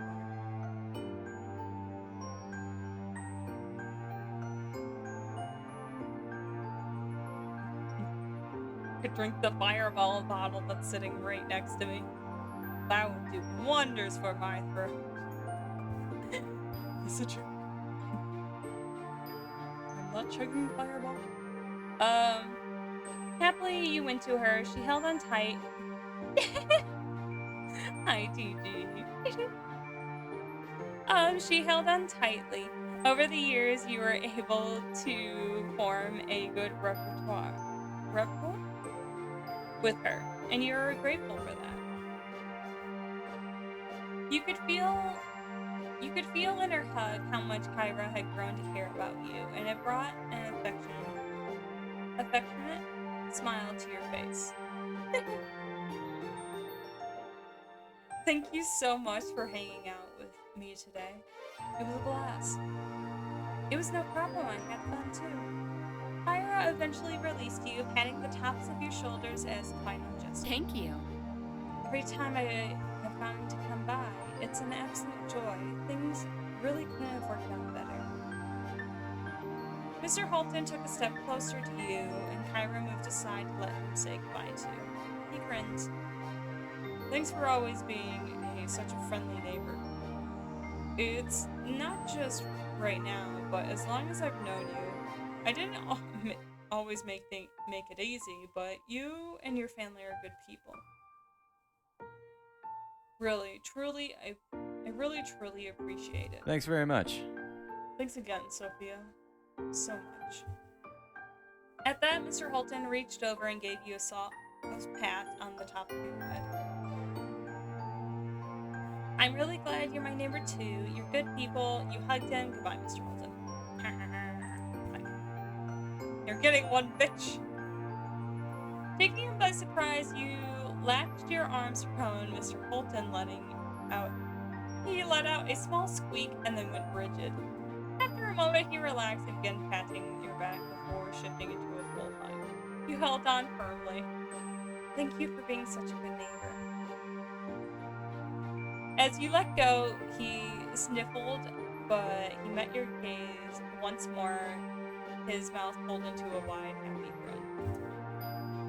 Mr. Holton stared at you, but his gaze seemed far away. Maybe he was looking back at who you used to be. An 8-year-old, he asked to be his son's new friend and tried a baby. See you. Take it. Bye, Sophia. He smiled softly. And then Cove took a step forward. He gestured to his pile of things that he had carried into the house. Don't worry about it. Don't worry about all of that. I'll put the stuff away. Right. I need to do the same with my family. Figured. Cove walked you to the door and held it open. Taking one last check around to make sure you had all your things to bring home, you went into A true gentleman leaves no puzzle unsolved. Arrow Sparkle, thank you so much for the follow. No joke. It kind of scared me.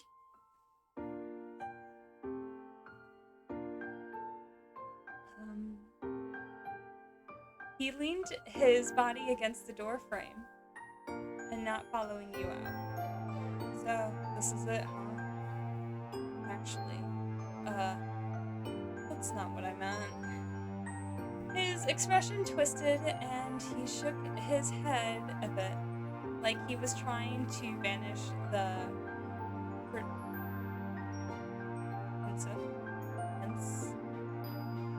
pensive thoughts. Bye. I'll just say bye. Join the Shadow Army. Oh my god, that. Welcome. You're now a little will-o-wisp. You're all the little will-o-wisp in the Shadow Realm.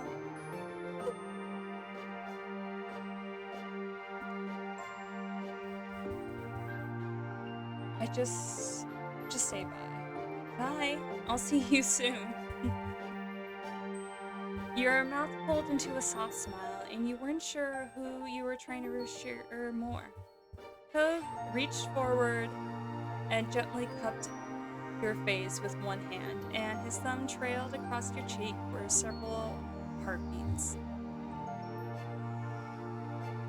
Memorized by his blue eyes, you step forward and delighted to oblige the request he was silently asking.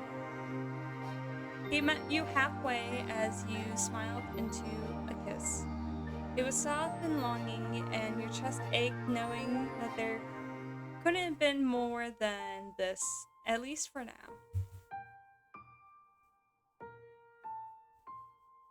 One of his hands gripped onto the door handle and held it firmly held it. He was stopping himself from coming along with you. As you walked over to your front door, you stopped.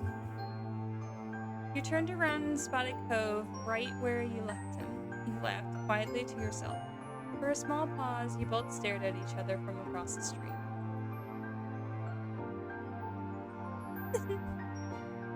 Good night. You blew him a kiss, you waved, or you ran back to hug him goodbye. Cove reached out like he was catching it off to the side and then curled into the fist to his chest and held the kiss closed and her lips curled into a beaming smile. Cute. Things couldn't have been dragged out any longer. After one more shared smile, you opened the door and went inside, shutting it behind you. A few steps in, you saw your family gathered in the living room. They were still unpacking, cleaning, and you added things you brought to the pile on the kitchen counter.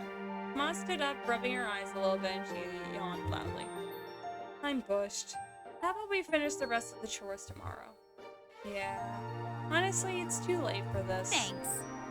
Please and thank you. Ma put her hands on her hip and she turned to access the room. Ma was not one who liked to leave a mess, but she All right.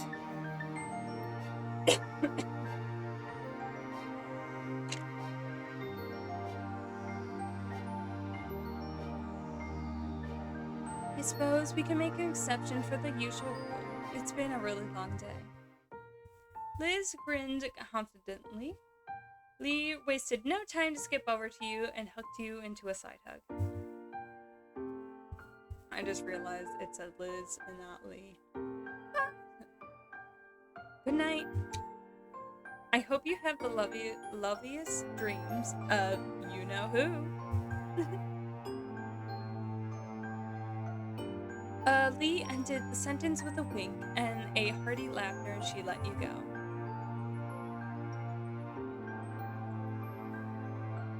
I hope you have good dreams too. You hugged her back, shook your head, you blushed, or you laughed. Tell your girl. You pulled her into a bear hug and Lee giggled as you released her. I hope you sleep well too. Oh, I totally will. The moment my head hits that pill, I'm out. Here's to us, Sophia. Tonight, tomorrow, and to forever. You smirked at that. Yep, family forever. Thanks, Lee. You are really lucky, or you nodded said. Yeah, family forever. As long as they're good family. Lee leaned in close, whispered in your ear, and you didn't fail to catch the teasing look on her face. Aww. Exactly. There's no escape. That got a laugh out of you, and you lightly brushed her shoulder. Lee stretched her arms over her head, and she yawned loudly and looked at you with tired eyes. I think that's my cue to head to bed. Bye. I think so too. Have fun sharing the room with Liz. Bye. I got my room to myself. Woo. She laughed at that.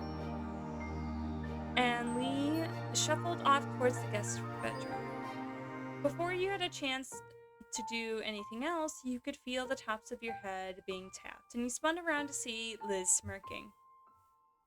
Nighty-night. I'm heading to bed too. It's been a long day and I have a lot to prepare for tomorrow. Exhaled, you automatically started fixing the back of your hair. When Liz didn't immediately walk away and you smiled softly at her. Everything okay? Her gaze moved away and You knew that she had more to say, but you waited patiently for Liz to compose her thoughts. It's been a good summer, and it's nice to come back home. You nodded, and Liz gave you a teasing nudge as she went by. Amused, you turned and watched her go. Love you, baby sister.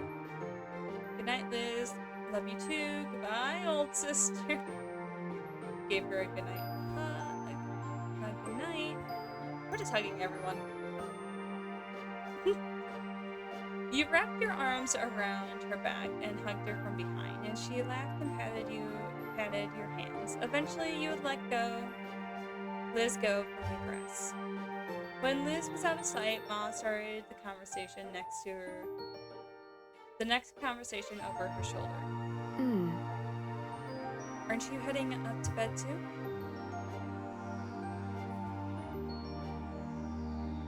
Do I want to relax first, or want to finish getting everything cleaned up?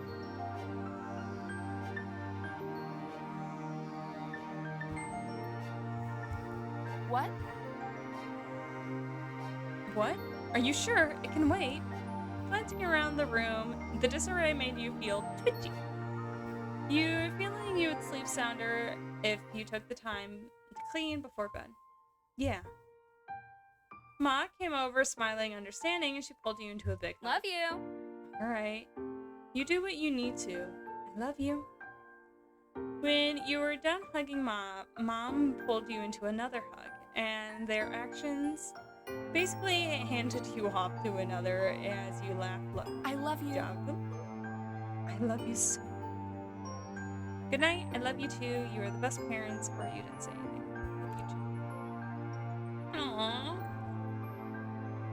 They both couldn't resist taking turns hugging you again. Your smile widened and it felt good to be so loved.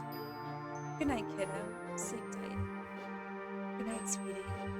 Night.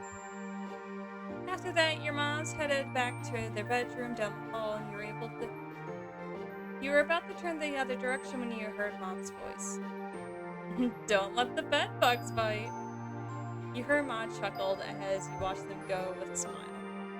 A while later, you were finished putting everything away, and you didn't rush the process at all. Your sleep hours may have been cut into, but you felt much better to getting this done. You sighed contently and gazed at the organized living room kitchen before you taken a well-earned break on the couch.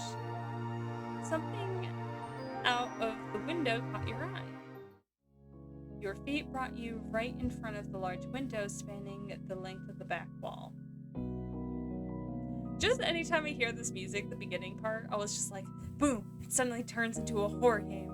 There's a murder mystery. That would be the biggest fucking twist if you go through this entire game and it's just like, fucking murder mystery. Your feet brought you to the large window spanning the length of the back wall, and you stared out at the hills behind your house. On cue, your phone came on, alerting you that you got a new notification. It was Cove. Want to hang on the hill tonight?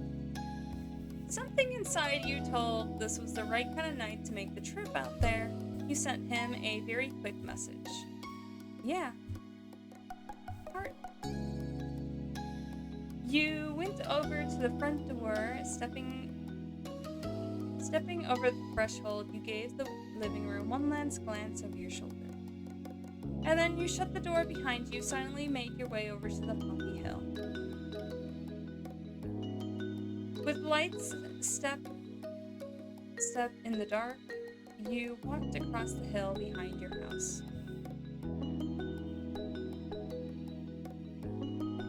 Up ahead at the very top, a silhouette beneath the night sky, was familiar figure was already waiting there. Smiling, you wondered just how he always got there first. You had the advantage of living closer. By a street. Then again, maybe it was only in your mind, and somehow Cove was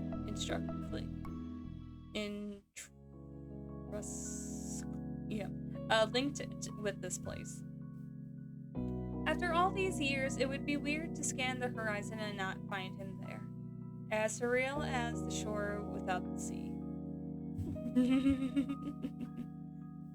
What you screeching at, Carl?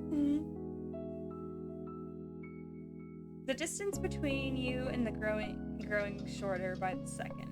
Hearing the grass and the earth crunch under your feet, Cove turned and a grin spread over his face when he saw you. He goes there before asking. I know. I was just like, woman.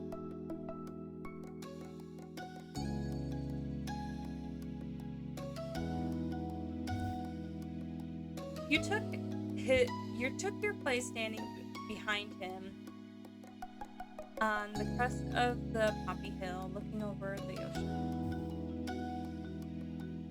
Same as you've done countless times since he arrived first, when you found him at the very same spot. Sophia.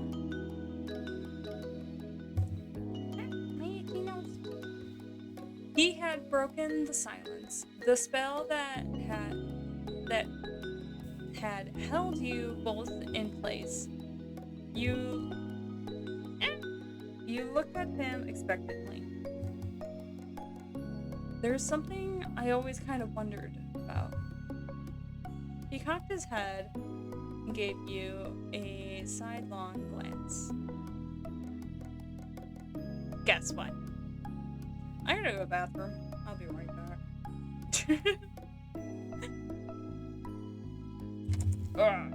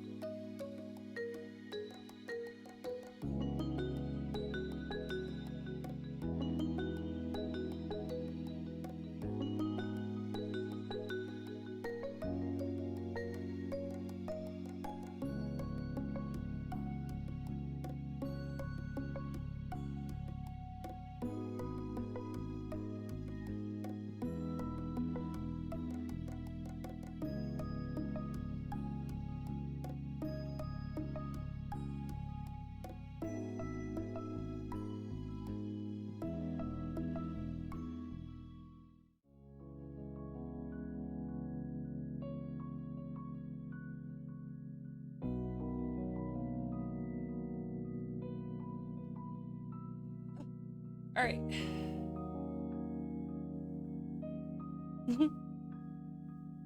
Now's your chance to sneak over and make fertilizer. I feel like I have to track through half of the house just to get to the bathroom.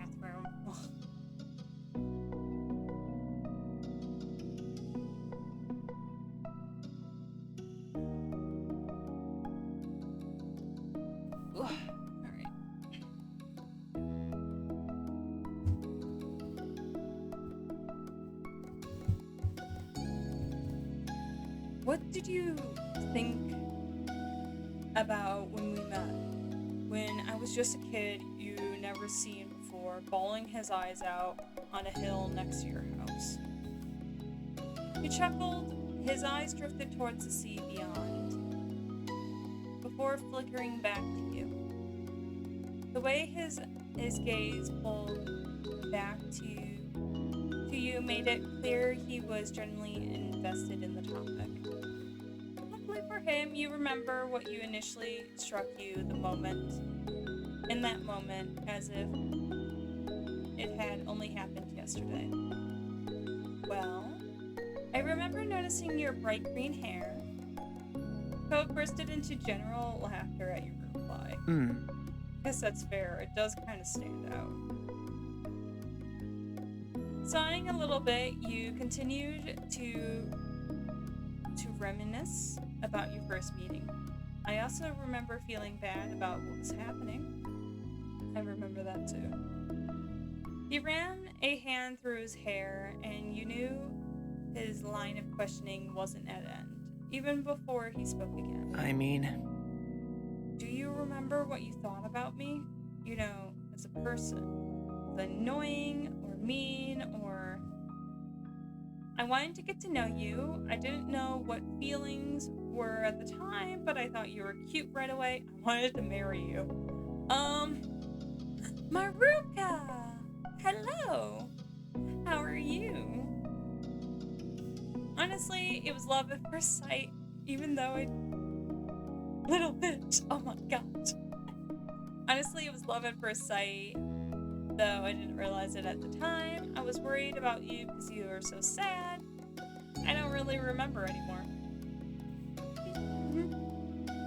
That's good. It's my brother. I wanted to marry you.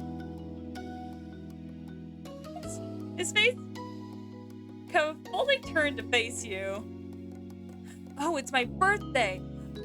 I read that as brother. Happy birthday, Maruka. Happy birthday to you.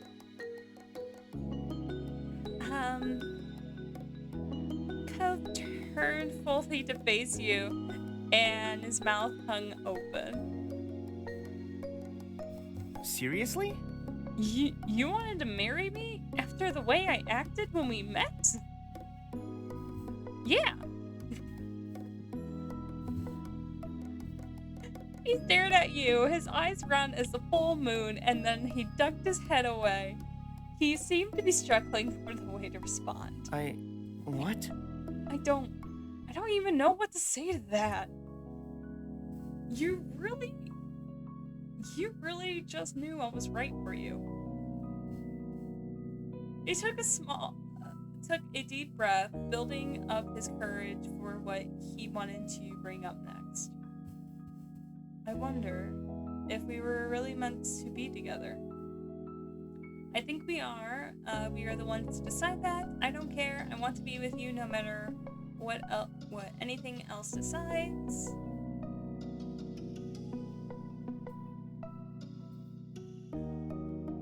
Imagine if he dumps you. Oh my god, that would be the fucking worst, but I know it can't happen, so...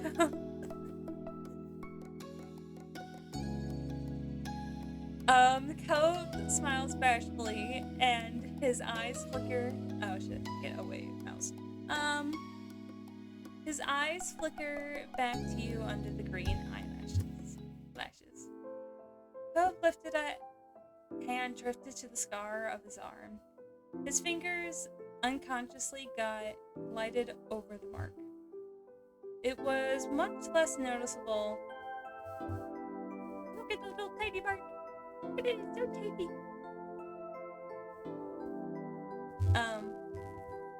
It was much less noticeable than it had been when the neon cast had first come off. It shrunk him gradually over the years as his body healed, and then dwarfed it in comparison to his growing body. Still, his fingers came back to it without thinking. His head drooped and looking down at the ground, the grass ruffled gently against his feet, tossing by the breeze rolling off the sea. When he spoke, his voice was quiet. You seemed special to me as soon as I saw you. Though, admittedly, as a kid, I was definitely didn't think wedding bells were the reason for There was just me, points to the kid, you're mine. Nothing else, just you're mine. Daddy Carl wasn't happy, but I was like, yes.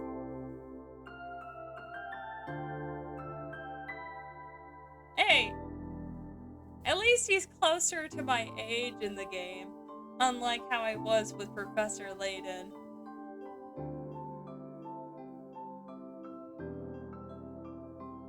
I think I was either 9, I feel like I was in the 9, 8, 10 range, where I was like, I love this man who's close to his, either in his 30s or very close to 30. I was just like, yes.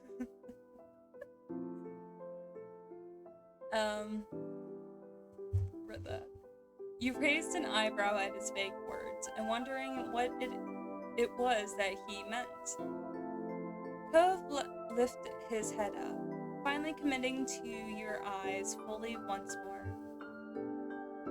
I remember you that day. I remember it went really well. I remember it really well. I don't think I ever will be able to forget it. I can picture the way you looked back when I first saw you, standing right there. I still know the expression on your face when you choose to sit with me in the grass. He chuckled, interrupting his own monologue. He scared me at first. I figured I'd be alone out there until I had to face my dad again. And then suddenly another kid appeared out of nowhere. It was startling, but I got over that fast.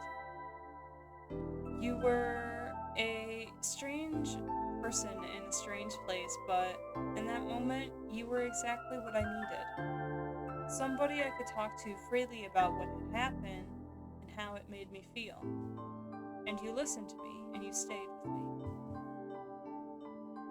He sighed, and then biting his lip as he gave a soft smile. I was a bit spoiled growing up. You let him continue? A little? Yeah, you were. It wasn't as bad. You were dealing with a lot. Just let him continue. He looked off again, seeking clarity for his thoughts in the expanse of the night sky. What I'm trying to say is, when I was younger, I viewed myself basically as the center of the universe.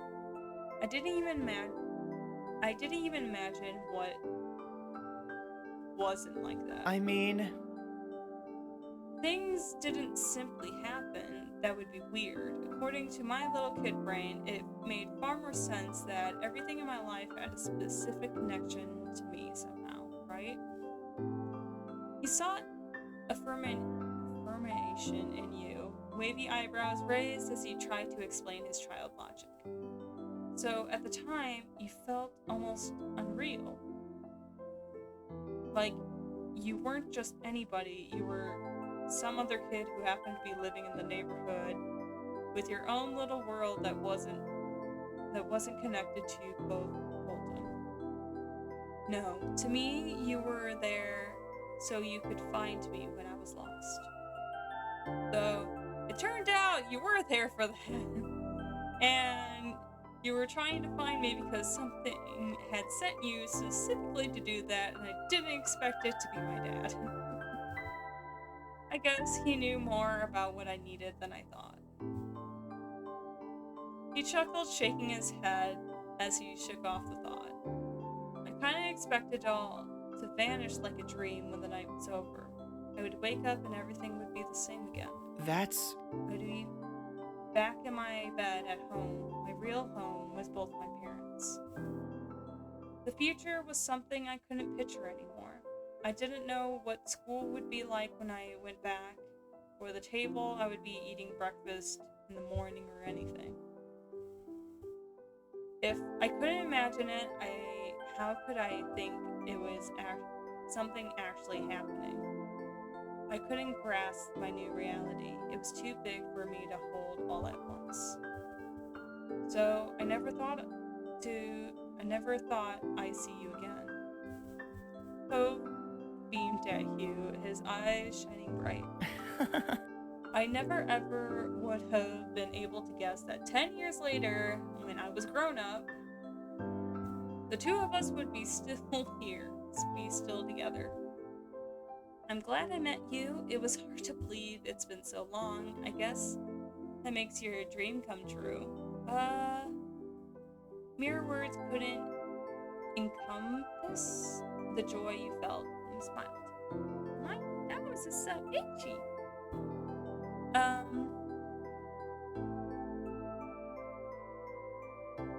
It's been so long. Yeah, but it makes sense. If time flies when you're having fun, being with you must be like launching it in a rocket. But the smile faded from his face as his eyebrows drew together. That was the worst day of my life at the time. The day my family broke apart. It was too heavy for me to think about. I felt that way for I don't know how long. He held that hand over his heart, connecting the pain he felt as a child and looking at you earnestly. It's okay. But that was never really true. Things had gotten better with me and with Dad and Mom. It was a change that we all needed. His eyes were growing misty. So when I remember that time right now, it's not a point that my life was over. It was only a moment when I met the woman I love. When I cried to a stranger about what I thought I had lost, I didn't have any idea that she would be the one thing in the world that I actually wouldn't be able to live without.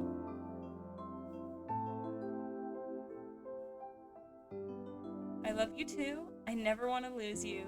You're so wonderful. Thank you for all of this. You couldn't reply to that.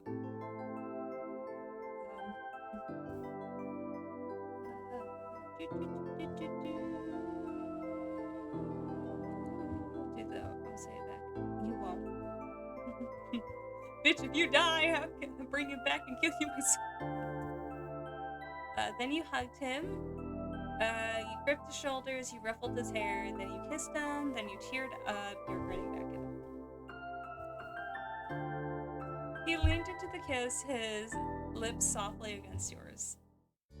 Cove sighed contently, his voice was delicate as the petals of the poppies which crowned this hill. Jeez. Hey, Sophia? I'm so grateful that you always chose me. You didn't know what to say back to that. His heartfelt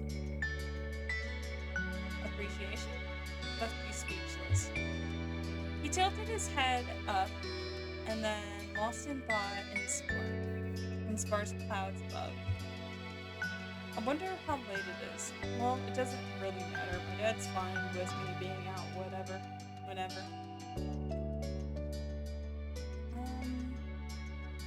You could use your phone to check the time. You could still text your dad about what you're doing. You could text your dad about what you're doing. I'm going to text my mom. My mom's might care, but I don't really want to tell them. You want to make sure that you send your mom what's going on. He might appreciate it. I guess. Probably. You were pleased to see Cove slip his phone out of his pocket and type away. You also brought out your phone long enough to shoot a text. They probably won't see it anytime soon. But they'll be in the loop when they wake up. A true gentleman leaves no puzzle unsolved. Hey, thank you so much for the follow. Welcome to the Shadow Realm. Hope you enjoy your stay, Amanda. At least this time it didn't scare me.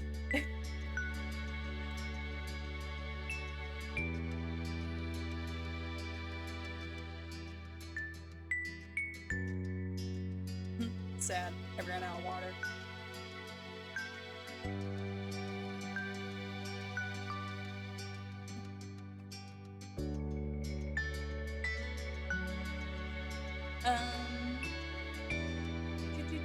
You brought your phone out. They won't see it anytime soon, but they will be a little bit once they get up. They were up. Are you going to lie on the grass now? Wow, how did you know? Lucky guess, Cove.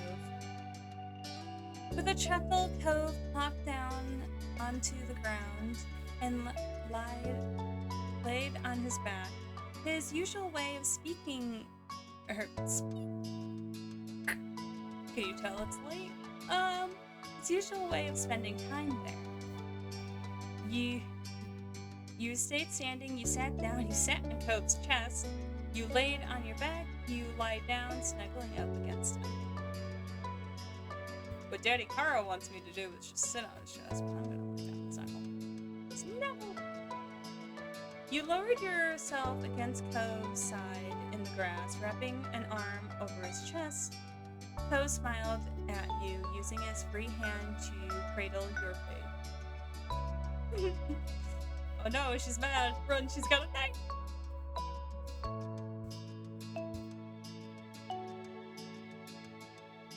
What do you got? A knife. No.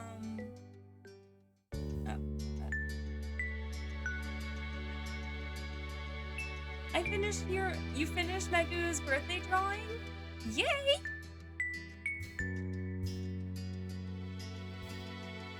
Did you finish the homework?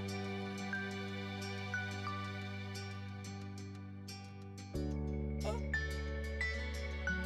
I just realized there's a backing photos. Yes, you did. Yay! I hate it. Oh god.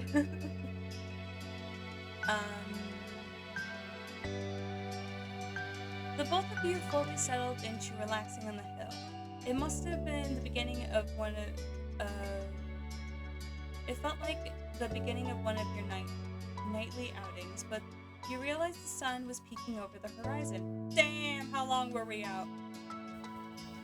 Cove spoke up in a disbelieving tone. Huh. It really was late. Your neighbor wasn't a stranger to being awake at dawn, however, not like this. He normally is an early sleeper and an early riser. This unexpected sunrise particularly awed him. The two of you watched on in silence as the sun began to lighten the world. Cove then propped himself up on the backs of his arm and looked at you with a softened expression on his face. Do you want to go back home? I could carry you if you're too tired. I'd rather stay a little longer. You couldn't resist a yawn, but you were serious. It couldn't be time to go already. Are you going to pick a new drawing, Karo, to do? Cove chuckled affectionately and gripped you, a little more. I get it. What the fuck is it? Oh god, it's horrible. Okay. But it's been a long day. We got a lot of things to do, like, really a lot. It has to end sometime. I know you're right. Since when are you okay with ending things? Does it really have to end?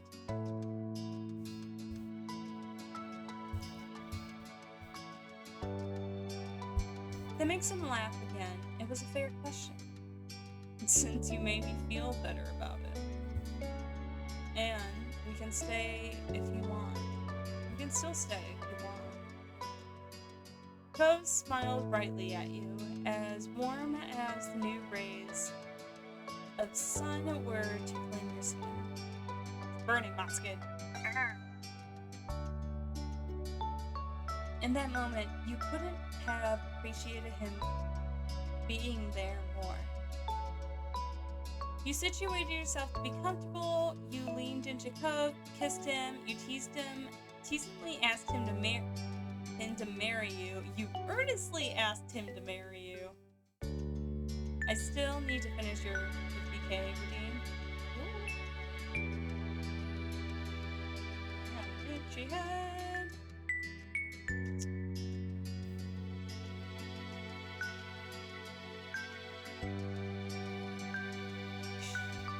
Okay. I'm gonna do this. Mario. I'll do this and see where this goes. You moved your face forward and gave Cove a small kiss, and he tilted his head against yours. Good night, Cove. Good morning, Cove. Thanks, Space Cadet. You're my favorite neighbor. I love you so much. He took in a breath, forever amazed whenever you spoke those words. Sophia, I love you. The two of you remained together in the familiar Poppy Hill, where you first met until the world began to fade and blur and you fell asleep. A few more gentle words drifted into your consciousness. See you tomorrow. Your eyes lids dripped, but you felt good. You were safe and relaxed, and everything that had come before this reassured you of that. You were confident that when you opened them again, it would be okay. You opened your eyes, and instead of the walls of the room, you were surrounded by an open sky.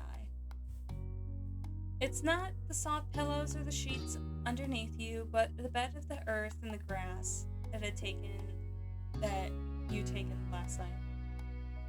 The day welcomed you with a shining sun, a refreshing breeze, and the chirping of the birds. You cupped your face with your hands as you sat up, feeling the imprint of the grass blades leaving lines into your cheeks. Sophia.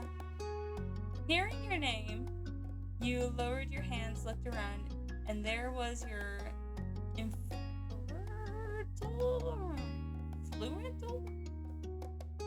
neighbor, Cove Hilton.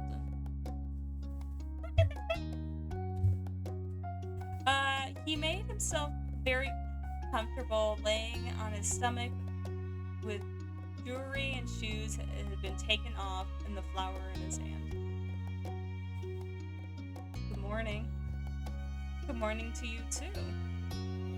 Cove laughed, tickled with the overall situation and simply being able to spend time like this. I told you I'll see you tomorrow. You smug ass bitch. It's the exact same day, Cove. I feel like you kept going in this series. Oh, me? I don't know. Depends. I'm like, I would just have to go get more water. We can finish step 4 tonight if you guys want. It's just the epilogue. So I think I would have to do the wedding in a different thing. Or I would have to see how I feel at the end of step 4. Pretty safe bet we'll see each other nearly every day. Alright, good for you. I'm glad you're alright. Bree smiled at him.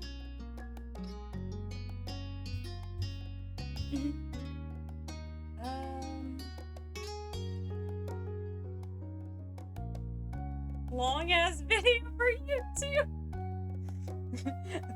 I'm gonna fucking upload it and everyone's gonna be like, what the fuck is this?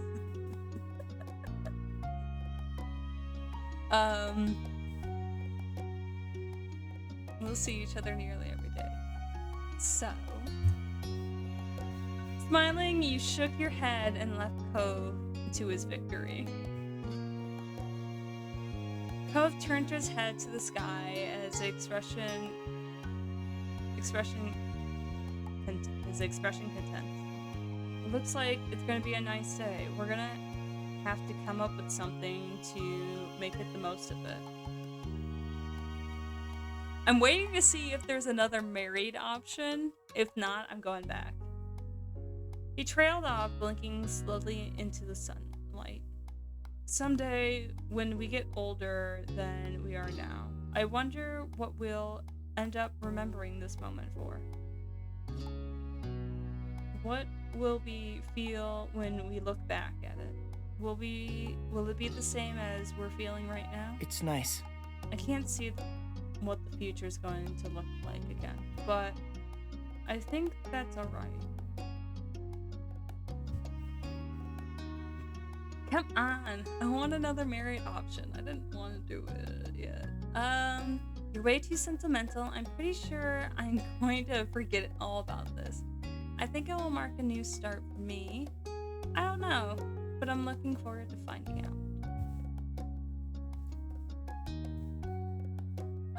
Cove's eyebrows lifted as he turned to look at you. That's a good one. I want to think about it like that too. He eyed the hill,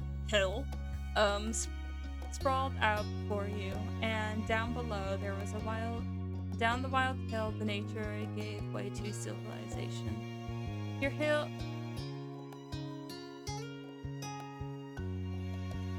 Your home and coast laid at the bottom, neatly filled among the other houses in the neighborhood.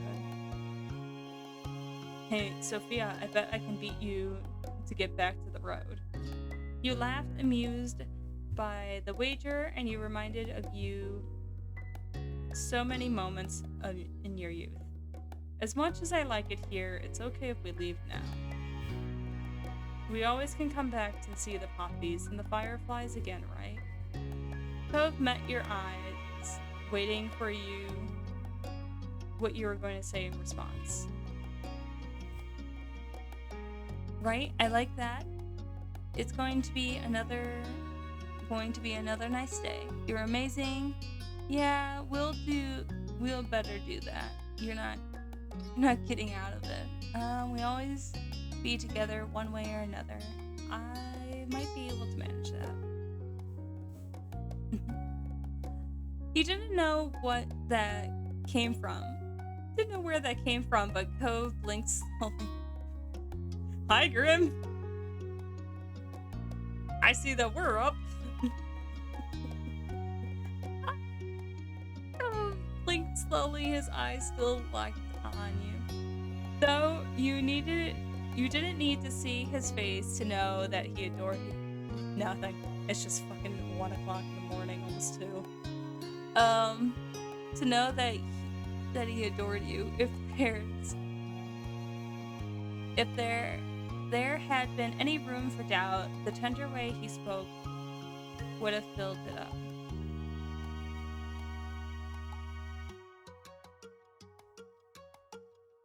So it is. You're one of a kind, huh? Oh, look, a foot! TOS. Cove beamed at you. His expression was so unlike Why is fertilizer smiling at you? His expression was so unlike the one he wore when he first owned him here. Swaddled in sadness and uncertainty. And yet, you couldn't help but glimpse at the boy once more underneath his bright expressions and matured features. Come on. There's not going to be another option for me to marry him. Fuck. I might have to go back, guys. He offered you a hand and you accepted. Your palm fitting around his. Cove lifted himself up, pulling you along too. You think about it, he's technically... Oh my gosh. My parents probably aren't going to come running for us this time. We're going to have to make our own call, and Wait, Johnson does that.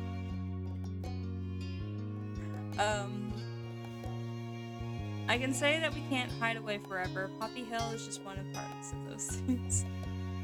There are They're more out there for us than this time. This place alone. Let's enjoy it. You couldn't say... Oh, fuck. Alright, guys. You guys ready for this? Because we're going back. Whee!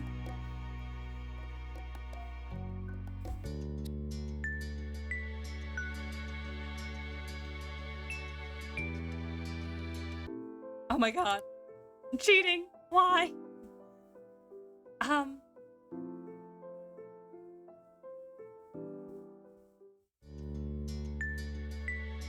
Because I'm cheating. Why so far back? I guess. We're not going that far back. Huh. I get it. There we go. Oh, Wolfie cheats. Respect law. It is no cheat. No cheat. I'm marrying this bitch. Respectfully cheats. Marriage. It's such a big step to take, but yet so natural. And you wanted to be with Cove, and you needed him to be yours forever. Lies and slander. You can fight me, Grim. Even as children, Cove always has been with you, and you never know anything else since that first day you met. I have to cancel you now for cheating? Too bad. I guess I have to be canceled. Unfollows. The two of you had moments where you spoke about the possible futures, and you knew his feelings on marriage, and Cove wasn't afraid of that commitment. Marriage was just to be formalized, and what you were already sure of. Marriage would be a dream of yours come true. Marriage would make Cove happy. You wanted to take control of what would come next. Nah, I'm not that petty. Good, because you would never see me play Skyrim, because I leave it on God mode. Wait. 8. Is that... A true gentleman leaves no puzzle unsolved. I hope you know that reset your follower age. But yeah, you can spam, I think, pretty much spam click it.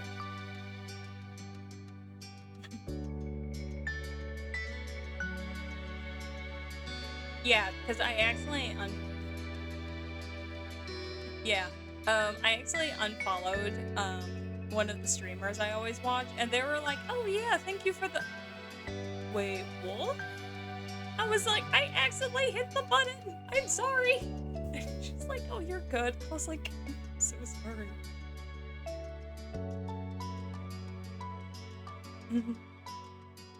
Wait, I left for a bit. What did I miss? Me marrying him. Look at it! 53 seconds. Just Wolfie cheating, Carl. Why did he have to go tell Dad? Sure, I'll do that. How does one reset? Like he was cheating. You felt the promise of being wed it was important, and there was no other than Cove that you wanted to share it with.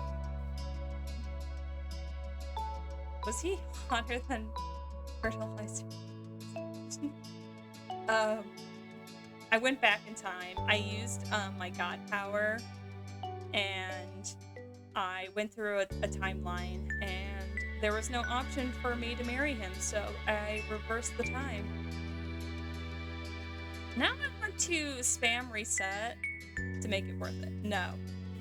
Tristan.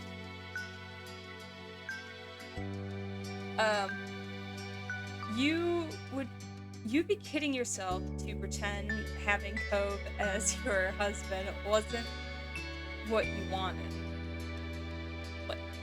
Married? How dare? I know, I am marrying him. Wolfie, you were saying something about fixing your follower age? No, I was saying if you unfollow and then you follow, it resets your follower age.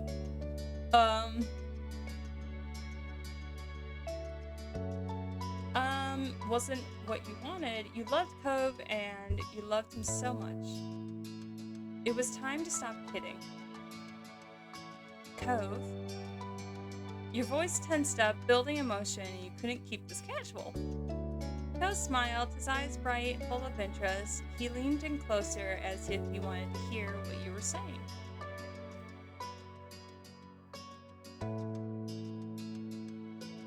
Which is rude as a...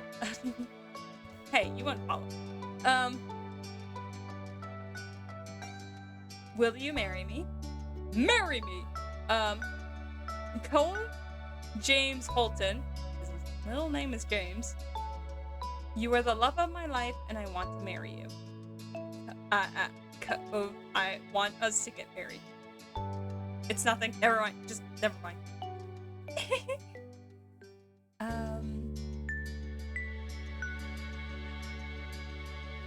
What if I just scream, marry me?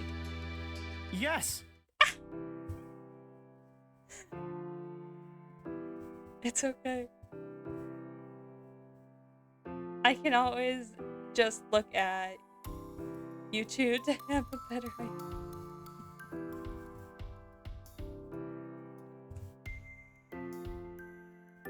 He buried his face in his hands, and immediately after that outburst, his bangs flopped down, hiding the tips of his finger as he hung his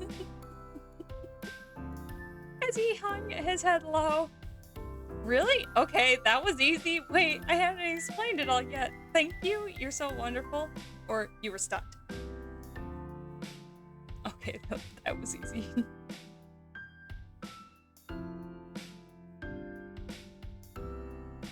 Be right back. Okay. You were thrilled at his instant yes. Cove was still unable to face you directly. He curled in on himself, his back shaking, and you realized he was trembling. I didn't mean it.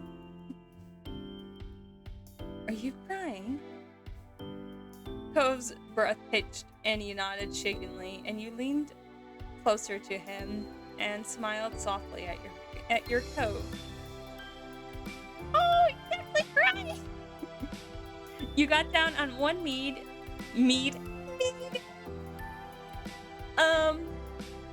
You got down on one knee. You picked up a poppy and offered it Cove. You got down on one knee and offered a Cove a poppy, or you looked at him straight. Or you straight. You looked straight at him. Still a little bitch. You guys are so weird. You got down on one knee. You wanted to get into position for your proposal. You knelt down, nestled with poppies. Okay, now I can't unfollow unless I disable my career. Okay. Carl, why are you farting?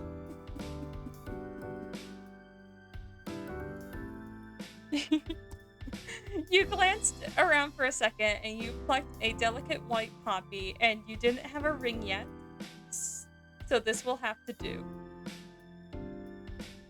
Romance makes me guess.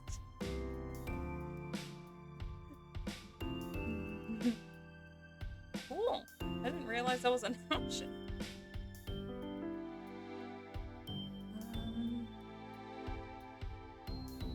You held out a flower. You didn't have a ring yet, so this will do. You held out a flower to Cove. Cove's fingers twitched at the sound of his name, and he spread them out, only slightly to peek at you adorably. Oh my god. His voice broke on only those two words. His eyes glanced down at the poppy in your grasp, and the flowers swayed back and forth. Whether it moved from a gentle breeze or a slight shake of your hand would be anyone's guess.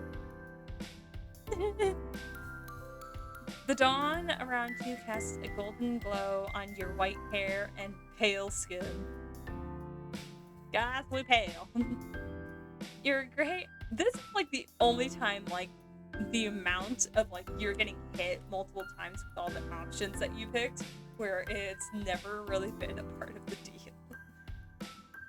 Your gray eyes sparkled, and you hoped he could see the depths of your love for him as you looked up at him from down on one knee.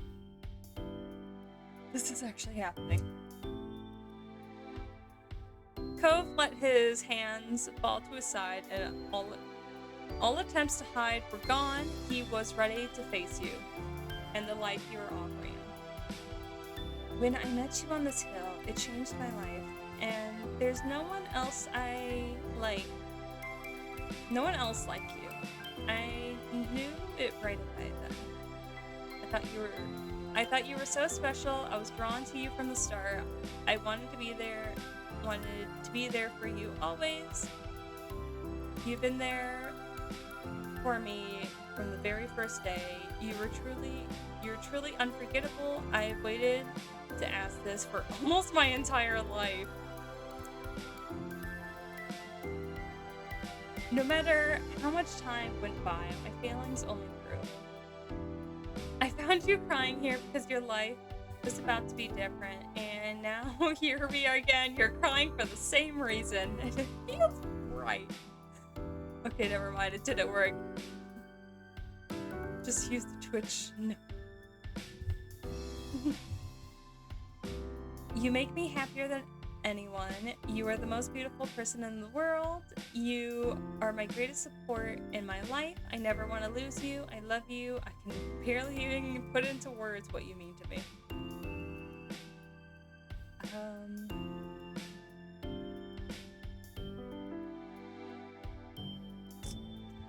I'll do that. 8-year-old me was right, thinking you were the one. I may not have a ring, but I am serious. Cove, I want to marry you. Do you want this too? I can't believe you've done this. Too bad, Dad. Yes, Sophia, I do. His voice cracked, but his answer was unmistakable.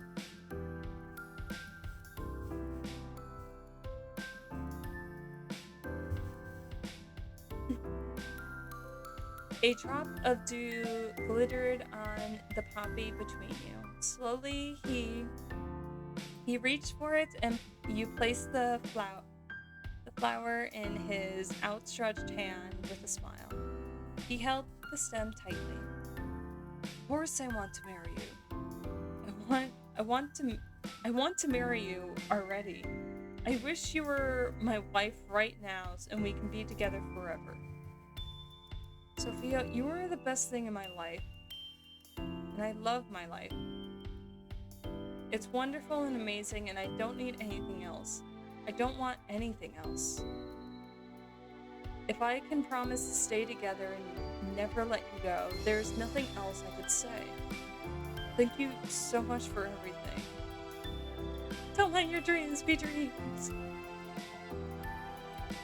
He blinked away the tears, tried to wipe them away. I love you. And I want to marry you. Just do it. You embraced him, you pulled him into a kiss, you pushed him down in the grass and kissed him, or you beamed at him. Boom. You couldn't hold back any longer. You launched yourself at him and knocking Cove down on impact. He laid flat on his back, the white poppies swayed around him, and my body broken inches. His eyes were wide, but he smiled with an expression that was so utterly Cove. As beautiful as he was, you didn't have any patience to only sit there admiring him. You leaned forward and kissed your fiancé. Cove was grinning underneath you, and you kissed back enthusiastically. Cove nuzzled against your neck and kissed right where your throat met your shoulder.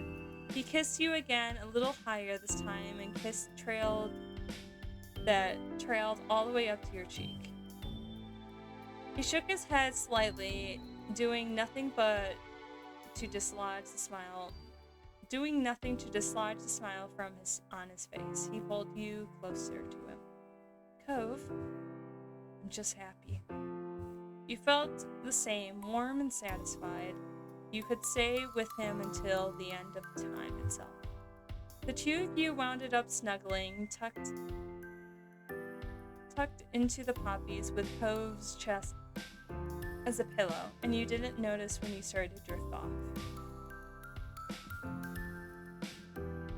The last thing you can make out was the soft rumbling of Cove's voice. See you tomorrow. Your eyelids drift and you felt good. You were safe and reassured. You were confident when you opened things again, things would be okay. I'm going to be kind of skipping if they are the same. Yep. Go. For Sophia. Hearing your name, lowering your hands, you looked around. There he was, the most... Fuck this shit, I'm out.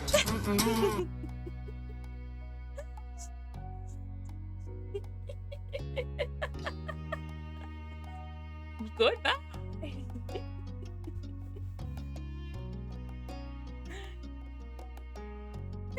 Your only love and your future husband, Cove Holton. There you guys go.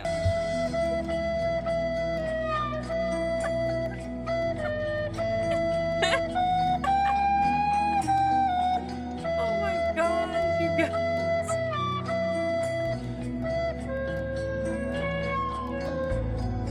Oh my gosh. He made himself comfortable lying on his stomach. Okay, yeah. The same puppy you gave him, he kept holding it. My baby girl's getting married. You wiggled yourself into a sitting position looking at Cove. He was blushing as his eyes lingered on you. Are we still engaged? We are. We better be, Cove Holton. Yeah, I say so, fiance. You nodded, you laughed. I object. Be Cove. Cove lit up and smiled giddily. He looked beautiful in his happiness, even with a random piece of grass in his hair. I hope so. Cove looked at the bright blue sky, leaned back, and watched one of the fluffy clouds overhead. You could barely make out his whisper. I can't believe this. I can't believe this. It's real. You didn't know if he was talking to you or himself. You scooted closer and listened regardless. This moment, when we look back at it, it will always be the time we got engaged. I can't see what the future's going to be like, but it's alright. We're going to be together for it, right? His voice grew in volume and confidence. Before he could tilt his head at you for his question, you were equally certain. Of course. He eyed the hill sprawled out before you. Down below, there's the gateway to civilization, our houses. We better go. We gotta let our families make a joke about us getting engaged. Basically, as soon as we are legally could. It's gonna be rough. Oh no, this is gonna be insufferable. I didn't think of that. We could stay a little longer. You nodded as you thought everyone's gonna react. Didn't think of that. No, this is gonna be insufferable. Cove grimaced in aggrievement. Hey, by the way, we can have each other. We'll have each other through hard times. With your support, I can get through even my dad being my dad.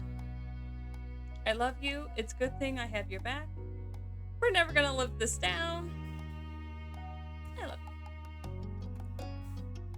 love the future. Cove beamed at you. His expression was so unlike what he wore the first time you found him. It was brimming with love and hope. Come on. He offered you a hand and you accepted it. Your palm fitting around his, Cove lifted himself up, pulling you along too. He slipped the poppy you used to propose safely into his pocket. So glad. What we have now is not only in the past, it's something for this moment. This is something we'll have always. With that promise, the two of you made your way down the hill.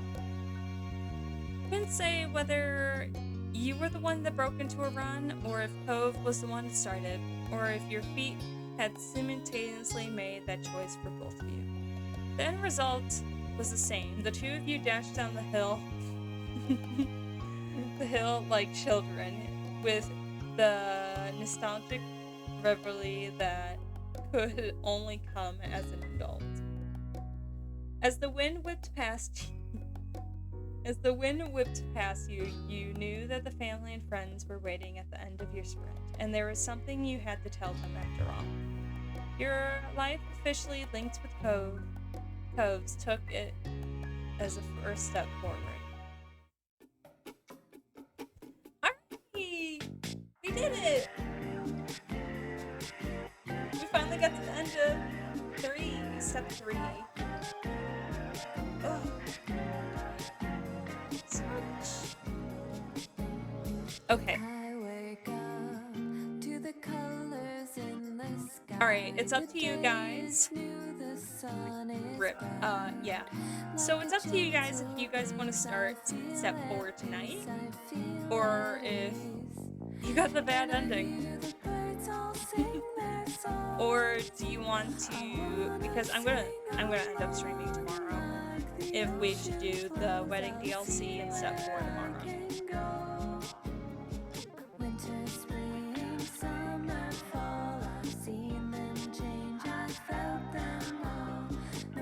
Tomorrow? Okay. Oh yeah, we can do it tomorrow. Isn't it like super late now? It's like 2.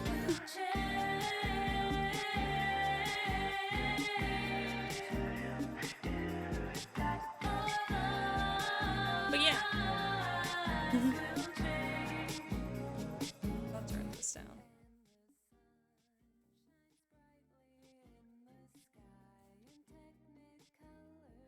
But yeah, so how does everyone feel about it so far? As I stretch.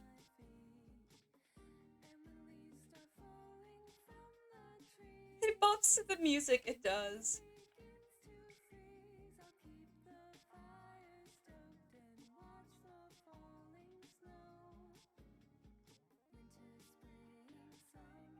I hated it.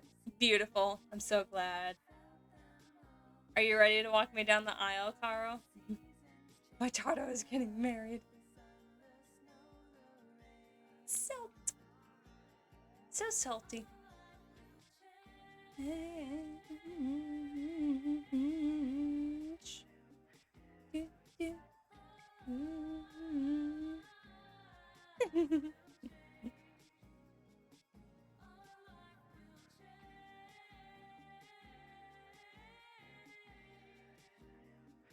I can't wait for the second game to come out.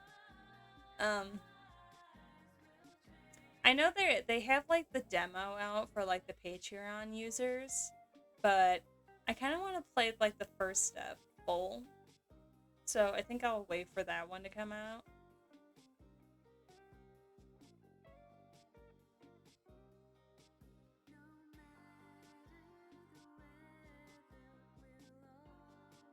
I love my hair that smacks me in the face.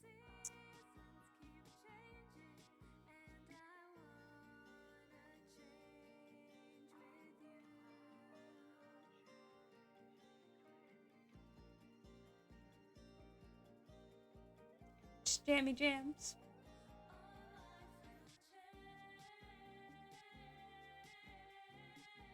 I'm gonna chill and play some Sonic now. Cool. Are you trying to catch up to where you were? Caro. This entire thing was made by Renpai Engine, and I'm just like, excuse me? Thank you for playing. The in-between?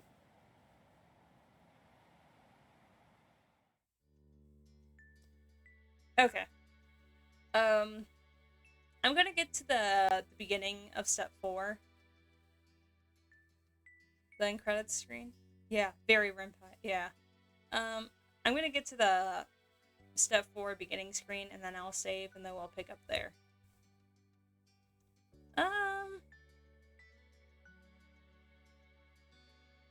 A lot of this won't change just because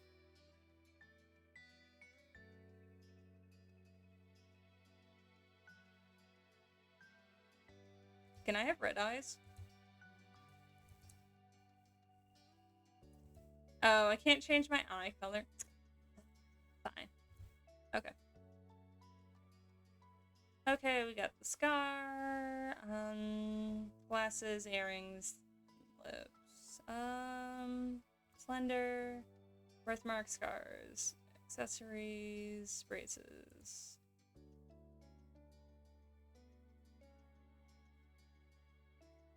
The end credits scene? I hope that's actually the ghost scene. Oh, rude. I can get tattoos, ring, plain, none, jewels, pattern, plain. I think I'm going to just go with plain. Headscarf, long, nails, nose ring. No, okay. Done.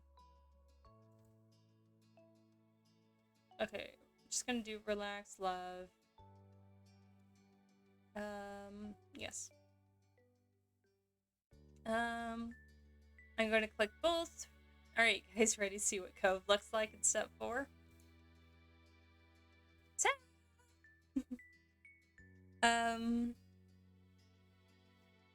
Oh, he's buff! Buff!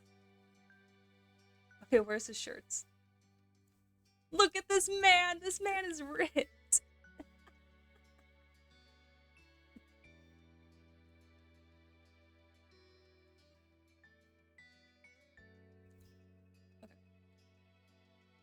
Give him a dad bod. I can't.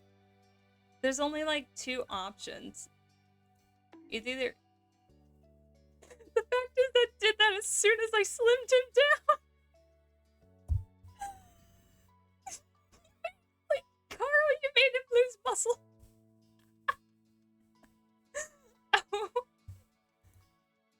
Okay. I actually really like... I really do like either or of his tattoos.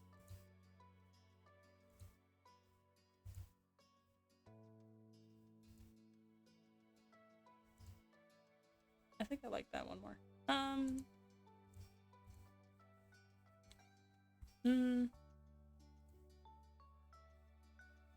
one looks cooler. His scar is slowly fading. But I don't know. I might just leave it because it is, depending on your choices, kind of depends on how he changes. So, there's his hair. Pants, right wrist, necklace. Left wrist. Right wrist.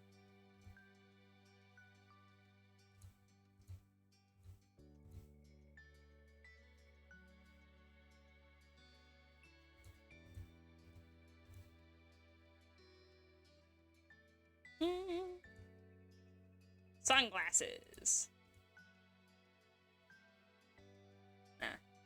Okay. I didn't mind what they chose, so I will do that. He's warm and oh. How many tokens to not save? None. What is Ko's initiative for... Hi. Alright. Save. Alright. There we go.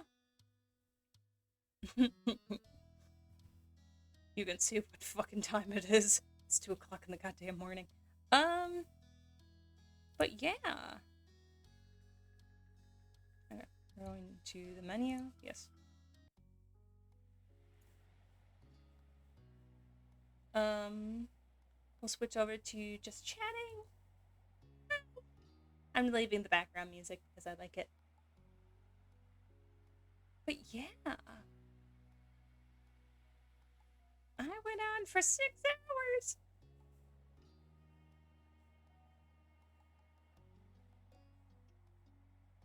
And no one I know is alive. Great.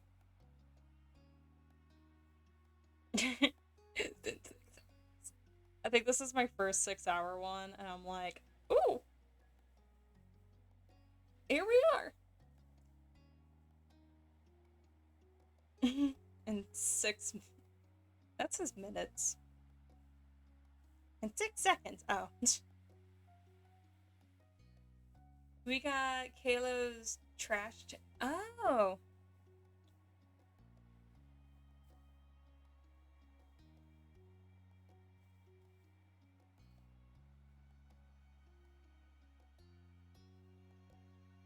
I forgot I'm like not following, so I'm like, ooh.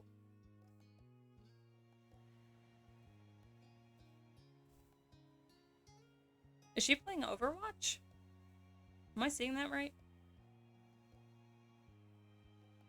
No one else is playing Hard Life. Yeah, I figured it's not like...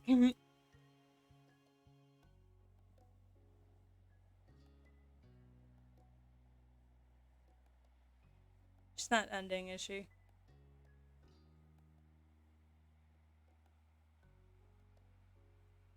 But yeah, I can raid her. Alright, we'll raid Trash Chick then.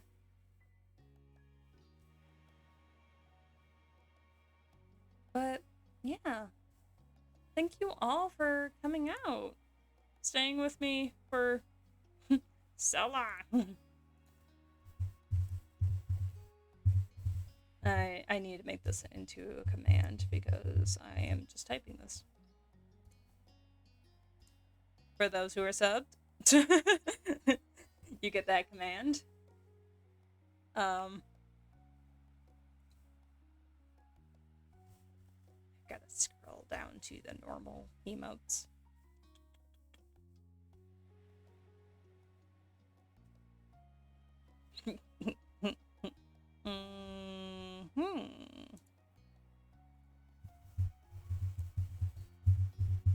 Those who are not subbed, get this one.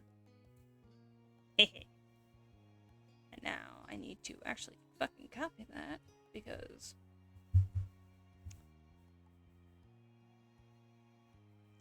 but yeah, I hope you all have a wonderful day and a wonderful night because I know most of you sometimes tonight. But thank you. Who isn't? Don't threaten them, TG.